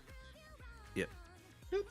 And then I will use this to attack Chat Agent of Mayhem. Okay. So. Oh my god, that's a lot of damage. Yeah, 24. Oh, does that bleed over? that goes. Yeah, because it's 0 defense. So. Oh, okay. Alright, I see. So that's minus 24. Yep. Equals. Because that's where it matters. The 0 defense. Oh, okay. That makes sense. Okay. I might as well not have anything there. Yeah. Okay. Oh, okay. Okay. I'm starting to see how this works. Okay. And then I'll attack with Rotting the Jelly. Go Jelly. The path is now clear. Minus 5. 13. Right. Okay. And then I pass. All right. I will draw 1. Oh, come on. I will put a trap down. Mm-hmm.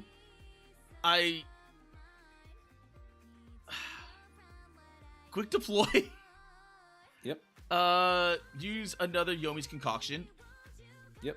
I will exile that.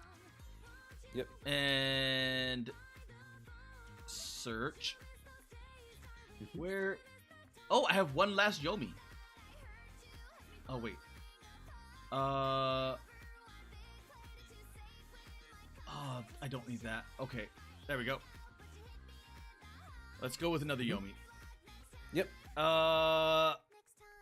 It's a 15. Yeah, that's. I can't do anything there. Okay. Oh. I will. No, you know what? I'll put her over here. Mm-hmm. I'll attack. Attack face. Sure. I'll take 15.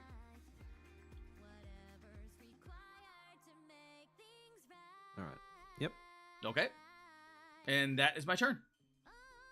All right. I will.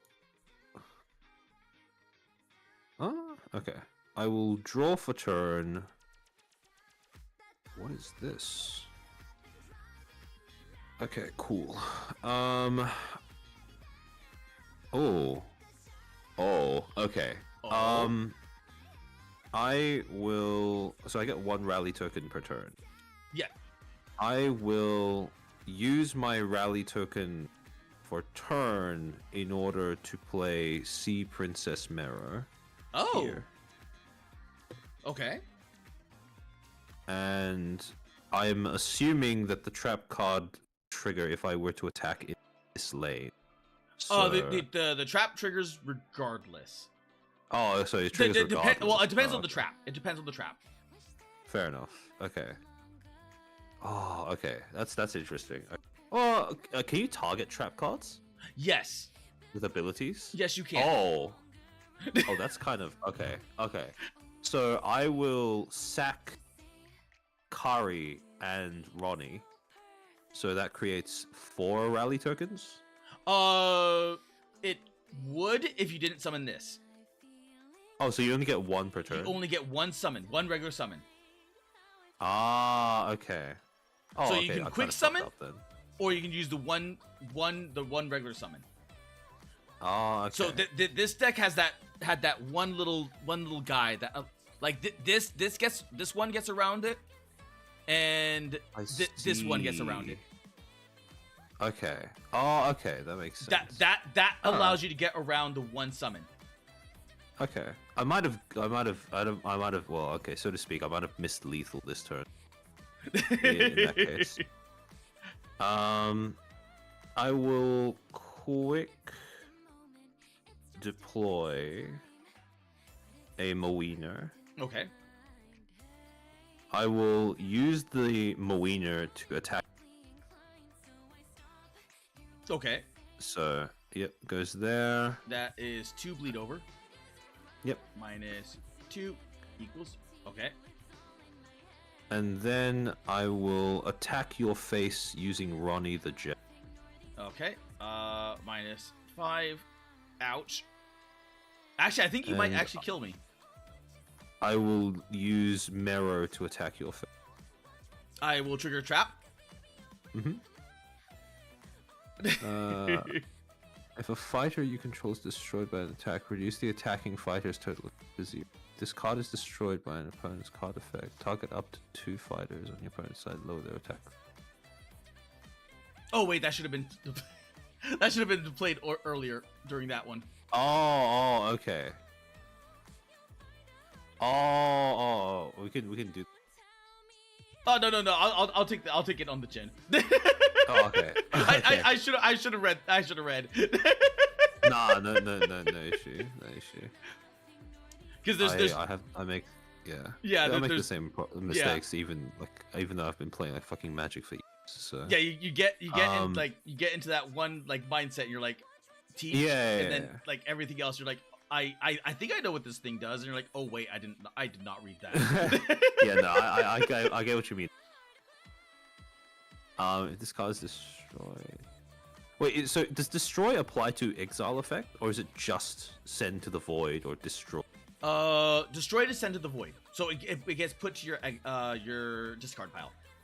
Okay, but if you exile it, then it doesn't trigger. If it's exiled, it does not trigger. Oh, okay. So yeah, I attack you with Mero, and I assume that means I win. Oh, so theoretically, yeah. If you expended the token and you sent this to the exile, I could have exiled it. Yeah, you would have exiled it, and it would. Anything. Yeah. Ah, okay. I see. Oh, that is a cool way of getting rid of that. Yeah. Okay.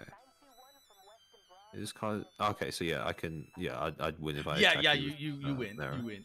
So that would be. So just checking when you play this, right? Yep. Because it has like one. So it just take 10 burn damage. Action exile. Oh wait, doesn't this do 10 to your face every time you use it? Yes. Oh, okay. Huh, interesting. Okay. Huh, interesting. It's so a way. Once you use it, it's a way of summoning. Use it, it's like higher level just, units. That you basically cheat out stuff. Yes. Yes. That explains why the cost is that steep. Yeah. Except I wait, so, the only thing I had on the field to sacrifice are tier 1s and tier 0s. I see. Okay, so with the traps, right? After they triggered, they stay in your slot. No, they trigger. So unless once they trigger, they go into the discard, right? Yes, unless they specifically. There is Earthen Idol. This one right here. This one has the Rampart. Where is the Rampart? There. That Rampart. This. Yeah. This is a Rampart trap that would actually stay in play. Ah, destroy at the end. Okay, I see. Okay. So once it gets That enough makes sense. tokens on it, Yeah. then it gets destroyed. Then it gets destroyed. Yes. Okay. But with something like Yomi Sus Concoction, does that stay in the slot? That would not. That would get chucked into. Oh, so this also okay. Yeah. I see. All right. Okay. I just forgot to move it over there. The only one would be like if it's a passive. So the aura one. The one that you kept just killing. Orb of Meowgic, yeah. Where is it? It should be in the exile. Oh, yeah. Oh, right, because you kept exiling it. Yeah. Okay, so yeah, something that has continuous, then it stays. Yes. Okay, that makes sense. Yeah. Okay, cool. So that I think I understand the basics of the game. that is why like you have the magic slots, because as long as this aura is in effect, you can't deploy traps. Yeah. But let's say I had this and this. You have a max of 3. So all of a sudden. Wait. So when you say increase the, when you say you can't deploy traps, what do you mean? So if you have all 3 of these in play, then you can't deploy your slot. The slots are full and I can't play traps. Yeah. So now all of a sudden, now imagine that being 3, 6, 9. Okay. Oh, that makes a lot of sense. Ah, Yoshi. Okay. Yeah, that's crazy. Okay, I see what you mean. Huh. Interesting. Okay. Yeah, because the thing I was thinking about. So if I didn't play Mirror, I could have sacked this and this for Rally, or I could have just sacked this for Rally, played this, and then used the ability by discarding a card. I would have discarded like this in order to get rid of the trap without trip. Yes. And then I could have just attacked you could like, you could have done that. Yes. Okay. Okay. I like it. This is a really cool game. Okay, I see. It's a lot to take in, but it's like once you get the hang of it. Yeah. It's not too bad. It's like intimidating to begin with, but like now very that intimidating how things to work, begin with. it's like I understand how it works, so it's like that. Okay, it's not too bad. Like that's why I was mentioning like OshiPush is like an S tier on like barrier to entry. Yeah. But it's like, this game is like a lot harder. So it's like C, like C, D, D tier for learning. But when you look I wouldn't at put like, it in the scale, D. I think it's like maybe B. B. Like it's for sure more complex, but I don't think it's that bad compared to like Magic, where you have to learn like stack effects and shit like. Oh yeah, true. Okay, I see what you're saying. I think I think this is for sure more complicated to learn than, but I like it. It's a lot more complex. It's a lot more complex than OshiPush, but it's got complexity in places where I suppose it's like, I don't know, maybe someone else who hasn't played TCGs might find this more difficult, but I think that this is like it has enough mechanics that are recognizable, so it's not like incredibly difficult to learn. Yeah. And it's one of those things where all of these would change. All these change how this game plays. Yeah, because if I was playing Summertime Jiruna, for example, then I would be like, I'm assuming that's not even like. Oh, that's actually pretty good. Shuffle 1 tier 1 or a higher water fighter from your hand into your deck and draw 1 card. Yeah. I mean, it's just cycling. Yeah, it's just cycling. When it says 1 PT, I'm assuming that once per turn. It's hard, right? Yeah. Okay. Yeah, but that once per turn. Yeah, once per turn. Okay. That's crazy. What the hell? Okay. And that's passive. That's your just monarch ability. So you can just do it. Like I don't want this, so bop. Into the deck you go. So I'm assuming that if you were playing like an ice, if you were playing is this ice? Yeah, this was ice. I believe so. Water. This was water. Never mind. My bad. Yeah. So if you're playing a water combo deck or something, want to use Summertime instead of Jaruna instead of Sea Bunny because it gives you terrain. Yes. Okay. Increases the attack of tier. Well, I don't know if are there combo decks in Rift Runners? Yes. Oh, okay. Yeah.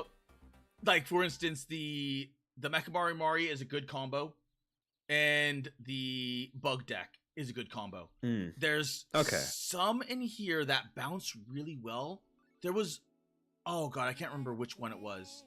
I played with one of them, and that allowed me to do some kooky things with quick deploys. Oh wait, this is like Giga aggro then. Right? Yes. Wait, did they design this on purpose? Because this is aggro.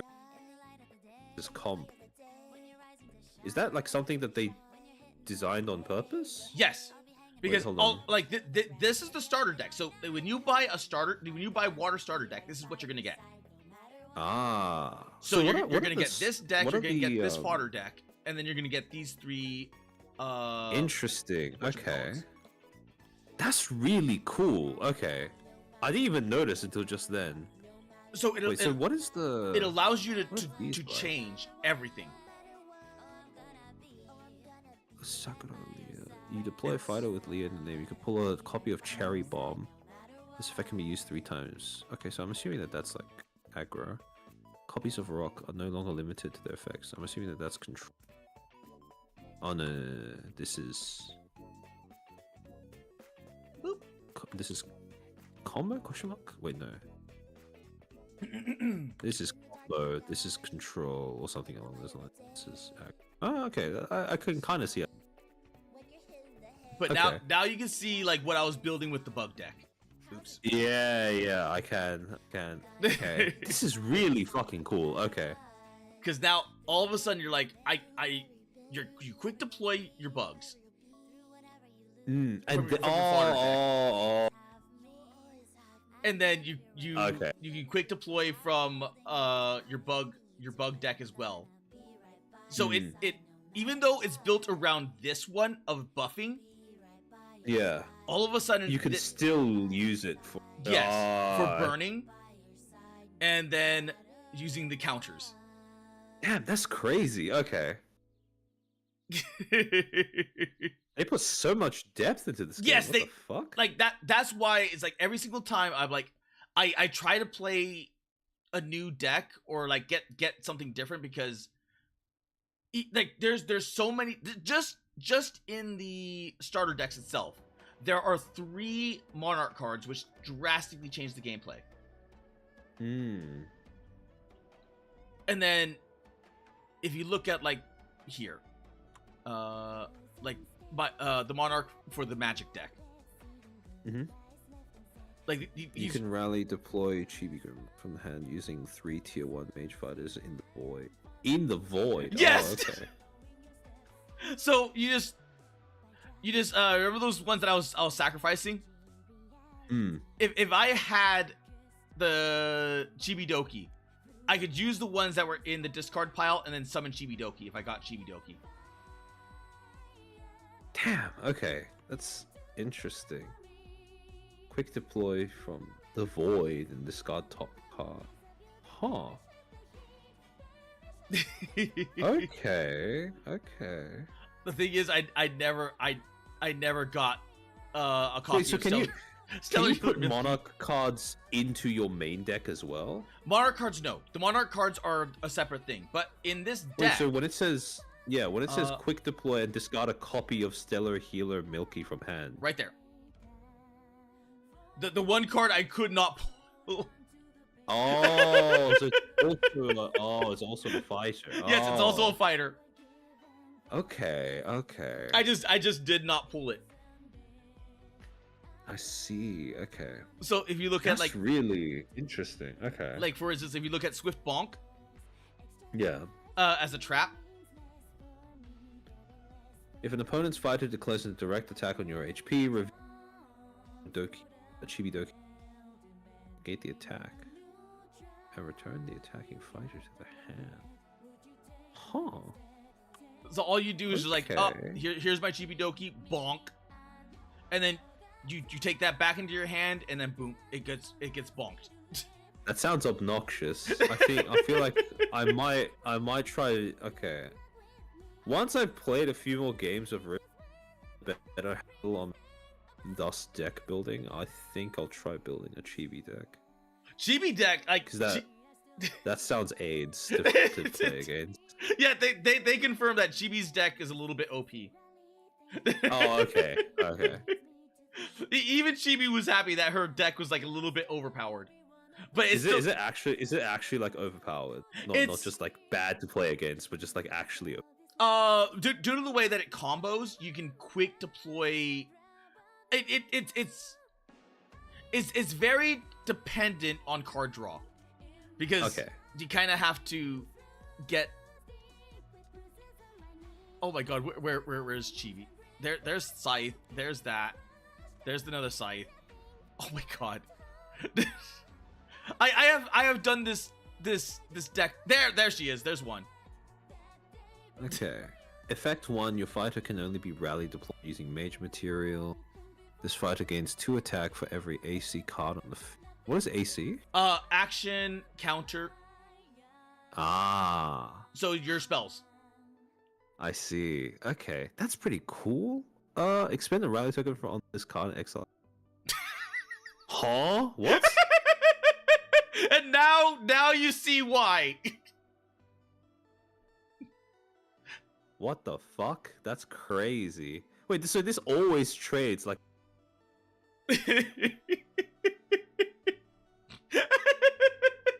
Yeah, no, I am for sure building a Chibi. Like the moment I learn how this game works, to where I feel, damn, what the fuck? The only one it might have a hard time against is where is there we go. Like the Sayu, like a Sayu undead deck. Sayu. Quick deploy undead fighter from the void and then card 2 undead fighters of the same tier. Oh, okay, because this keeps like bringing it back. Yeah, it keeps bringing it back. Void. Ah. And then it has abilities. This is so fucking cool. Okay. Okay. Right. That's another deck I want to try to build. I want to try to get like an undead build where you're just like, oh, you killed it. It's back again. Fighter. Hold on, let me take a look at some of the. Oh, so this is like a bag. Yeah, it's just a bag of the undead fighters that they have at the moment. I see. There might be more in here and in here because these two are new decks, like the new sets. Ah, okay, cool.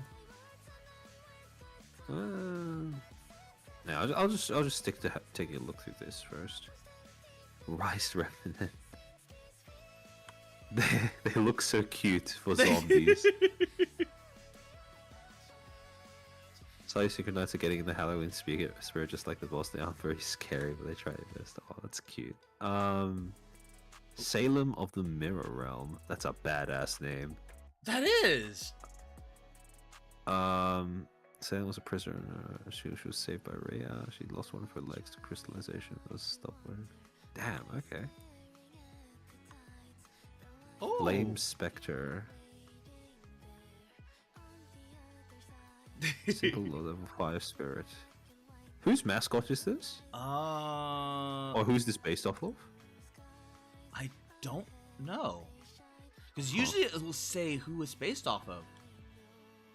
Oh, interesting. A Flame Spectre. I like how they have the artist name in the bottom right. Yeah, they like all the cards have the artist, so they always credit the artist. Yeah. Unless I think OshiPush has it too. But I just didn't look too closely. But I think it's because they use the same icon or a similar icon to Magic, and they put it in the same place as well. The only thing I think of is maybe the person backed out. Oh, okay, never mind. And then it became. It would be funny if they made it undead because the person back. It could be. That would be funny. Because to be fair, I have no clue how Mari's gonna work.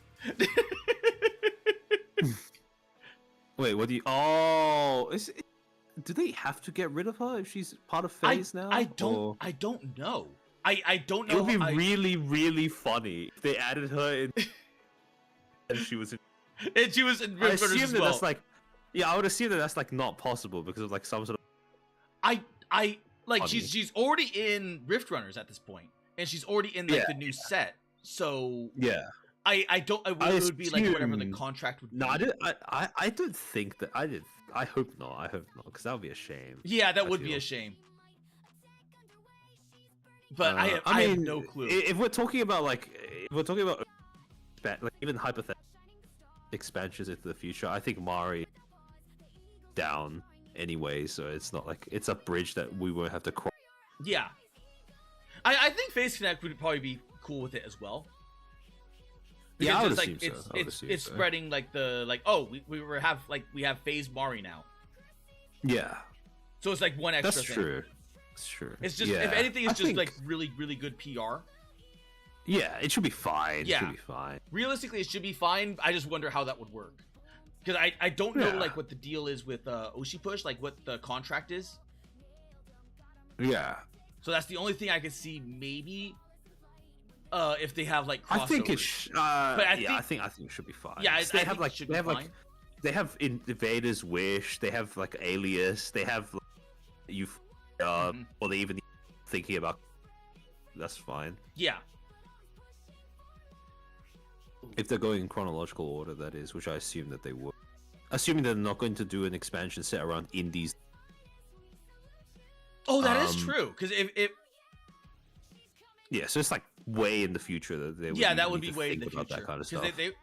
They would have to go through every single phase group, and then from there everything else. Yeah.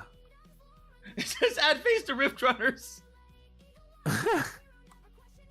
I mean, honestly, I think there would be at least a few phase talents who would unironically love to be part of both TCGs. Because I know Pippa probably does. I mean, because she was talking on stream, around like a few weeks ago, I think, if I remember correctly, she was talking about streaming about how she doesn't want one VTuber TCG to become like the main one above all of them, but she would rather they all like grew together or something along. Well, that's the thing. That's the cool thing about this is that they don't. There's almost no overlap between OshiPush and Rift Runners. So like if you're like you could be an OshiPush player and then play Rift Runners because they're completely two different experiences. Yeah, you wouldn't feel fatigued going playing both at the same time or something. Yeah, but they do have slightly different play styles in terms of like facilitate what to do, etc. So yeah, I don't know. I like both of them though. Both of them give me a nice reprieve from the fuckery of Magic, and to some extent Hearthstone. But it's funny because I really love Rift Runners. I want to play more Rift Runners, but like everyone. No, I get you. Yeah, and then everyone just like, hey, would you teach me OshiPush? I'm like, okay. I'm sorry for your loss. So no, but I think I mean, now that I've tried playing it, I'm more than happy to add this to my repertoire because this does seem like a really cool game. But there's like a shit ton of like there's a lot potential.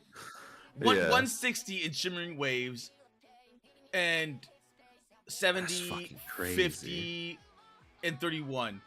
So literally over 100. I was gonna say, sets alone. I was looking at Sayu's card while I was like talking to you. I'm like, this effect looks so. This looks so funny to play against. Like just reviving cards out of your opponent's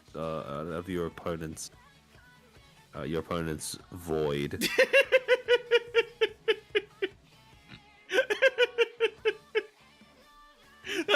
That's what I was saying. Like the only thing that like maybe would hard counter like Chibi is Sayu. Like it's Sayu. Because it's like that makes a lot of sense. Oh, this card gains 3 attack for each additional ice fighter you can roll to. Oh, so this is more like an ice tribal. Oh, it's this guy. Maybe that's what the flame structure was for. Maybe, yeah. Oh, I mean, it would make sense, right? Because the aesthetics kinda match. Huh, interesting. Wanted on a galactic scale, one of the most mythologized space pirates, inspired many pirates across countless star systems. Oh, There is the pirate deck. He has Tumblr sexy man. He kind of does, doesn't he? That's pretty baller. Oh, wait a minute. There's a Mari pirate deck? What? There is? Apparently, like this deck that I pulled out. Mornington will get lonely. I don't think so. I don't think so. I've got to teach Mornington this. This is. Oh, wait, did you not get to? No, I remember you saying that he got sick last time we. Yeah. He right before I was gonna teach him, he got sick, and we postponed it, and then we just never. Just haven't had a. Yeah, we haven't okay, had time. We haven't had time to go through. I think. I don't know. I can't speak for bowling, but I don't know. I like this. It's good. Okay. I think flavor-wise, I'm a bit more, but gameplay-wise, I definitely see how this could. Yeah. Like I could see myself getting lost in the sauce with this.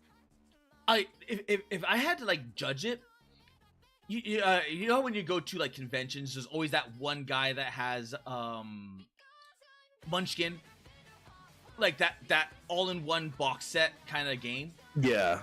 Like that's the way I view like OshiPush. You can just like get like get it all onto a single box, and then like, okay, do you want to play some OshiPush?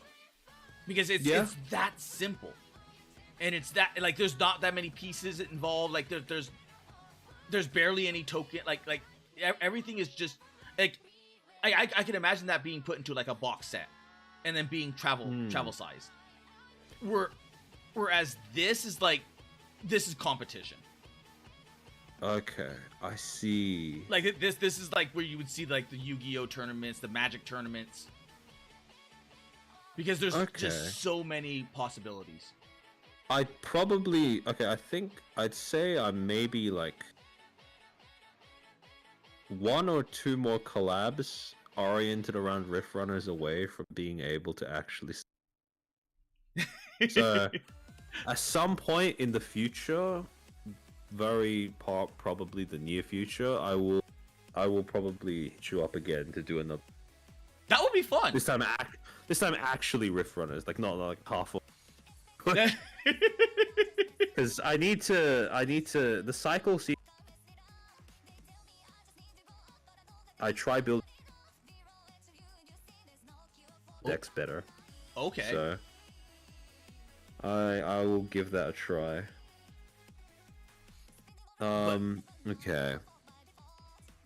Oh, because we still have the one rematch in what's it called, OshiPush.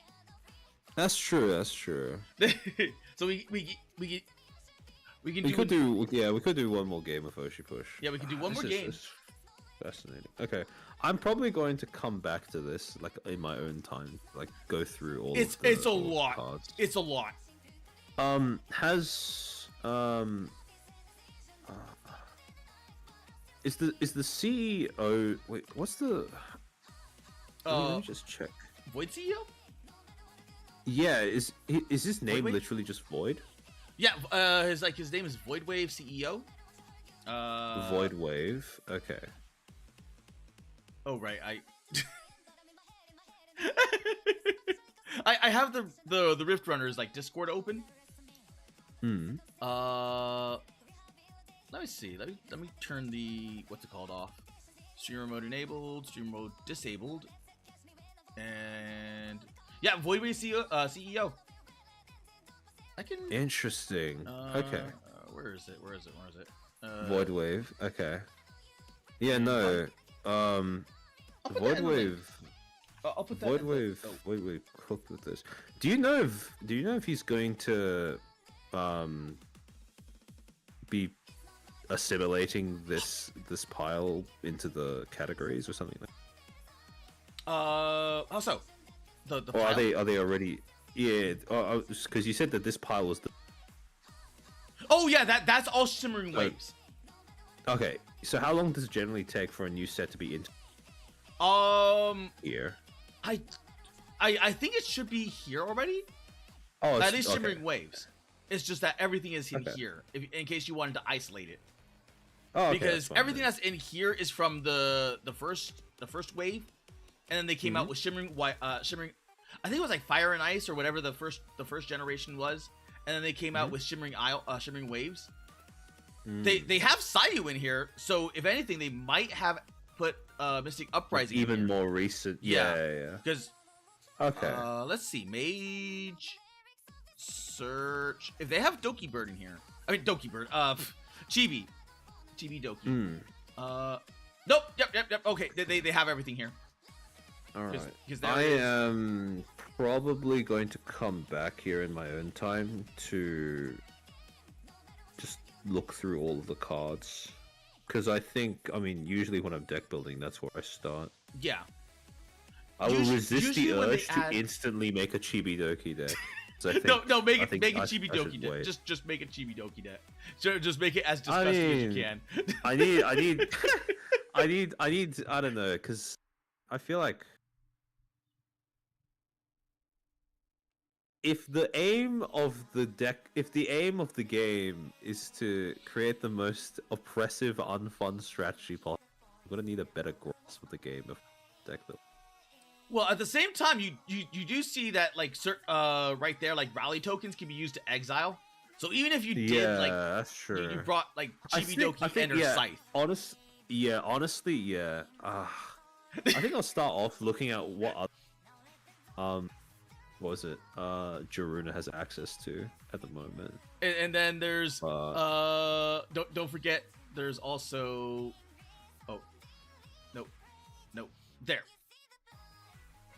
That one. Oh yeah. A literal tier 1, as long as it has one Ice Fighter attached to it, can just wipe out a god tier character. that's so funny. Okay. You're like, I've deployed the Chibi Doki. Artillery fire. I like the flavor on that. I feel like in comparison with OshiPush, where it's cool because there's like a larger cost, but yeah, I think over time I'll be able to appreciate that more. Man, this is really something. Like, yeah, I'm gonna have a lot to sink my teeth in my own time. When I got first introduced to this, I'm like, I initially thought I was learning OshiPush, because like hey, do you want to play a VTuber card game? I'm like, oh, I only knew of OshiPush because of Face Connect, and then all of a sudden he shows up. It's like, this is Rift Runners. I'm like, what is this? but I gave it a chance because I'm like, you know what? Rift Runners, nani? Yeah, exactly. I know what you mean. And then I gave it a chance. I'm like, oh, this is actually really good. Yeah. So I had like so many streams with Donut just learning this game, and it's just like the. I'll be honest with you. I thought this would need more than one stream to learn, but I think this is a lot easier to grasp than I initially thought. Because I looked at the amount of VTubers, and I looked at the cards themselves. I was like, whoa, that's a lot of text. But it turns out it's actually not that. It's actually not that bad. Yeah, it's just like, read the text. Yeah, just read. Yeah, just read. Just read. Yeah. And then once you get like a hang of everything, you're like, but at the same time, you look at all these starter decks, and it's just like, there are some here that I have not even touched or fought against, because there's just so many variations. Between OshiPush and Rift Runners, I don't think I'm ever going to a point in time where I've run out of possible VTuber TCGs to play, because these two have like way like between the two of them, you have bases. Yeah, like you have all the indie scene in in Rift Runners. Then you have OshiPush being Phase Connect with maybe some like collaborations here and there, but mostly Phase Connect. And then you have the upcoming HoloLive one, which is honestly between these two, I'm already content. But like if the HoloLive one is actually good game, I that's hope that's just a bonus on top. Yeah, I hope the HoloLive one is good. Because I want to see all the different VTuber games. It would be interesting to see just like the VTuber card games taking over the card game scene.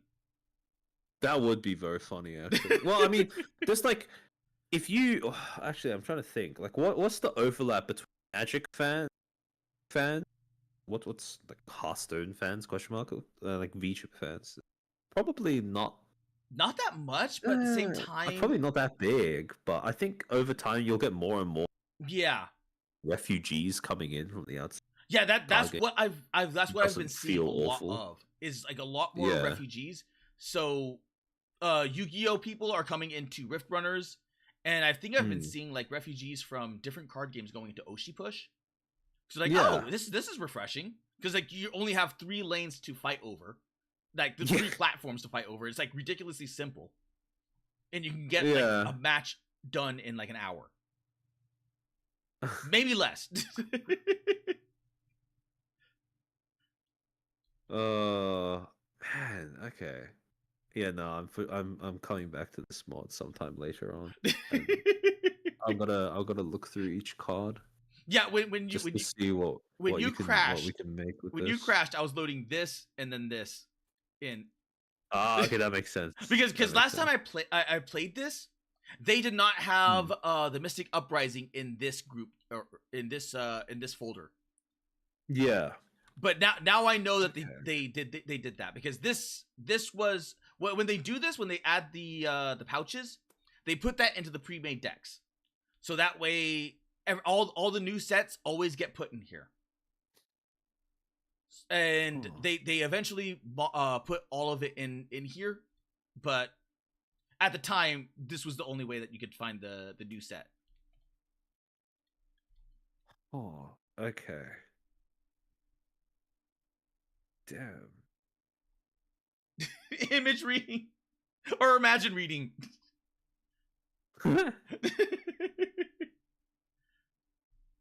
Also, right. the what's it called? These stupid little mascots.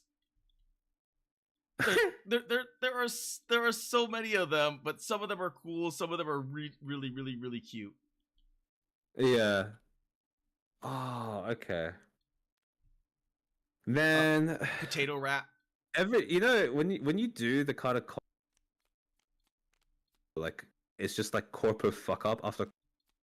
It's like it gets to a point where it becomes like a very how do I say, a very volatile balancing act. Yes. Between like keeping informed of what's going on, while also not becoming disillusioned with the space. And it's like little things like this, like just I feel like this has given me a new way, I suppose, to combat that feeling of possible disillusionment. Because there's a lot of there's always gonna be like the next thing.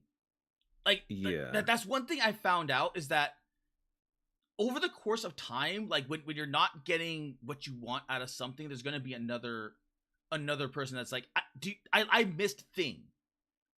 Thing is not being made. I'm gonna make thing, and then someone just goes out. It's not even just the like the next thing for me though, because it's like you look at the way that the cards are designed, the gameplay as well.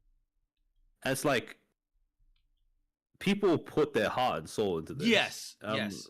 It's just, I don't know. It's cool to actually get the chance to experience it the way it was intended, as like a game that actually works. Like, find synergy, stuff like that. Find VTubers I've never heard of before. Although that's more on me than anything else. But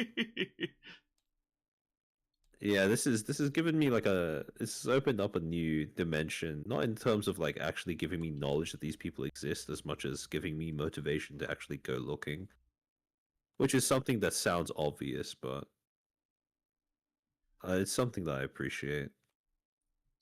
Oh yeah. Was it Chalice? Okay, here. This is from Light. Glappin. This card can be equipped. Oh. Light? Oh, these are light cards. So that's an equipment, armor. Add 1 Rift token to every face-up light fighter you control. Good fighter, put a light fighter from the main deck. Oh, what the fuck? Okay. And that's armor. Huh. And then look at this card. This. Oh. Damn, that's what? Isn't this just like a nuke? It's a nuke. It's a permanent nuke because it's an effect. Because as long as those tokens are in effect, like in effect. Oh wait, yeah, you're right. Okay. What? And now look at Lappin.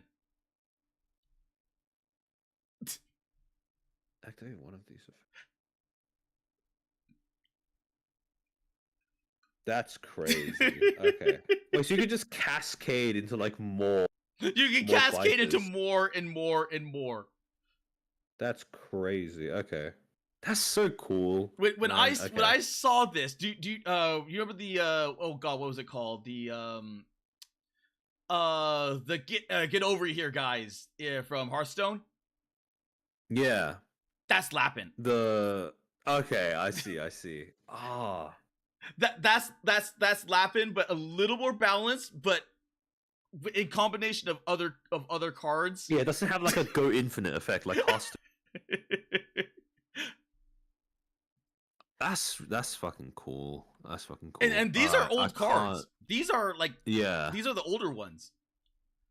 So that was because this. Surely there are like some surely there's been like some synergy combo. Yes, there has play testing. Surely. They've been play testing the hell out of all of this. Fair so much enough. So that I'm honestly surprised that it's this balanced. Yeah. No, I was gonna say it does feel like I mean they did think about stopping.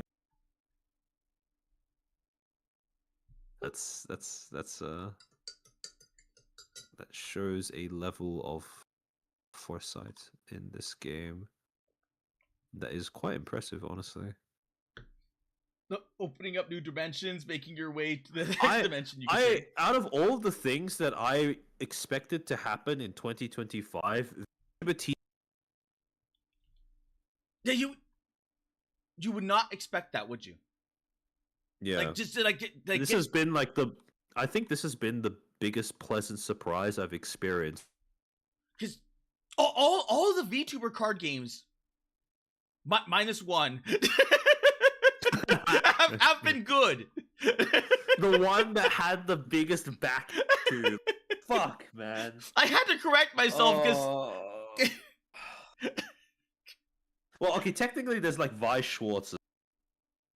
Vi Schwartz, I heard, is good, but it's technically technically not a VTuber card game because it's technically just like IP card game. Yeah, it's IP.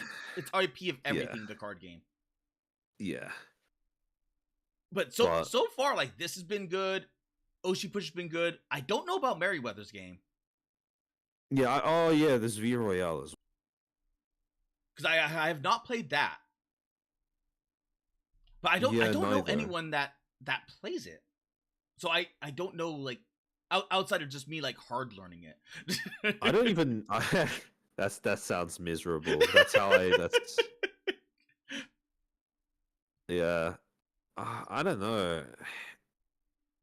Hard learning any TCG on your own feels so like I don't know. I feel like that's not the way to do it because it's so miserable to. Once you play the game, then you get an idea of like synergy. Yeah, becomes actually fun because you go like treasure hunting for different like strategies and stuff like that. Yeah, but if you're just like sitting on your own, like wrapping your head around people's book, that's like that's no way to learn a TCG. It's no way to learn a TCG, but at the same time, like maybe you could be the one that breaks the change. I suppose. That's not for me though. Not when it comes to TCGs. Oh my! I'd much rather somebody else go in and then give me a to play it. Yeah, but have you ever been like at the oh god the little gaming stores, the little gaming hobbies? And you're like, I like this gaming. I like this game because I like the miniatures or whatever. And you're like, no one in the group plays it. Like, well, how do you do that? Well, you just have to go. You have to show up, and you're like, hey, would you like to learn this? Hey, would you like to learn this? And then hopefully, out of all the people, you're just like, oh, you know what? I like this. And then you get that one guy. Yeah. Ah, fuck. Okay. I hope Rift Runners takes off in terms of like getting a competitive scene. Because by the looks this of would it, be fucking fucking sick. It's starting to gain momentum, which I'm I would expect so. Like I shouldn't be surprised to see, but you know, I mean, I think it's fair to say surprising regardless. Yeah, how good it is because it's a VTuber TCG, which like. And they didn't start off like the big names. Like the biggest name at the time was Nyaru. Yeah. Yeah, that's what I was gonna say as well. But I mean, they're attracting more and more big VTubers. Yeah. Which probably, well, I mean, like having played it, I can say for certain that they have a solid product to back it up. So it's not just like flashing big names on like a piece of cardboard and hoping that people just buy it. Yeah. I like this game. I like this game. Yeah, I can see why. I don't know. I'll take a look through all of the cards and perhaps that's going to be the thing that like sets me off on it exponentially, like falling down the rabbit hole. But yeah, no, this is definitely something that I can see taking up a few hours of my time every week. You could maybe go up again. Oh wait, now that you know what the what's it called is, now you'll understand that because now you know how to play the game to some degree. Now you'll understand how my Mecha Mari deck kind of works. She finds can be relative point. Okay, yeah, I see why that's overpowered now. Yeah, that's man. There's a lot to get into here. It's like it is. Sometimes I need some time to like filter through it all. Yeah, it's a lot. So I do because it's actually going to be Jova. Like this 99 Monarchs. Yeah. Yeah. That's a lot of ways of playing the game. I built the Mecha Mari deck because of this little shrimp right here. Like literally this little shrimp. That looks fucking cool. You control a tier 3 or higher space attack. Huh? Okay, I see. That's crazy. All right. It's actually legitimately unique because it's not a lore. It's not a lore. What's it called? It's in the what's it called? The fodder deck, but it actually has an effect. Yeah, that's crazy. Okay. Oh, and then I kept each one. So this was the original artwork for Salvage Bot Luca. Yeah. This is the new one. Damn. That was okay. That I guess this was found on the same dump site as Sevi. They were raised together. Going, oh, that's cute. Okay. I think this is what he used to look like. A... Yeah. And then she went through an update, so they changed the card. Oh wait, hold on. Let me. Where's the? Fuck. Was there? Hold on. Let me take a look at the. Let me try and find it. Sevi? Where's the Synchronites? Where's the Synchronite card again? Oh,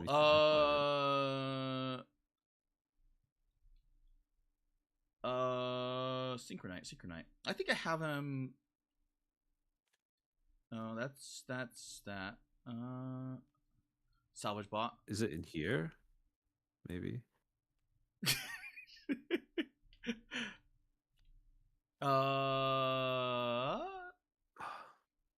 Let you know what game? No, not games. Objects. Save objects. Let me just pull out another Mecha Mari deck. Sure. There we go. Yep. There's Synchronite. Yeah, isn't that the same graphic? Yep, it's the same graphic. Huh. Yeah. I wonder which one came first. Yeah. Oh, wait. They're supposed to be. Was this just like placeholder art? It may have been placeholder for Sevi. Yeah, because I was gonna say like, yeah, I was like that looks oddly similar to the same. Okay, maybe it wasn't. I could have sworn like this was that, but no, that was that. Yeah, because I was a little, yeah. Yeah, I guess that's placeholder. Yeah, it would be placeholder. Yeah. Because I do have like some of the placeholder cards in here, just to show like the difference, but because some of them they never did update. Oops. Is that Ray? Wait. Oh no, never mind. Ray? My bad. Nah, don't worry. Okay. Oh, there we go. Yep. Ah, okay. So that so is... they have like a big placeholder like plastered over. Yeah. So this is what they had for Sevi before, and then they updated the art to that. Okay. I like the new artwork better. I do as well. That goes without saying. Yeah. But man, sometimes they just nail it the first time around. Like, that's true. Like the Sayu. The Sayu one, yeah. Like that's beautiful art. Yep. Amen. I agree. Holy.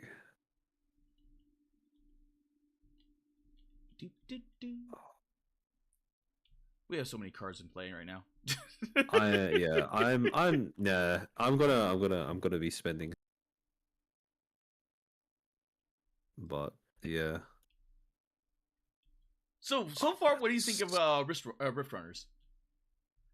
Contender for sure. This is. I mean, this is something that I could definitely see myself getting lost in for a little bit. So. Yeah, like the deck building alone, like you're in OshiPush, I love that it's like, okay, yeah, you have like green and then creative, or blue and then creative, so you can just like chuck and delete all the other cards, and they're like, okay, now I know exactly like what line to go down when deck building.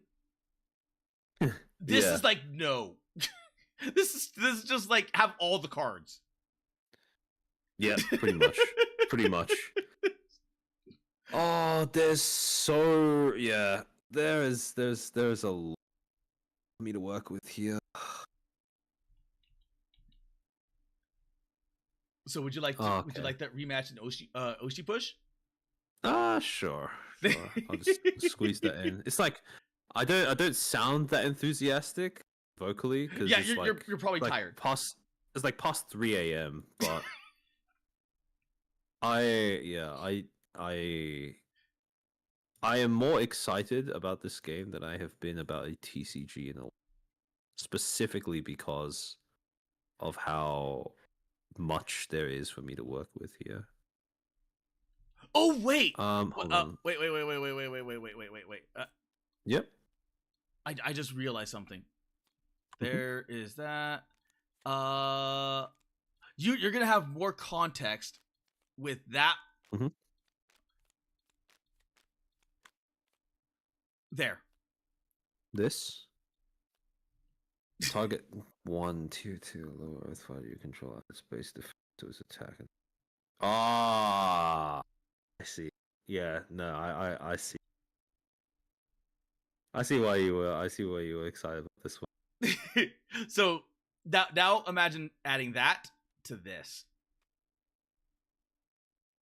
Sure. Okay. Yeah, I see. I see what you mean. That's fucking crazy. Okay. Holy shit. Yeah, this I was like, oh my god, that is so good.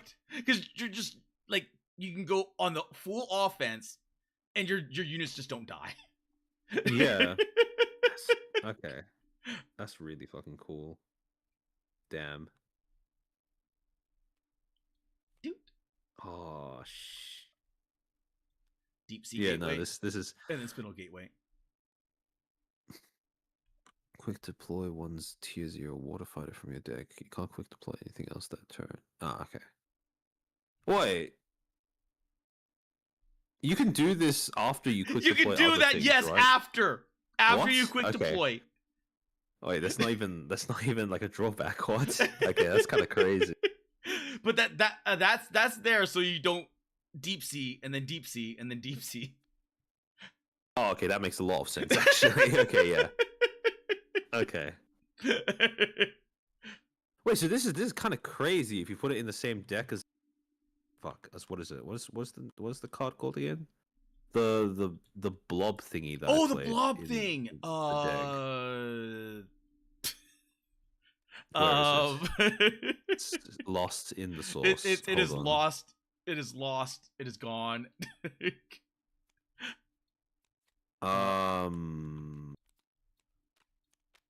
It's it should be in this pile somewhere. It should. Oh, it is here. Oh Oh, yeah. Slime's gift. Oh no, that's not it. Wait, hold on. I was looking for a fighter. Every time I say the word fighter, I'm reminded of that I played. Oh no, it's fucking Minecraft parody. Okay. Do you remember this was like 10 years ago or something like that?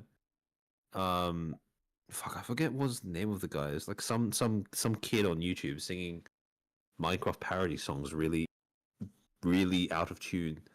Oh my god. It went like bum ba bum bum bum bum bum bum bum bum bum bum bum bum bum bum bum ba bum bum bum bum bum bum. Does that sound familiar? It vaguely does. That was during like the Yogscast era, wasn't it? I think so. One of the lines was, "Look out, I'm an excellent fighter." I can't stop thinking about that. I need to find that. I need to find what that video was. It's the one Eye of the Tiger. Tiger. Yeah, the Eye of the Tiger, but the Minecraft parody version. Eye of the Fighter.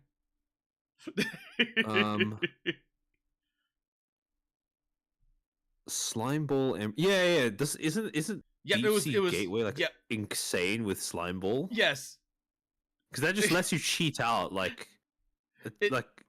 not only does it let you cheat out this, but it lets you cheat out so you could a tier 2 you could quick deploy in case you don't get it in your hand. Yeah, you would. Yeah, that's crazy. Oh my god, what? You would quick deploy from your fodder deck.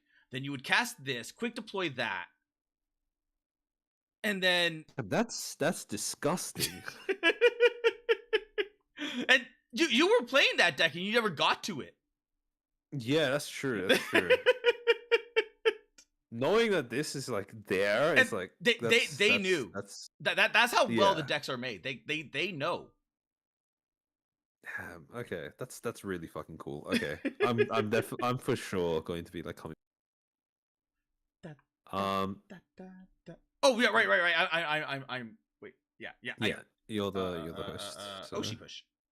Oh wait, that's the deck manager. We don't want the deck manager.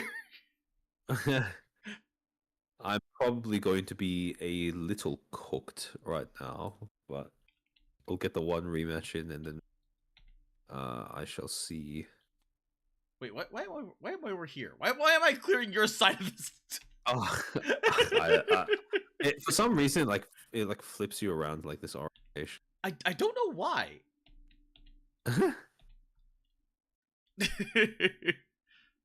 Okay, objects. Saved objects. I'm gonna try playing Tenma Balls. Okay. Because it's been the combo deck it's fun, but it's also like it takes a while to like get going. You know what? Since you're doing Temple Balls, I'm gonna do the Nasa deck. All right. The Iori deck. I'm gonna try the Iori deck again. Sure. And hopefully not get curb stomped again. All right. Let's see.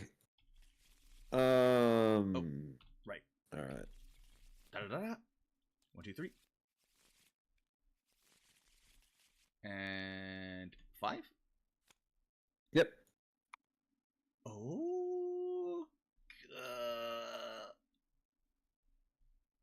Do.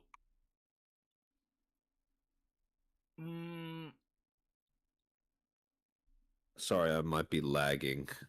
It's not letting me draw for some reason. Oh. Draw. Yeah, it's not letting me draw. Oh, that's. Oh yeah, you are lagging. Strange. Like 270 something. Yeah, did I just like draw like 15 cards at once or something? Because it's not like. Do not know. Do you want to host? It's not. Sure, sure. let me fixes the problem. I don't think it will, if I'm being honest. Well, it would be on your bandwidth or your. Oh, that's true. Maybe that works. Let me try.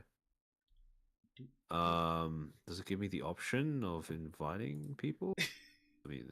Not knowing the name of something lovely. Hello, Gwen. How you doing?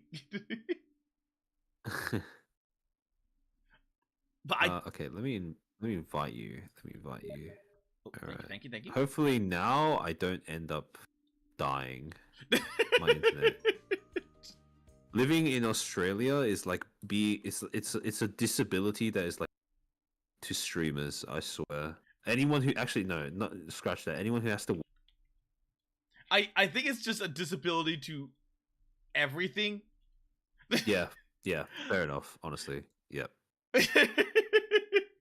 Because if only we could have a competent government. Actually, well, even that is helps. like Warhammer, like any tabletop miniature game, double the price. Yeah.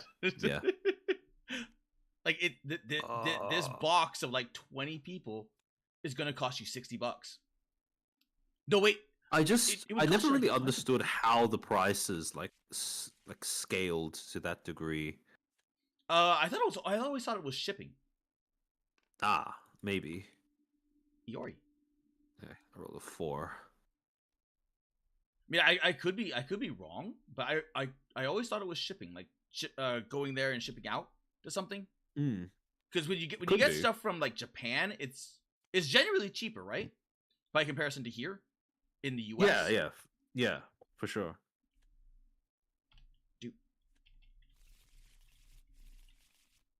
And boop. And 1, 2, 3. And roll. Oh, nice bounce. Oh, 6! okay, you beat me. Nice. Oop.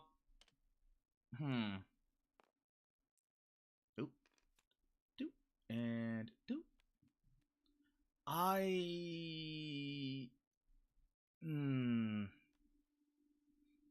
I'm gonna mulligan. All right. Only because I'm like, I like some of the hand, but some of the hand is doubled. Oh yeah, fair enough. Yeah, did you hear that they changed it so you shuffle in before? Oh wait, I shuffle into? Okay. Yeah, you shuffle in before you draw another 5. Oh wait, I shuffle the hands into the thing. I think so. Okay. But yeah, I hope I'm correct, because otherwise I might be misremembering. It happens. Boop. Well, that's actually better. All right. Let's go.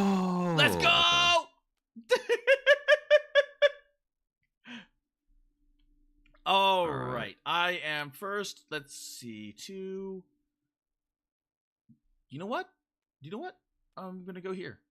Boop.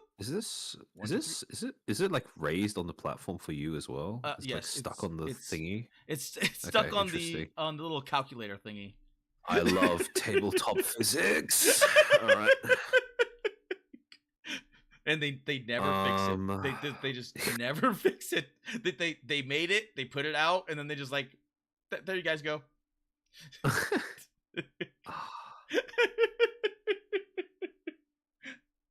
Do I commit? I like money.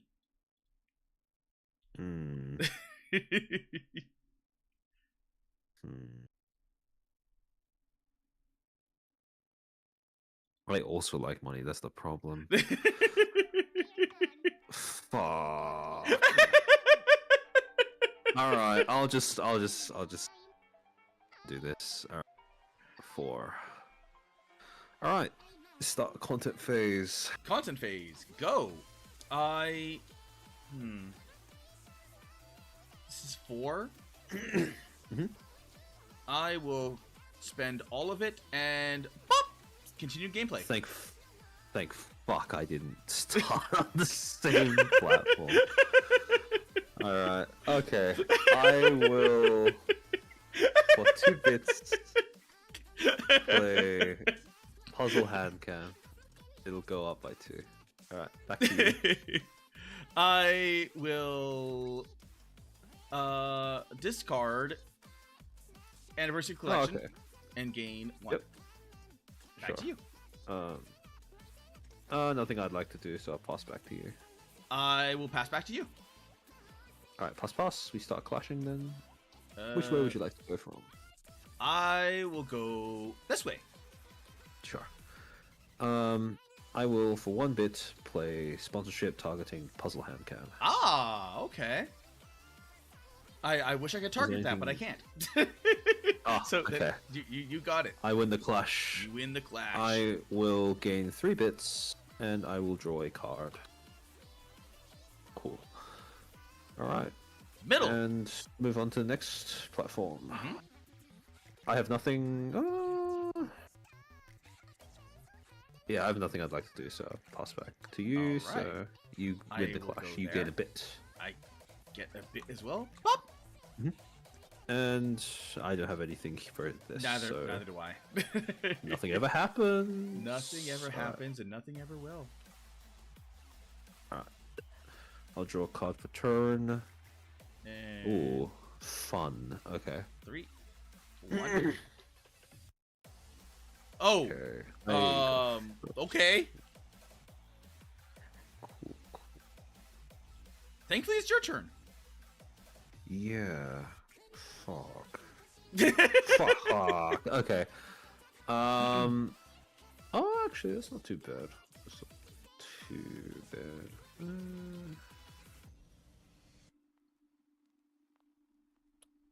Could secure.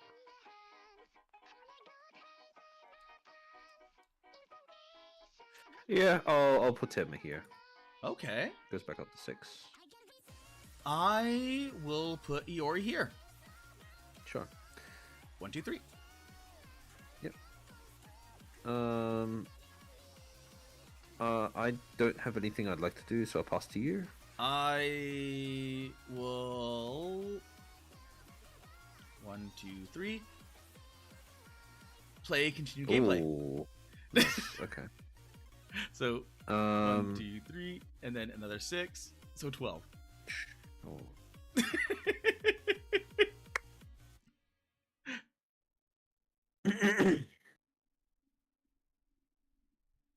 You have 2 bits. I have 2 bits. Okay. For safety, I'm going to play another puzzle hand cam. Oh. It's 8. Alright, and I'll pass back to you. I will pass back to you. Alright, I'll pass. So, pass. Yep, I want to start clash from here. You are good. Yep. Do you have anything you'd like to do? Nope. Alright, so we'll do this. I win the platform. Now, And question. I will. Yep. With the puzzle hand cams, Mhm. when this gets cleared, does that mean they get destroyed? They would get deleted, but that also means they get put back into my hand because of the ability. Yeah, I was wondering about if that would work out like that. Yeah. That's why I put them in the deck, because they make sure I can constantly have cards in hand. Nice. So okay. I get them back. Okay. That because I built a deck. I built a deck like that, and I was wondering, like, if that's how it works. Yeah. I'm like, No, that's fair enough. That's fair enough. That's a fair question. But yeah, I read through the ability. I was like, wait, hold.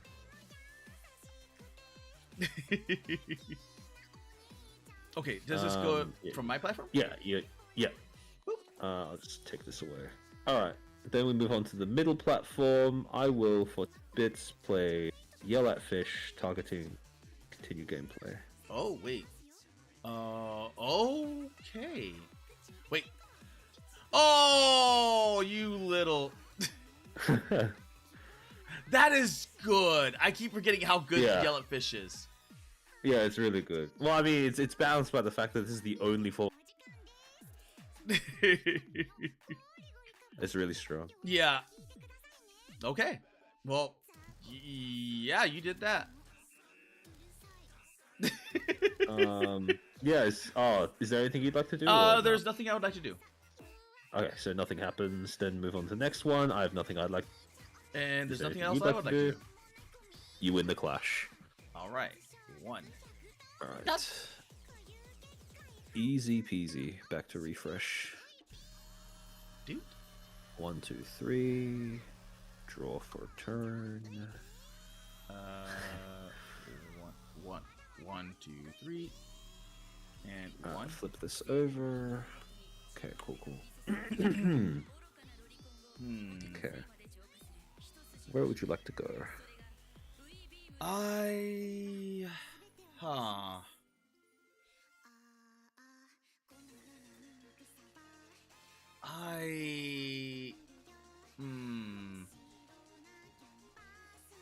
I'll go to cash. Alright, I will also match you. 1, 2, 3.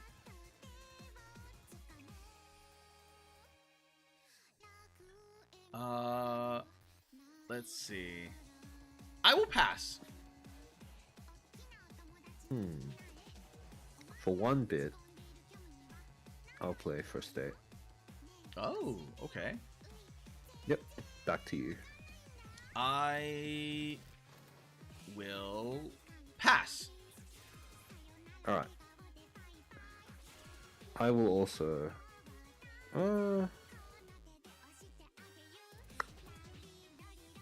I'll also pass. I will also pass. Alright, pass. We can start clashing. Where would you like to go? Settle the clash from here. Mm-hmm. Are you going to do anything here?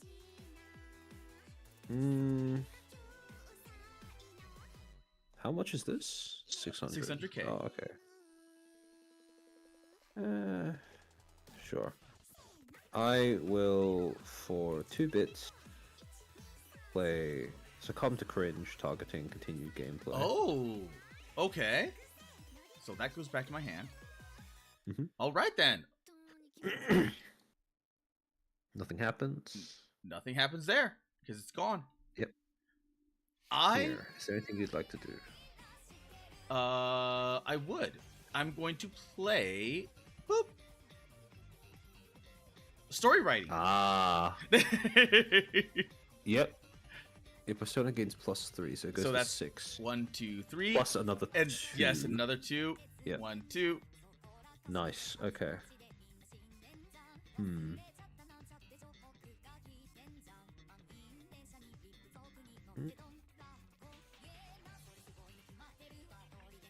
There's nothing I'd like to do, so I pass back to you. So this is mine, or I get a token. Yeah, you win the clash. You win. All right, I get the clash. I get coin. Yep. And for this, I have I've got nothing. To do. Okay, so back to refresh. Back to the refresh. Boop. And 1, 2, 3. 1. And it is your turn. Yep. I will.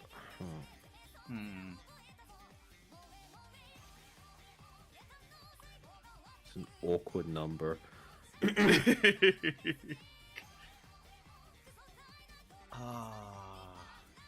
You know what? I'm glad. I'll go here. Oh, you're going there. Yep. Okay.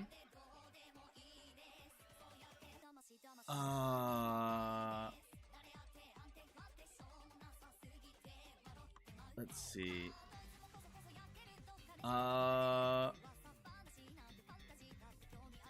Would it be worth it? You know what? Let's go. Right here. 1, 2, 3.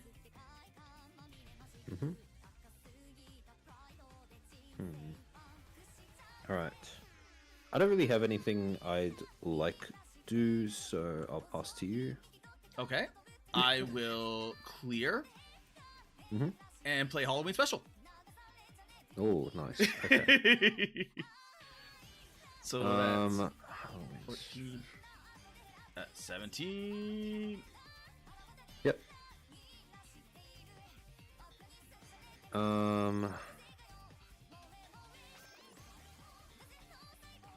I don't really have anything I'd like to do still. Oh, actually.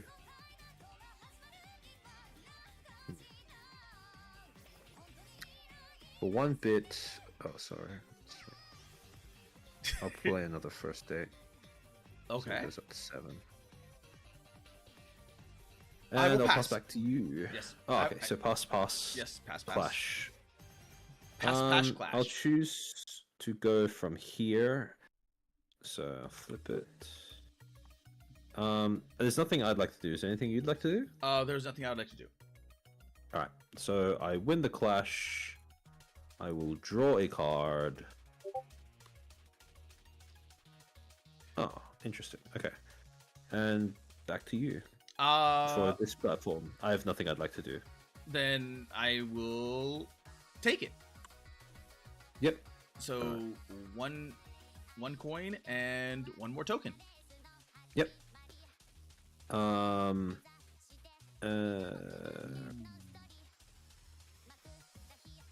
Yeah, is there, do you have an action card? Oh, you do. I do. I just have this, but it does little purpose here.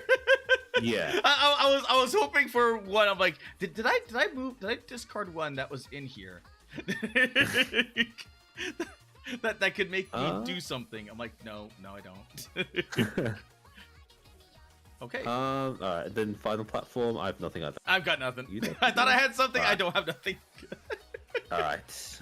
Back to refresh phase. Snap back to reality. 4. And 14. And 1. This is back to 3. Go first. I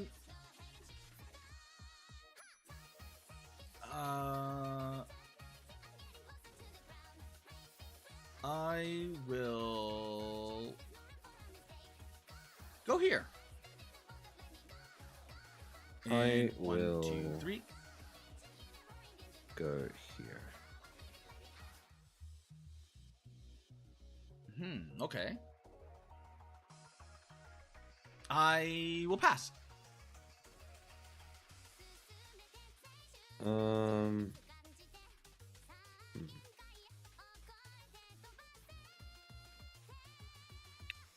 For 2 bits, I will play courtroom roleplay. Oh, nice. So this goes up by 7. Yep. Because you have 3 or more cards in hand. All right. That's a good play. That's a good play.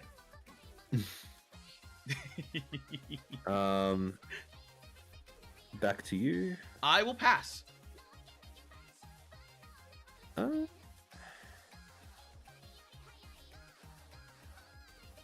For 2 bits, I will play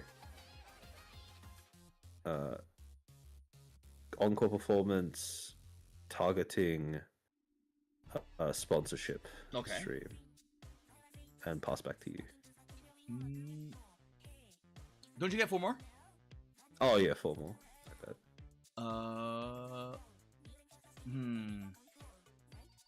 I will pass. All right. I will pass as well. So pass. Yeah, pass, and conflict. Yep. We will resolve this way. Mm-hmm. Nothing I'd like to do. Okay. Alright, so you win the clash. Yep, I win the clash. Boop. And then here. Is there anything you'd like to do? No. Alright, for 1 bit, I will play sponsorship stream targeting my courtroom roleplay. Okay. Pass back to you. Is there anything you'd like to do? Nope, there's nothing I'd like to do. I will pay another bit to play another sponsorship stream targeting courtroom roleplay. Is there anything you'd like to do? No. Oh, okay. I will win the clash. So that's both 3, of 6 the sponsorships trigger. Yep. So and then 7 because of the card. Or the. Oh yeah, clash reward from the platform as well. I forgot about that. Oh my god, that's a lot of cash. Yep. And then I draw a card off of Tenma. Interesting. Okay. And then we move on to the next platform. Is there anything you'd like to do? No. Alright, I just win the clash then. Nothing happens aside from that. And yeah, back to refresh phase. Back to refresh. Okay. Wait, so 11. Yeah, okay, that's right. 1, 2, Draw 3. for turn. Cool. And pull 1.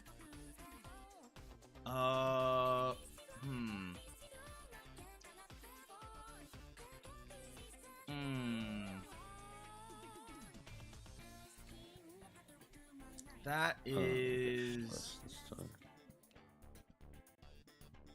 a lot. Yeah. You have 2.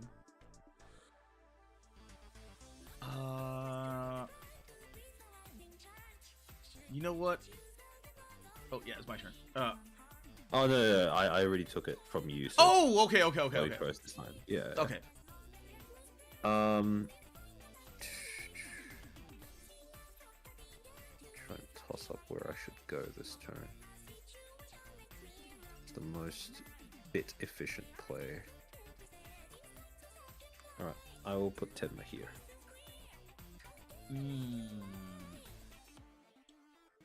I will meet you on the field. 1, 2, 3. Yep.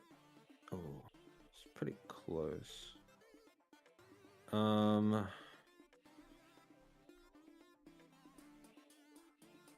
For 2 bits, I will play courtroom role. Oh my god! So it goes up by another 7. 25.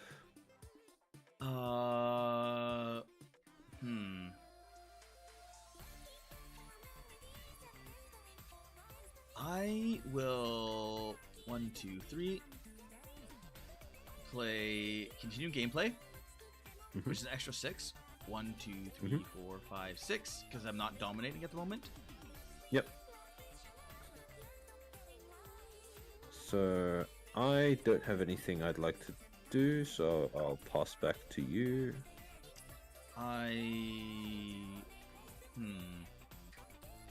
will play 1, 2, 3 another continue gameplay. Oh, okay. So another plus 6. 1, 2, 3, 4, 5, 6. Yep.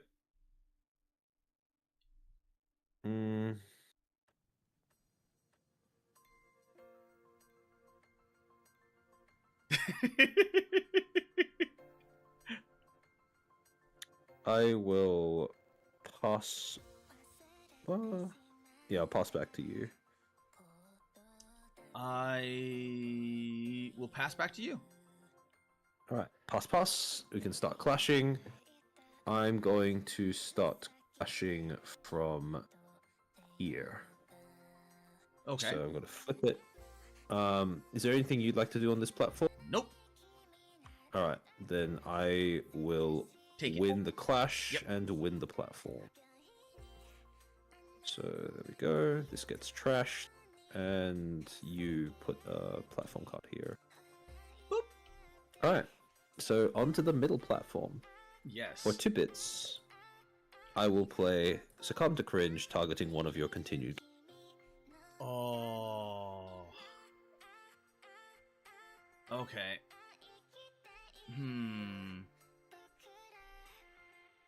Let's see. Let's see. That was a -6. So 1, 2, 3, 4, 5, 6. That would only be a plus.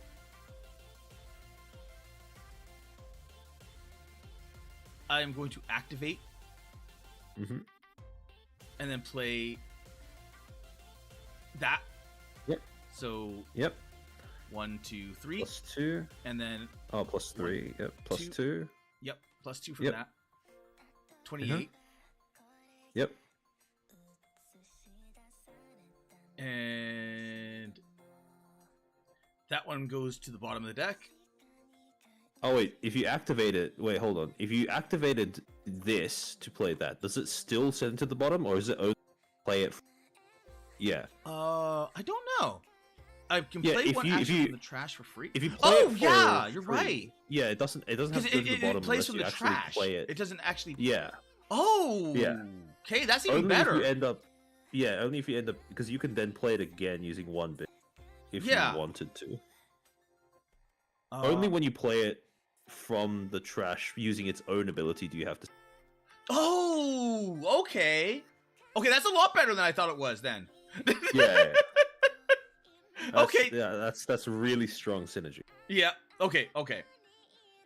For 4 bits, I will play microphone upgrade. So I gain 5 this clash, so it goes up to 30, and I draw 2.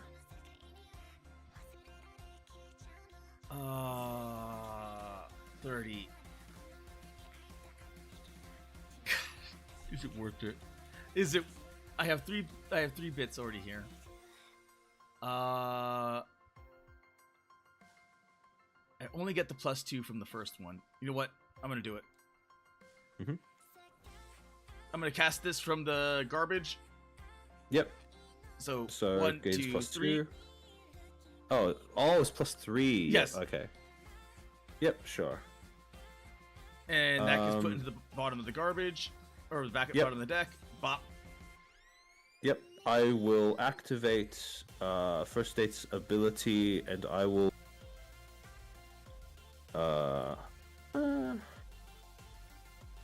What do I even want to do here? I will return Encore Performance to my hand. Yep. The Encore Performance is probably a good one. Yeah. So this goes down to 7, 7. That's 4. 7 + 7 + 4. That's good down to 18. So yeah. Oh wow, that took a major hit. Yeah. And then wait, it's 23 technically because there's still this, but it doesn't really matter. So you win the clash. I win the clash. I get a bit. Yep. And I get the card as well. So you get 1. Yep. You get 1 bit. Mm-hmm. Oh, I can't believe that worked. It's really strong, that combo you got there. So this is 600. Yep, that's this 600. Is 600 as well. Okay. And I've already got 2 tokens on here. Yep. So this goes into the discard. Yep, these go into this card as well. Boop boop. All right. Oops, this gets reset to 0. And I will put 1, my 2, here. 3. Why does it do that? That's interesting. Alright, 1, 2, 3. There we go. Alright. Oh. I'll flip this over. It's my turn. And I will draw First Date. Yep. Your turn.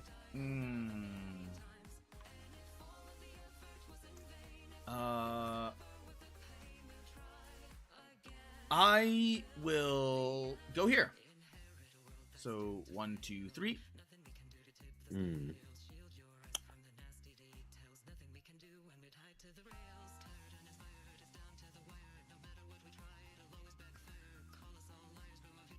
Decisions.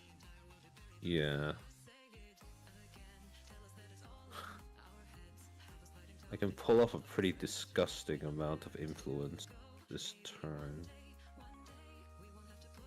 I suppose I don't really have too much. Oh, actually, do I?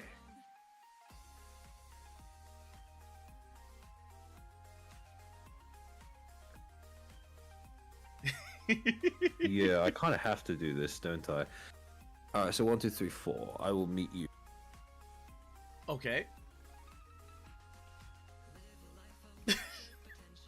I am so glad you did that. I am so glad you did that. I thought you were gonna go here. Yeah, because if I went here, then next turn... Well, I mean, if I go here, I'm pretty much... And if I start next turn, I can go where... Well, no, you would start next Somewhere turn. else, right?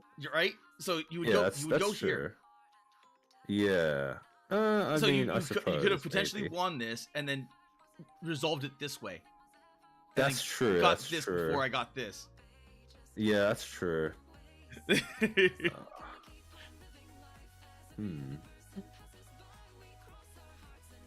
Yeah. But yeah. Okay. What would you like to do? I will pass. All right.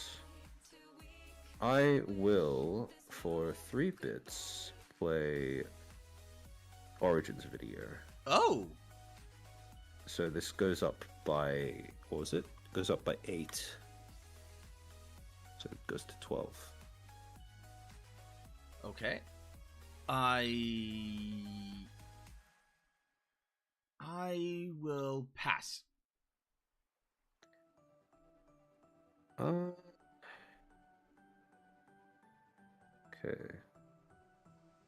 That's basically 5. Assuming you have another 2, 6, 7, 11. That's quite a bit. I will play for 1 bit First Date.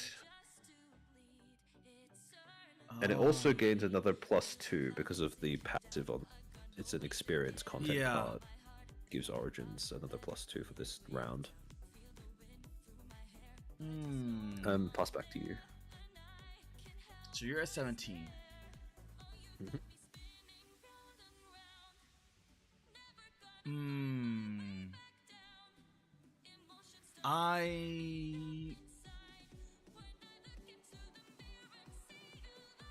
I will play Freezing Spit. Okay. And then get you gain 2 bits. Boop, and put that there. Yep. And you gain another +2 on the Yuri. Yep. 1, 2. Yep.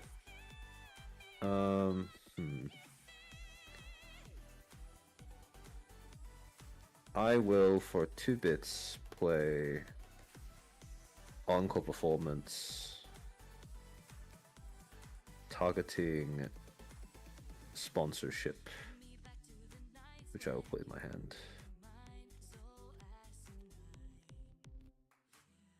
Back to you. I will pass. Alright, I'll also pass. So pass. Pass. And we will resolve, you know what? This way. Sure. What would you like to do? I will pass. For 1 bit, I will play sponsorship stream, targeting Origins video. Okay. Pass back to you. I will pass. Alright, I'll pass as well, so pass. I win the clash. I'll put a token here, and I will trigger sponsorship stream before triggering Tenma's Clash Royale card. Okay, finally. And yeah, that's all for this platform. Is there anything you'd like to do here? Nope, I'm good. Same here, so nothing happens, and same thing here, question mark? Yep. I got nothing. There we go. Alright, so back to refresh phase. Back to refresh. So this is, how much is this? This is 6 plus 3 plus 4, so that's 10. Wait, no, that's 13. I can't do math. Alright. Okay, I go first this time.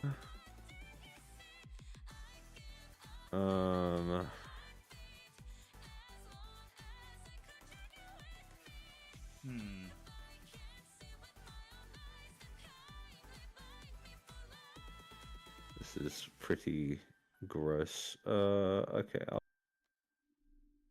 So you're gonna go that way. Yep.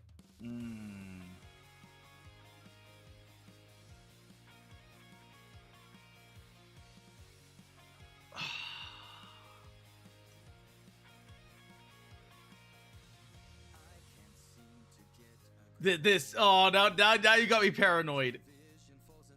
Because now I'm thinking, I'm like, if you have a ability of moving this over here, you can win it. Yep.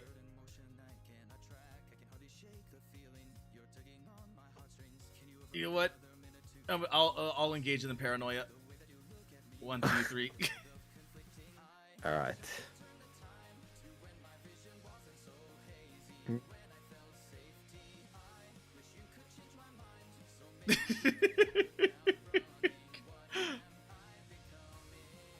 For 3 bits, I will play a Michan upgrade. Oh, okay. It goes up to 6.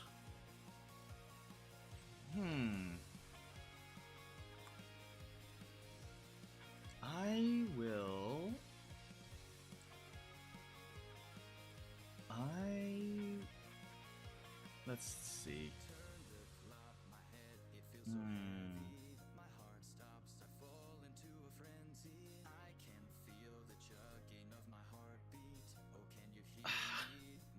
I will play 1, 2, 3 and play continued gameplay. Okay. 1, 2, 3 and then 6. So 12. Yep.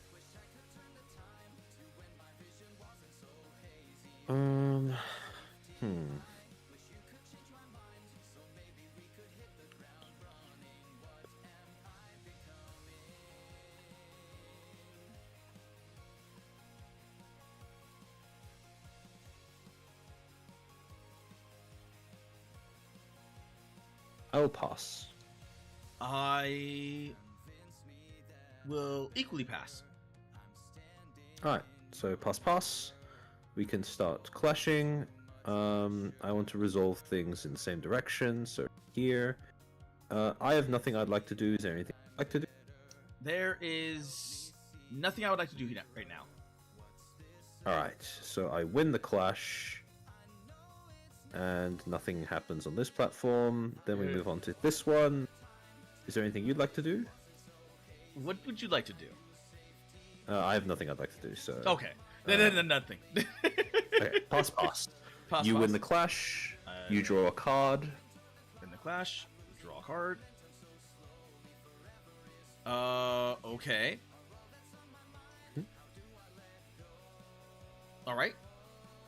And move on to the next platform. I have nothing I'd like to do. There's also nothing I'd like to do. Alright, go back to the refresh phase then. 1, 2, 3. And draw a card for turn. This goes down to 0. And draw a card. Oh! Okay. That's kind of disgusting. Alright. You go first.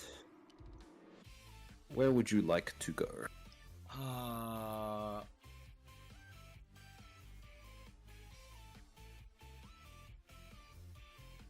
How much is all of this? That is 13.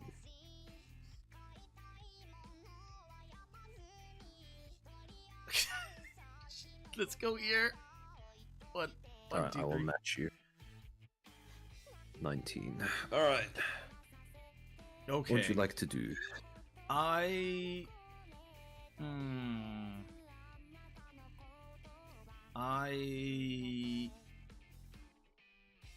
would like to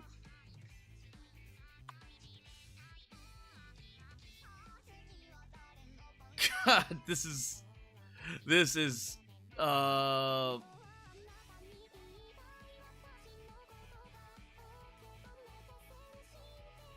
I will discard. I will discard for 1. Oh. Interesting. Alright. Huh. That was certainly a play.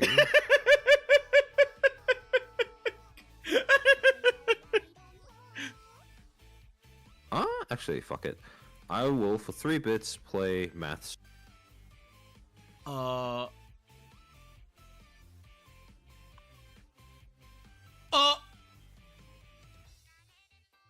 okay.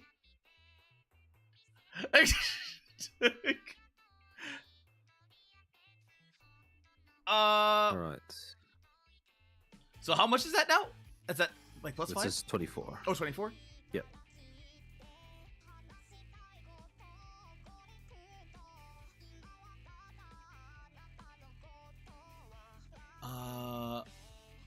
Huh.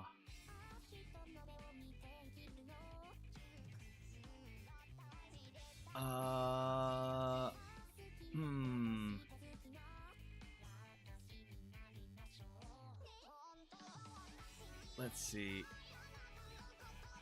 I need to do math. I unironically need to do math now in my head. Okay, that.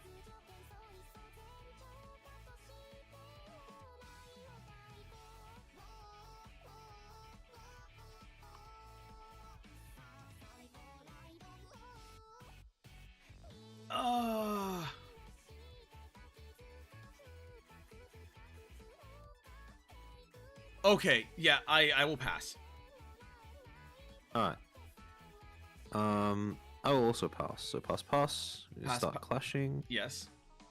How would you like to resolve things? We'll resolve things here. Sure. Alright. Is there anything you'd like to do? I am going to spend. So it's 1, 2, 3, and then +1 on Japanese lesson. Oh. Oh wait, that's a content card. Wait, oh my god! Card, yeah. Oh. It's okay. We've been going at it for like 5 hours. Yeah, we have. I'm a little fried as well. Yeah. I thought it. Oh my god! I thought it was an action card. So I'm sitting there doing math. Nah, I'm no like, problem. well, No, you know no what? problem. Oh, by the way, this is only for content cards, for action cards as well. It's just only for content cards. Oh, okay. Yeah. Yeah. Well, you know what? I'll take the L. I'll take the L on that one. Oh, okay. Okay. No problem. It happens. Yeah, it happens.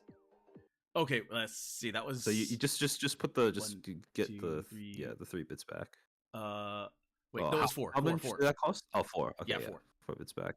Right, Still your turn. Let's see.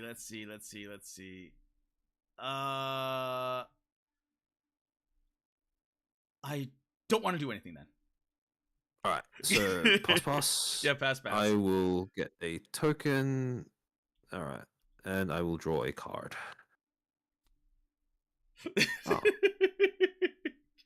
my whole plan was conducted on that was an action card. Oh, okay. Yeah, no issue. I've got the same, like I've made.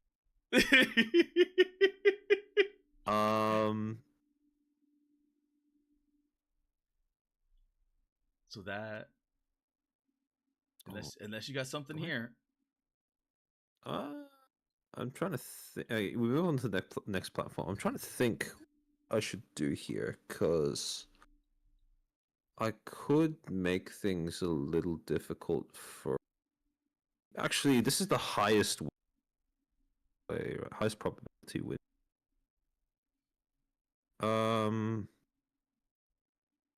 Is it? Oh. So actually,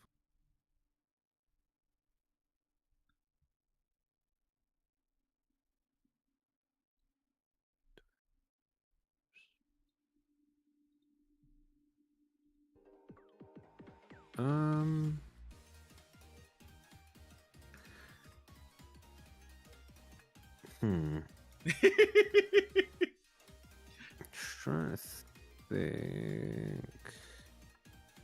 Fuck it. I won't do anything. So, yep. You win the clash. I win the clash. I win the card. And you win the platform. Yep. And I draw a card.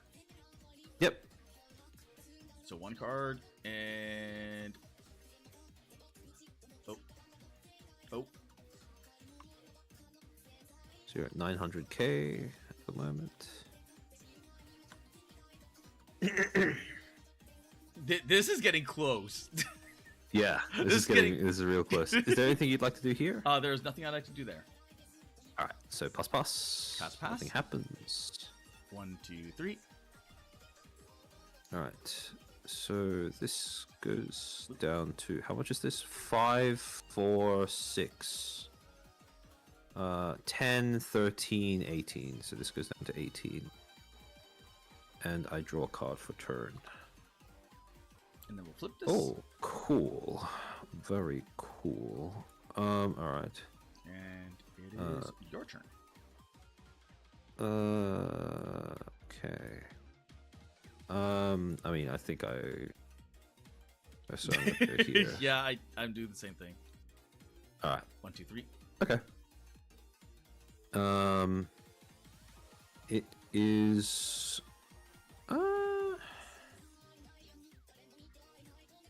How do I make this as efficient as possible?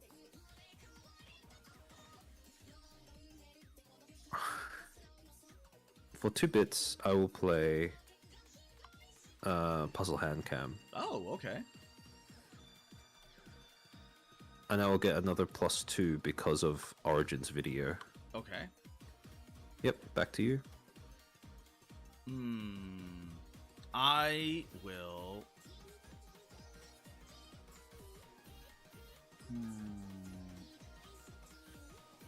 Let's see, what do I have in the garbage? Nothing really outstanding. Okay. I will play 1, 2, 3, 4 and pay the content card. Yep. And then I'll delete your math. Your math problem. Yep. Alright. Then we'll math 3, so it goes down by 5. So it goes to 23.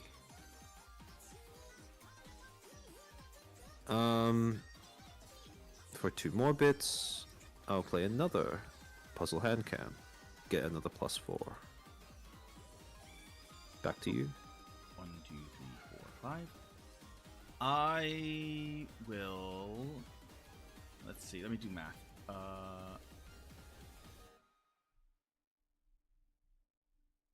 And...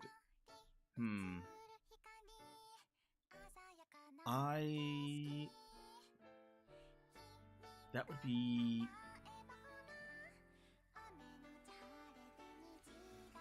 Okay, let's think. Okay, yeah, I will do that. I'll do 1, 2. Puzzle Hand Cam. Which is an extra 2. 1, 2. Yep. I'll pass back to you.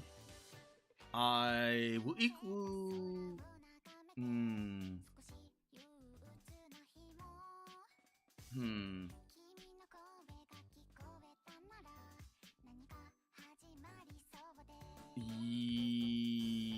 Yes, I'll pass back.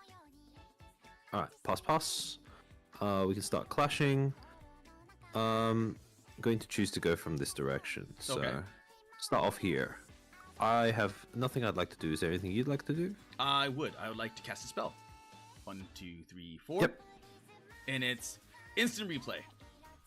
Oh shit. Okay. So that's 1, 2, so 3, plus 4. 10. Yeah. That's 20. And then plus 2. And then Holy plus fuck. 2. And then you gain another. Yeah. And I gain 2 gold because it's independent.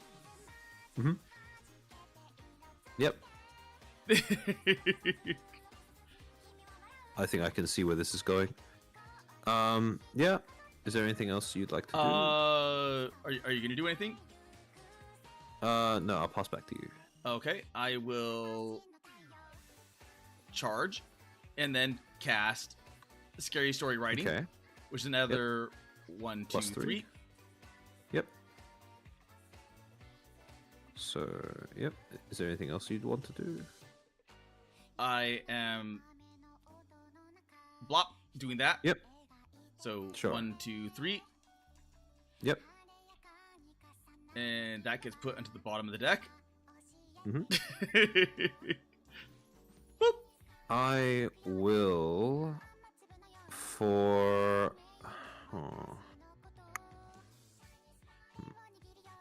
4 bits.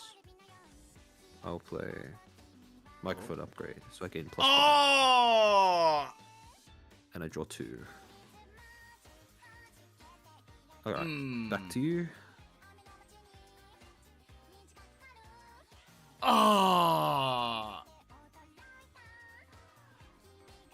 I got nothing. Oh, okay. Alright, then I will win the clash, and and that will be GG. Yeah, you got it. I realized I should have done this. I should have done this play. Ah, yeah. Because instead of doing this, I This realized that I'm like, I played this. I'm like, wait a minute. Yeah, because then you could. Actually, could you? Yeah, you could only play this during the clash. What else would you have gotten back from your dad? What's it called? The other one. Spit? Oh no. That one. So I would have cast that first, put it into the garbage. Wait, but you can't. You can only play this during a clash, so I don't think that would have been. Oh possible no, as you're well. right. Okay, never mind. It still would have. No, I think. I think you. You did everything. Yeah, I did everything I could. Sure. Yeah. Oh, good game. Yeah, no, good game. This it's just we got into a place where we were just. That's where Tenma excels with this deck. Yeah. I let this area accrue way too much. I should have done more. Yeah. I was like, does this deck have removal besides Japanese lesson? Yes. So it has that. Oh, it has mahjong, right? Yeah, it has mahjong. It's actually really good at flooding the board, but I got like I have cheese. I had cheese. That wouldn't have worked against against dominating. It would have worked at some point earlier on. Yeah, it would have worked like really early on, and I just did not. It's interesting that you also run puzzle hand cam, because I don't know. In Iori, I feel like it costs you more bits than it gives you in terms of influence. Well, the point of that is to flood the board. Ah, okay, so you get dominating. Yes, I get dominating, and then I start doing all of that. That way I have a lot more. That makes sense. That way I have a lot more to play around with. Because if you look at the cards, a lot of them are low cost cards. Yeah, they're not massive. Yeah, that makes sense. Interesting. Okay. Yeah. But it's oops.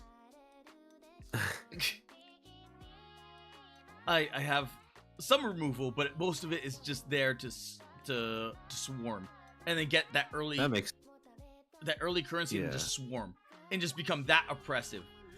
The problem was makes sense. I had a good starting hand, and then okay.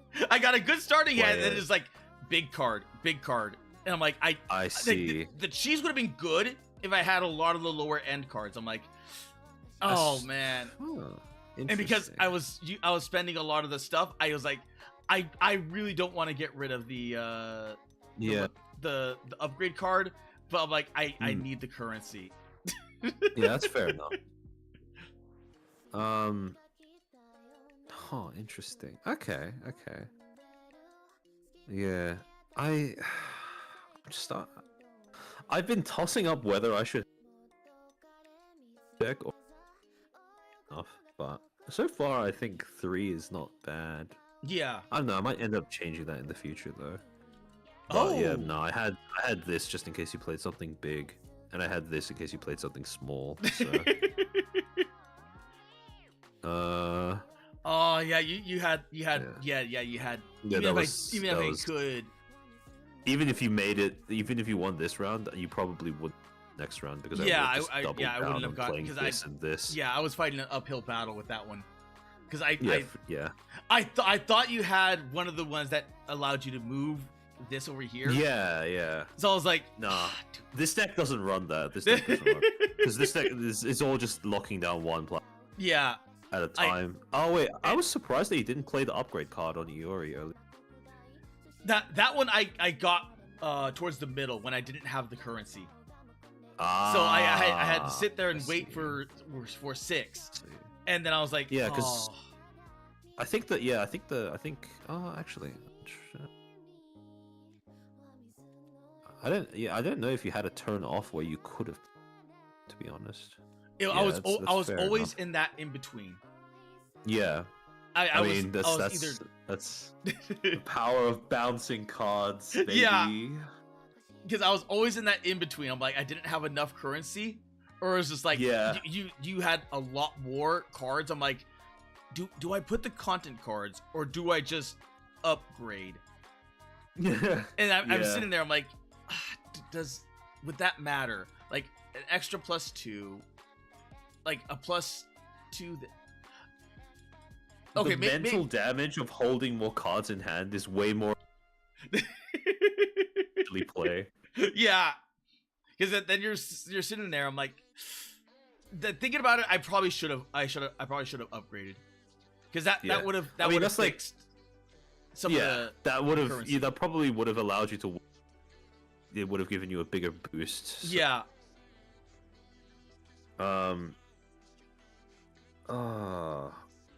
I was gonna say, like, I mean, when you're playing against a deck like this, it's like the same as like the solution is the solution isn't really playing things. It's just it's just a brute force. Yeah, because I'm going to be bouncing or anything either way. So, I had the ability to brute force, but it was just like it was just barely to the point where you're like boop, and then you just like there goes that lead. Yeah. Oh, man, I love balls.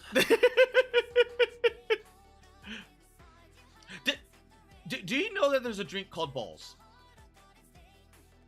As in like a gamer subs drink or like a? No, there's actually it was a drink from the 90s called balls. BAWLS. Oh, balls. Yeah, no, I think I've heard of that.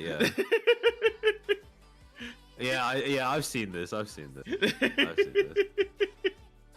It's really good. It is honestly really good. It's just super caffeinated soda. I love caffeinated balls. Like, balls just taste good. Well, I wasn't gonna say that, but since you took the initiative, I appreciate it.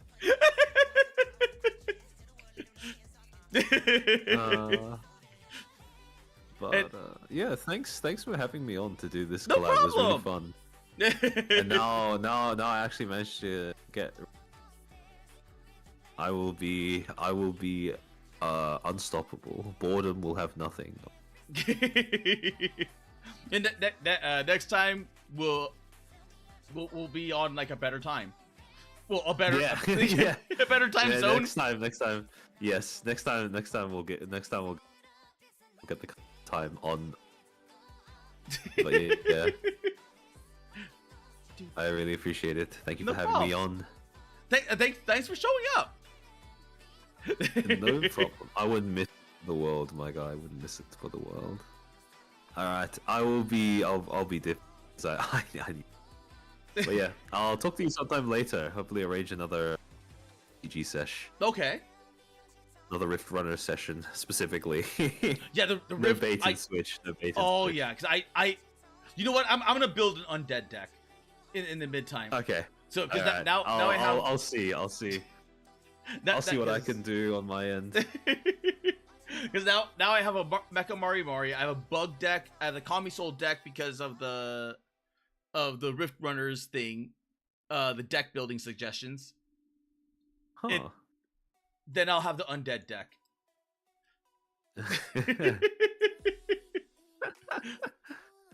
All right. I'll see you some other time. See ya. Have a good night. You have a good rest of the day. Bye bye. Now it's like good morning.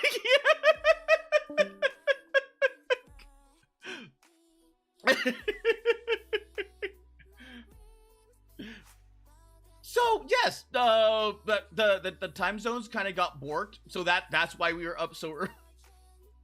I misconstrued the time zones, and then oh my god,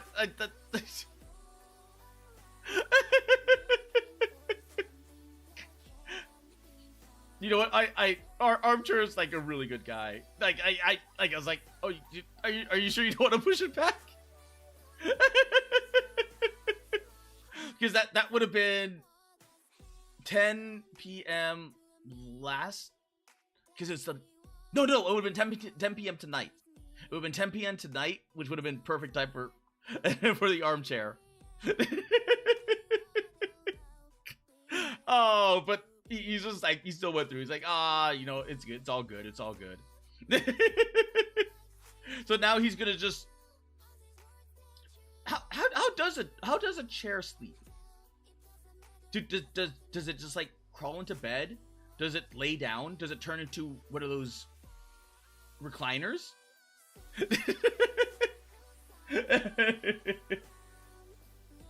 Eugene, what you do? Thank you, Darren. And yay, says the Itsumu Knight. I wonder, because it's still quite early, but we've been going at it for like 6 hours. So I wonder if there's probably no one to unofficially raid into. Yeah, the chair just stays in place.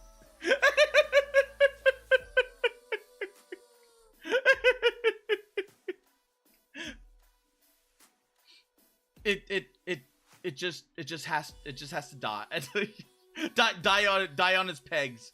Wait, its legs?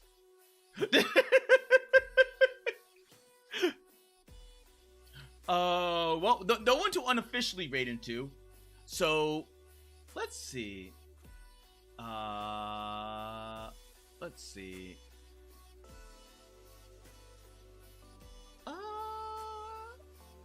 I'm trying to think.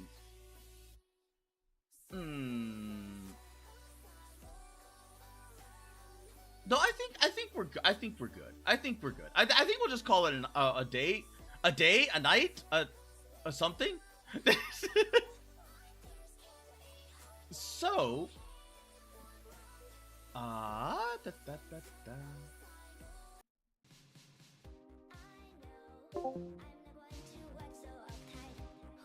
What? Oh, I timed out of the call.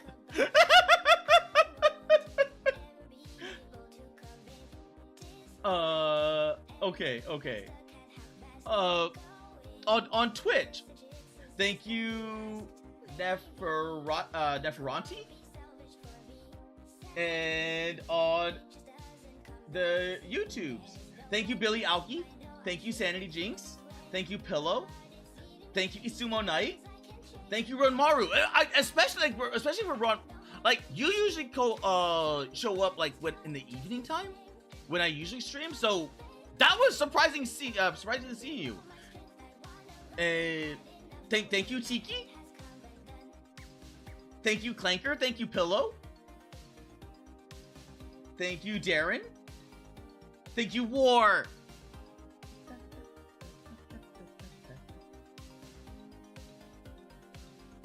And thank you, Gwen. And thank you, lurkers and VOD watchers. And as always, Otsu Kara.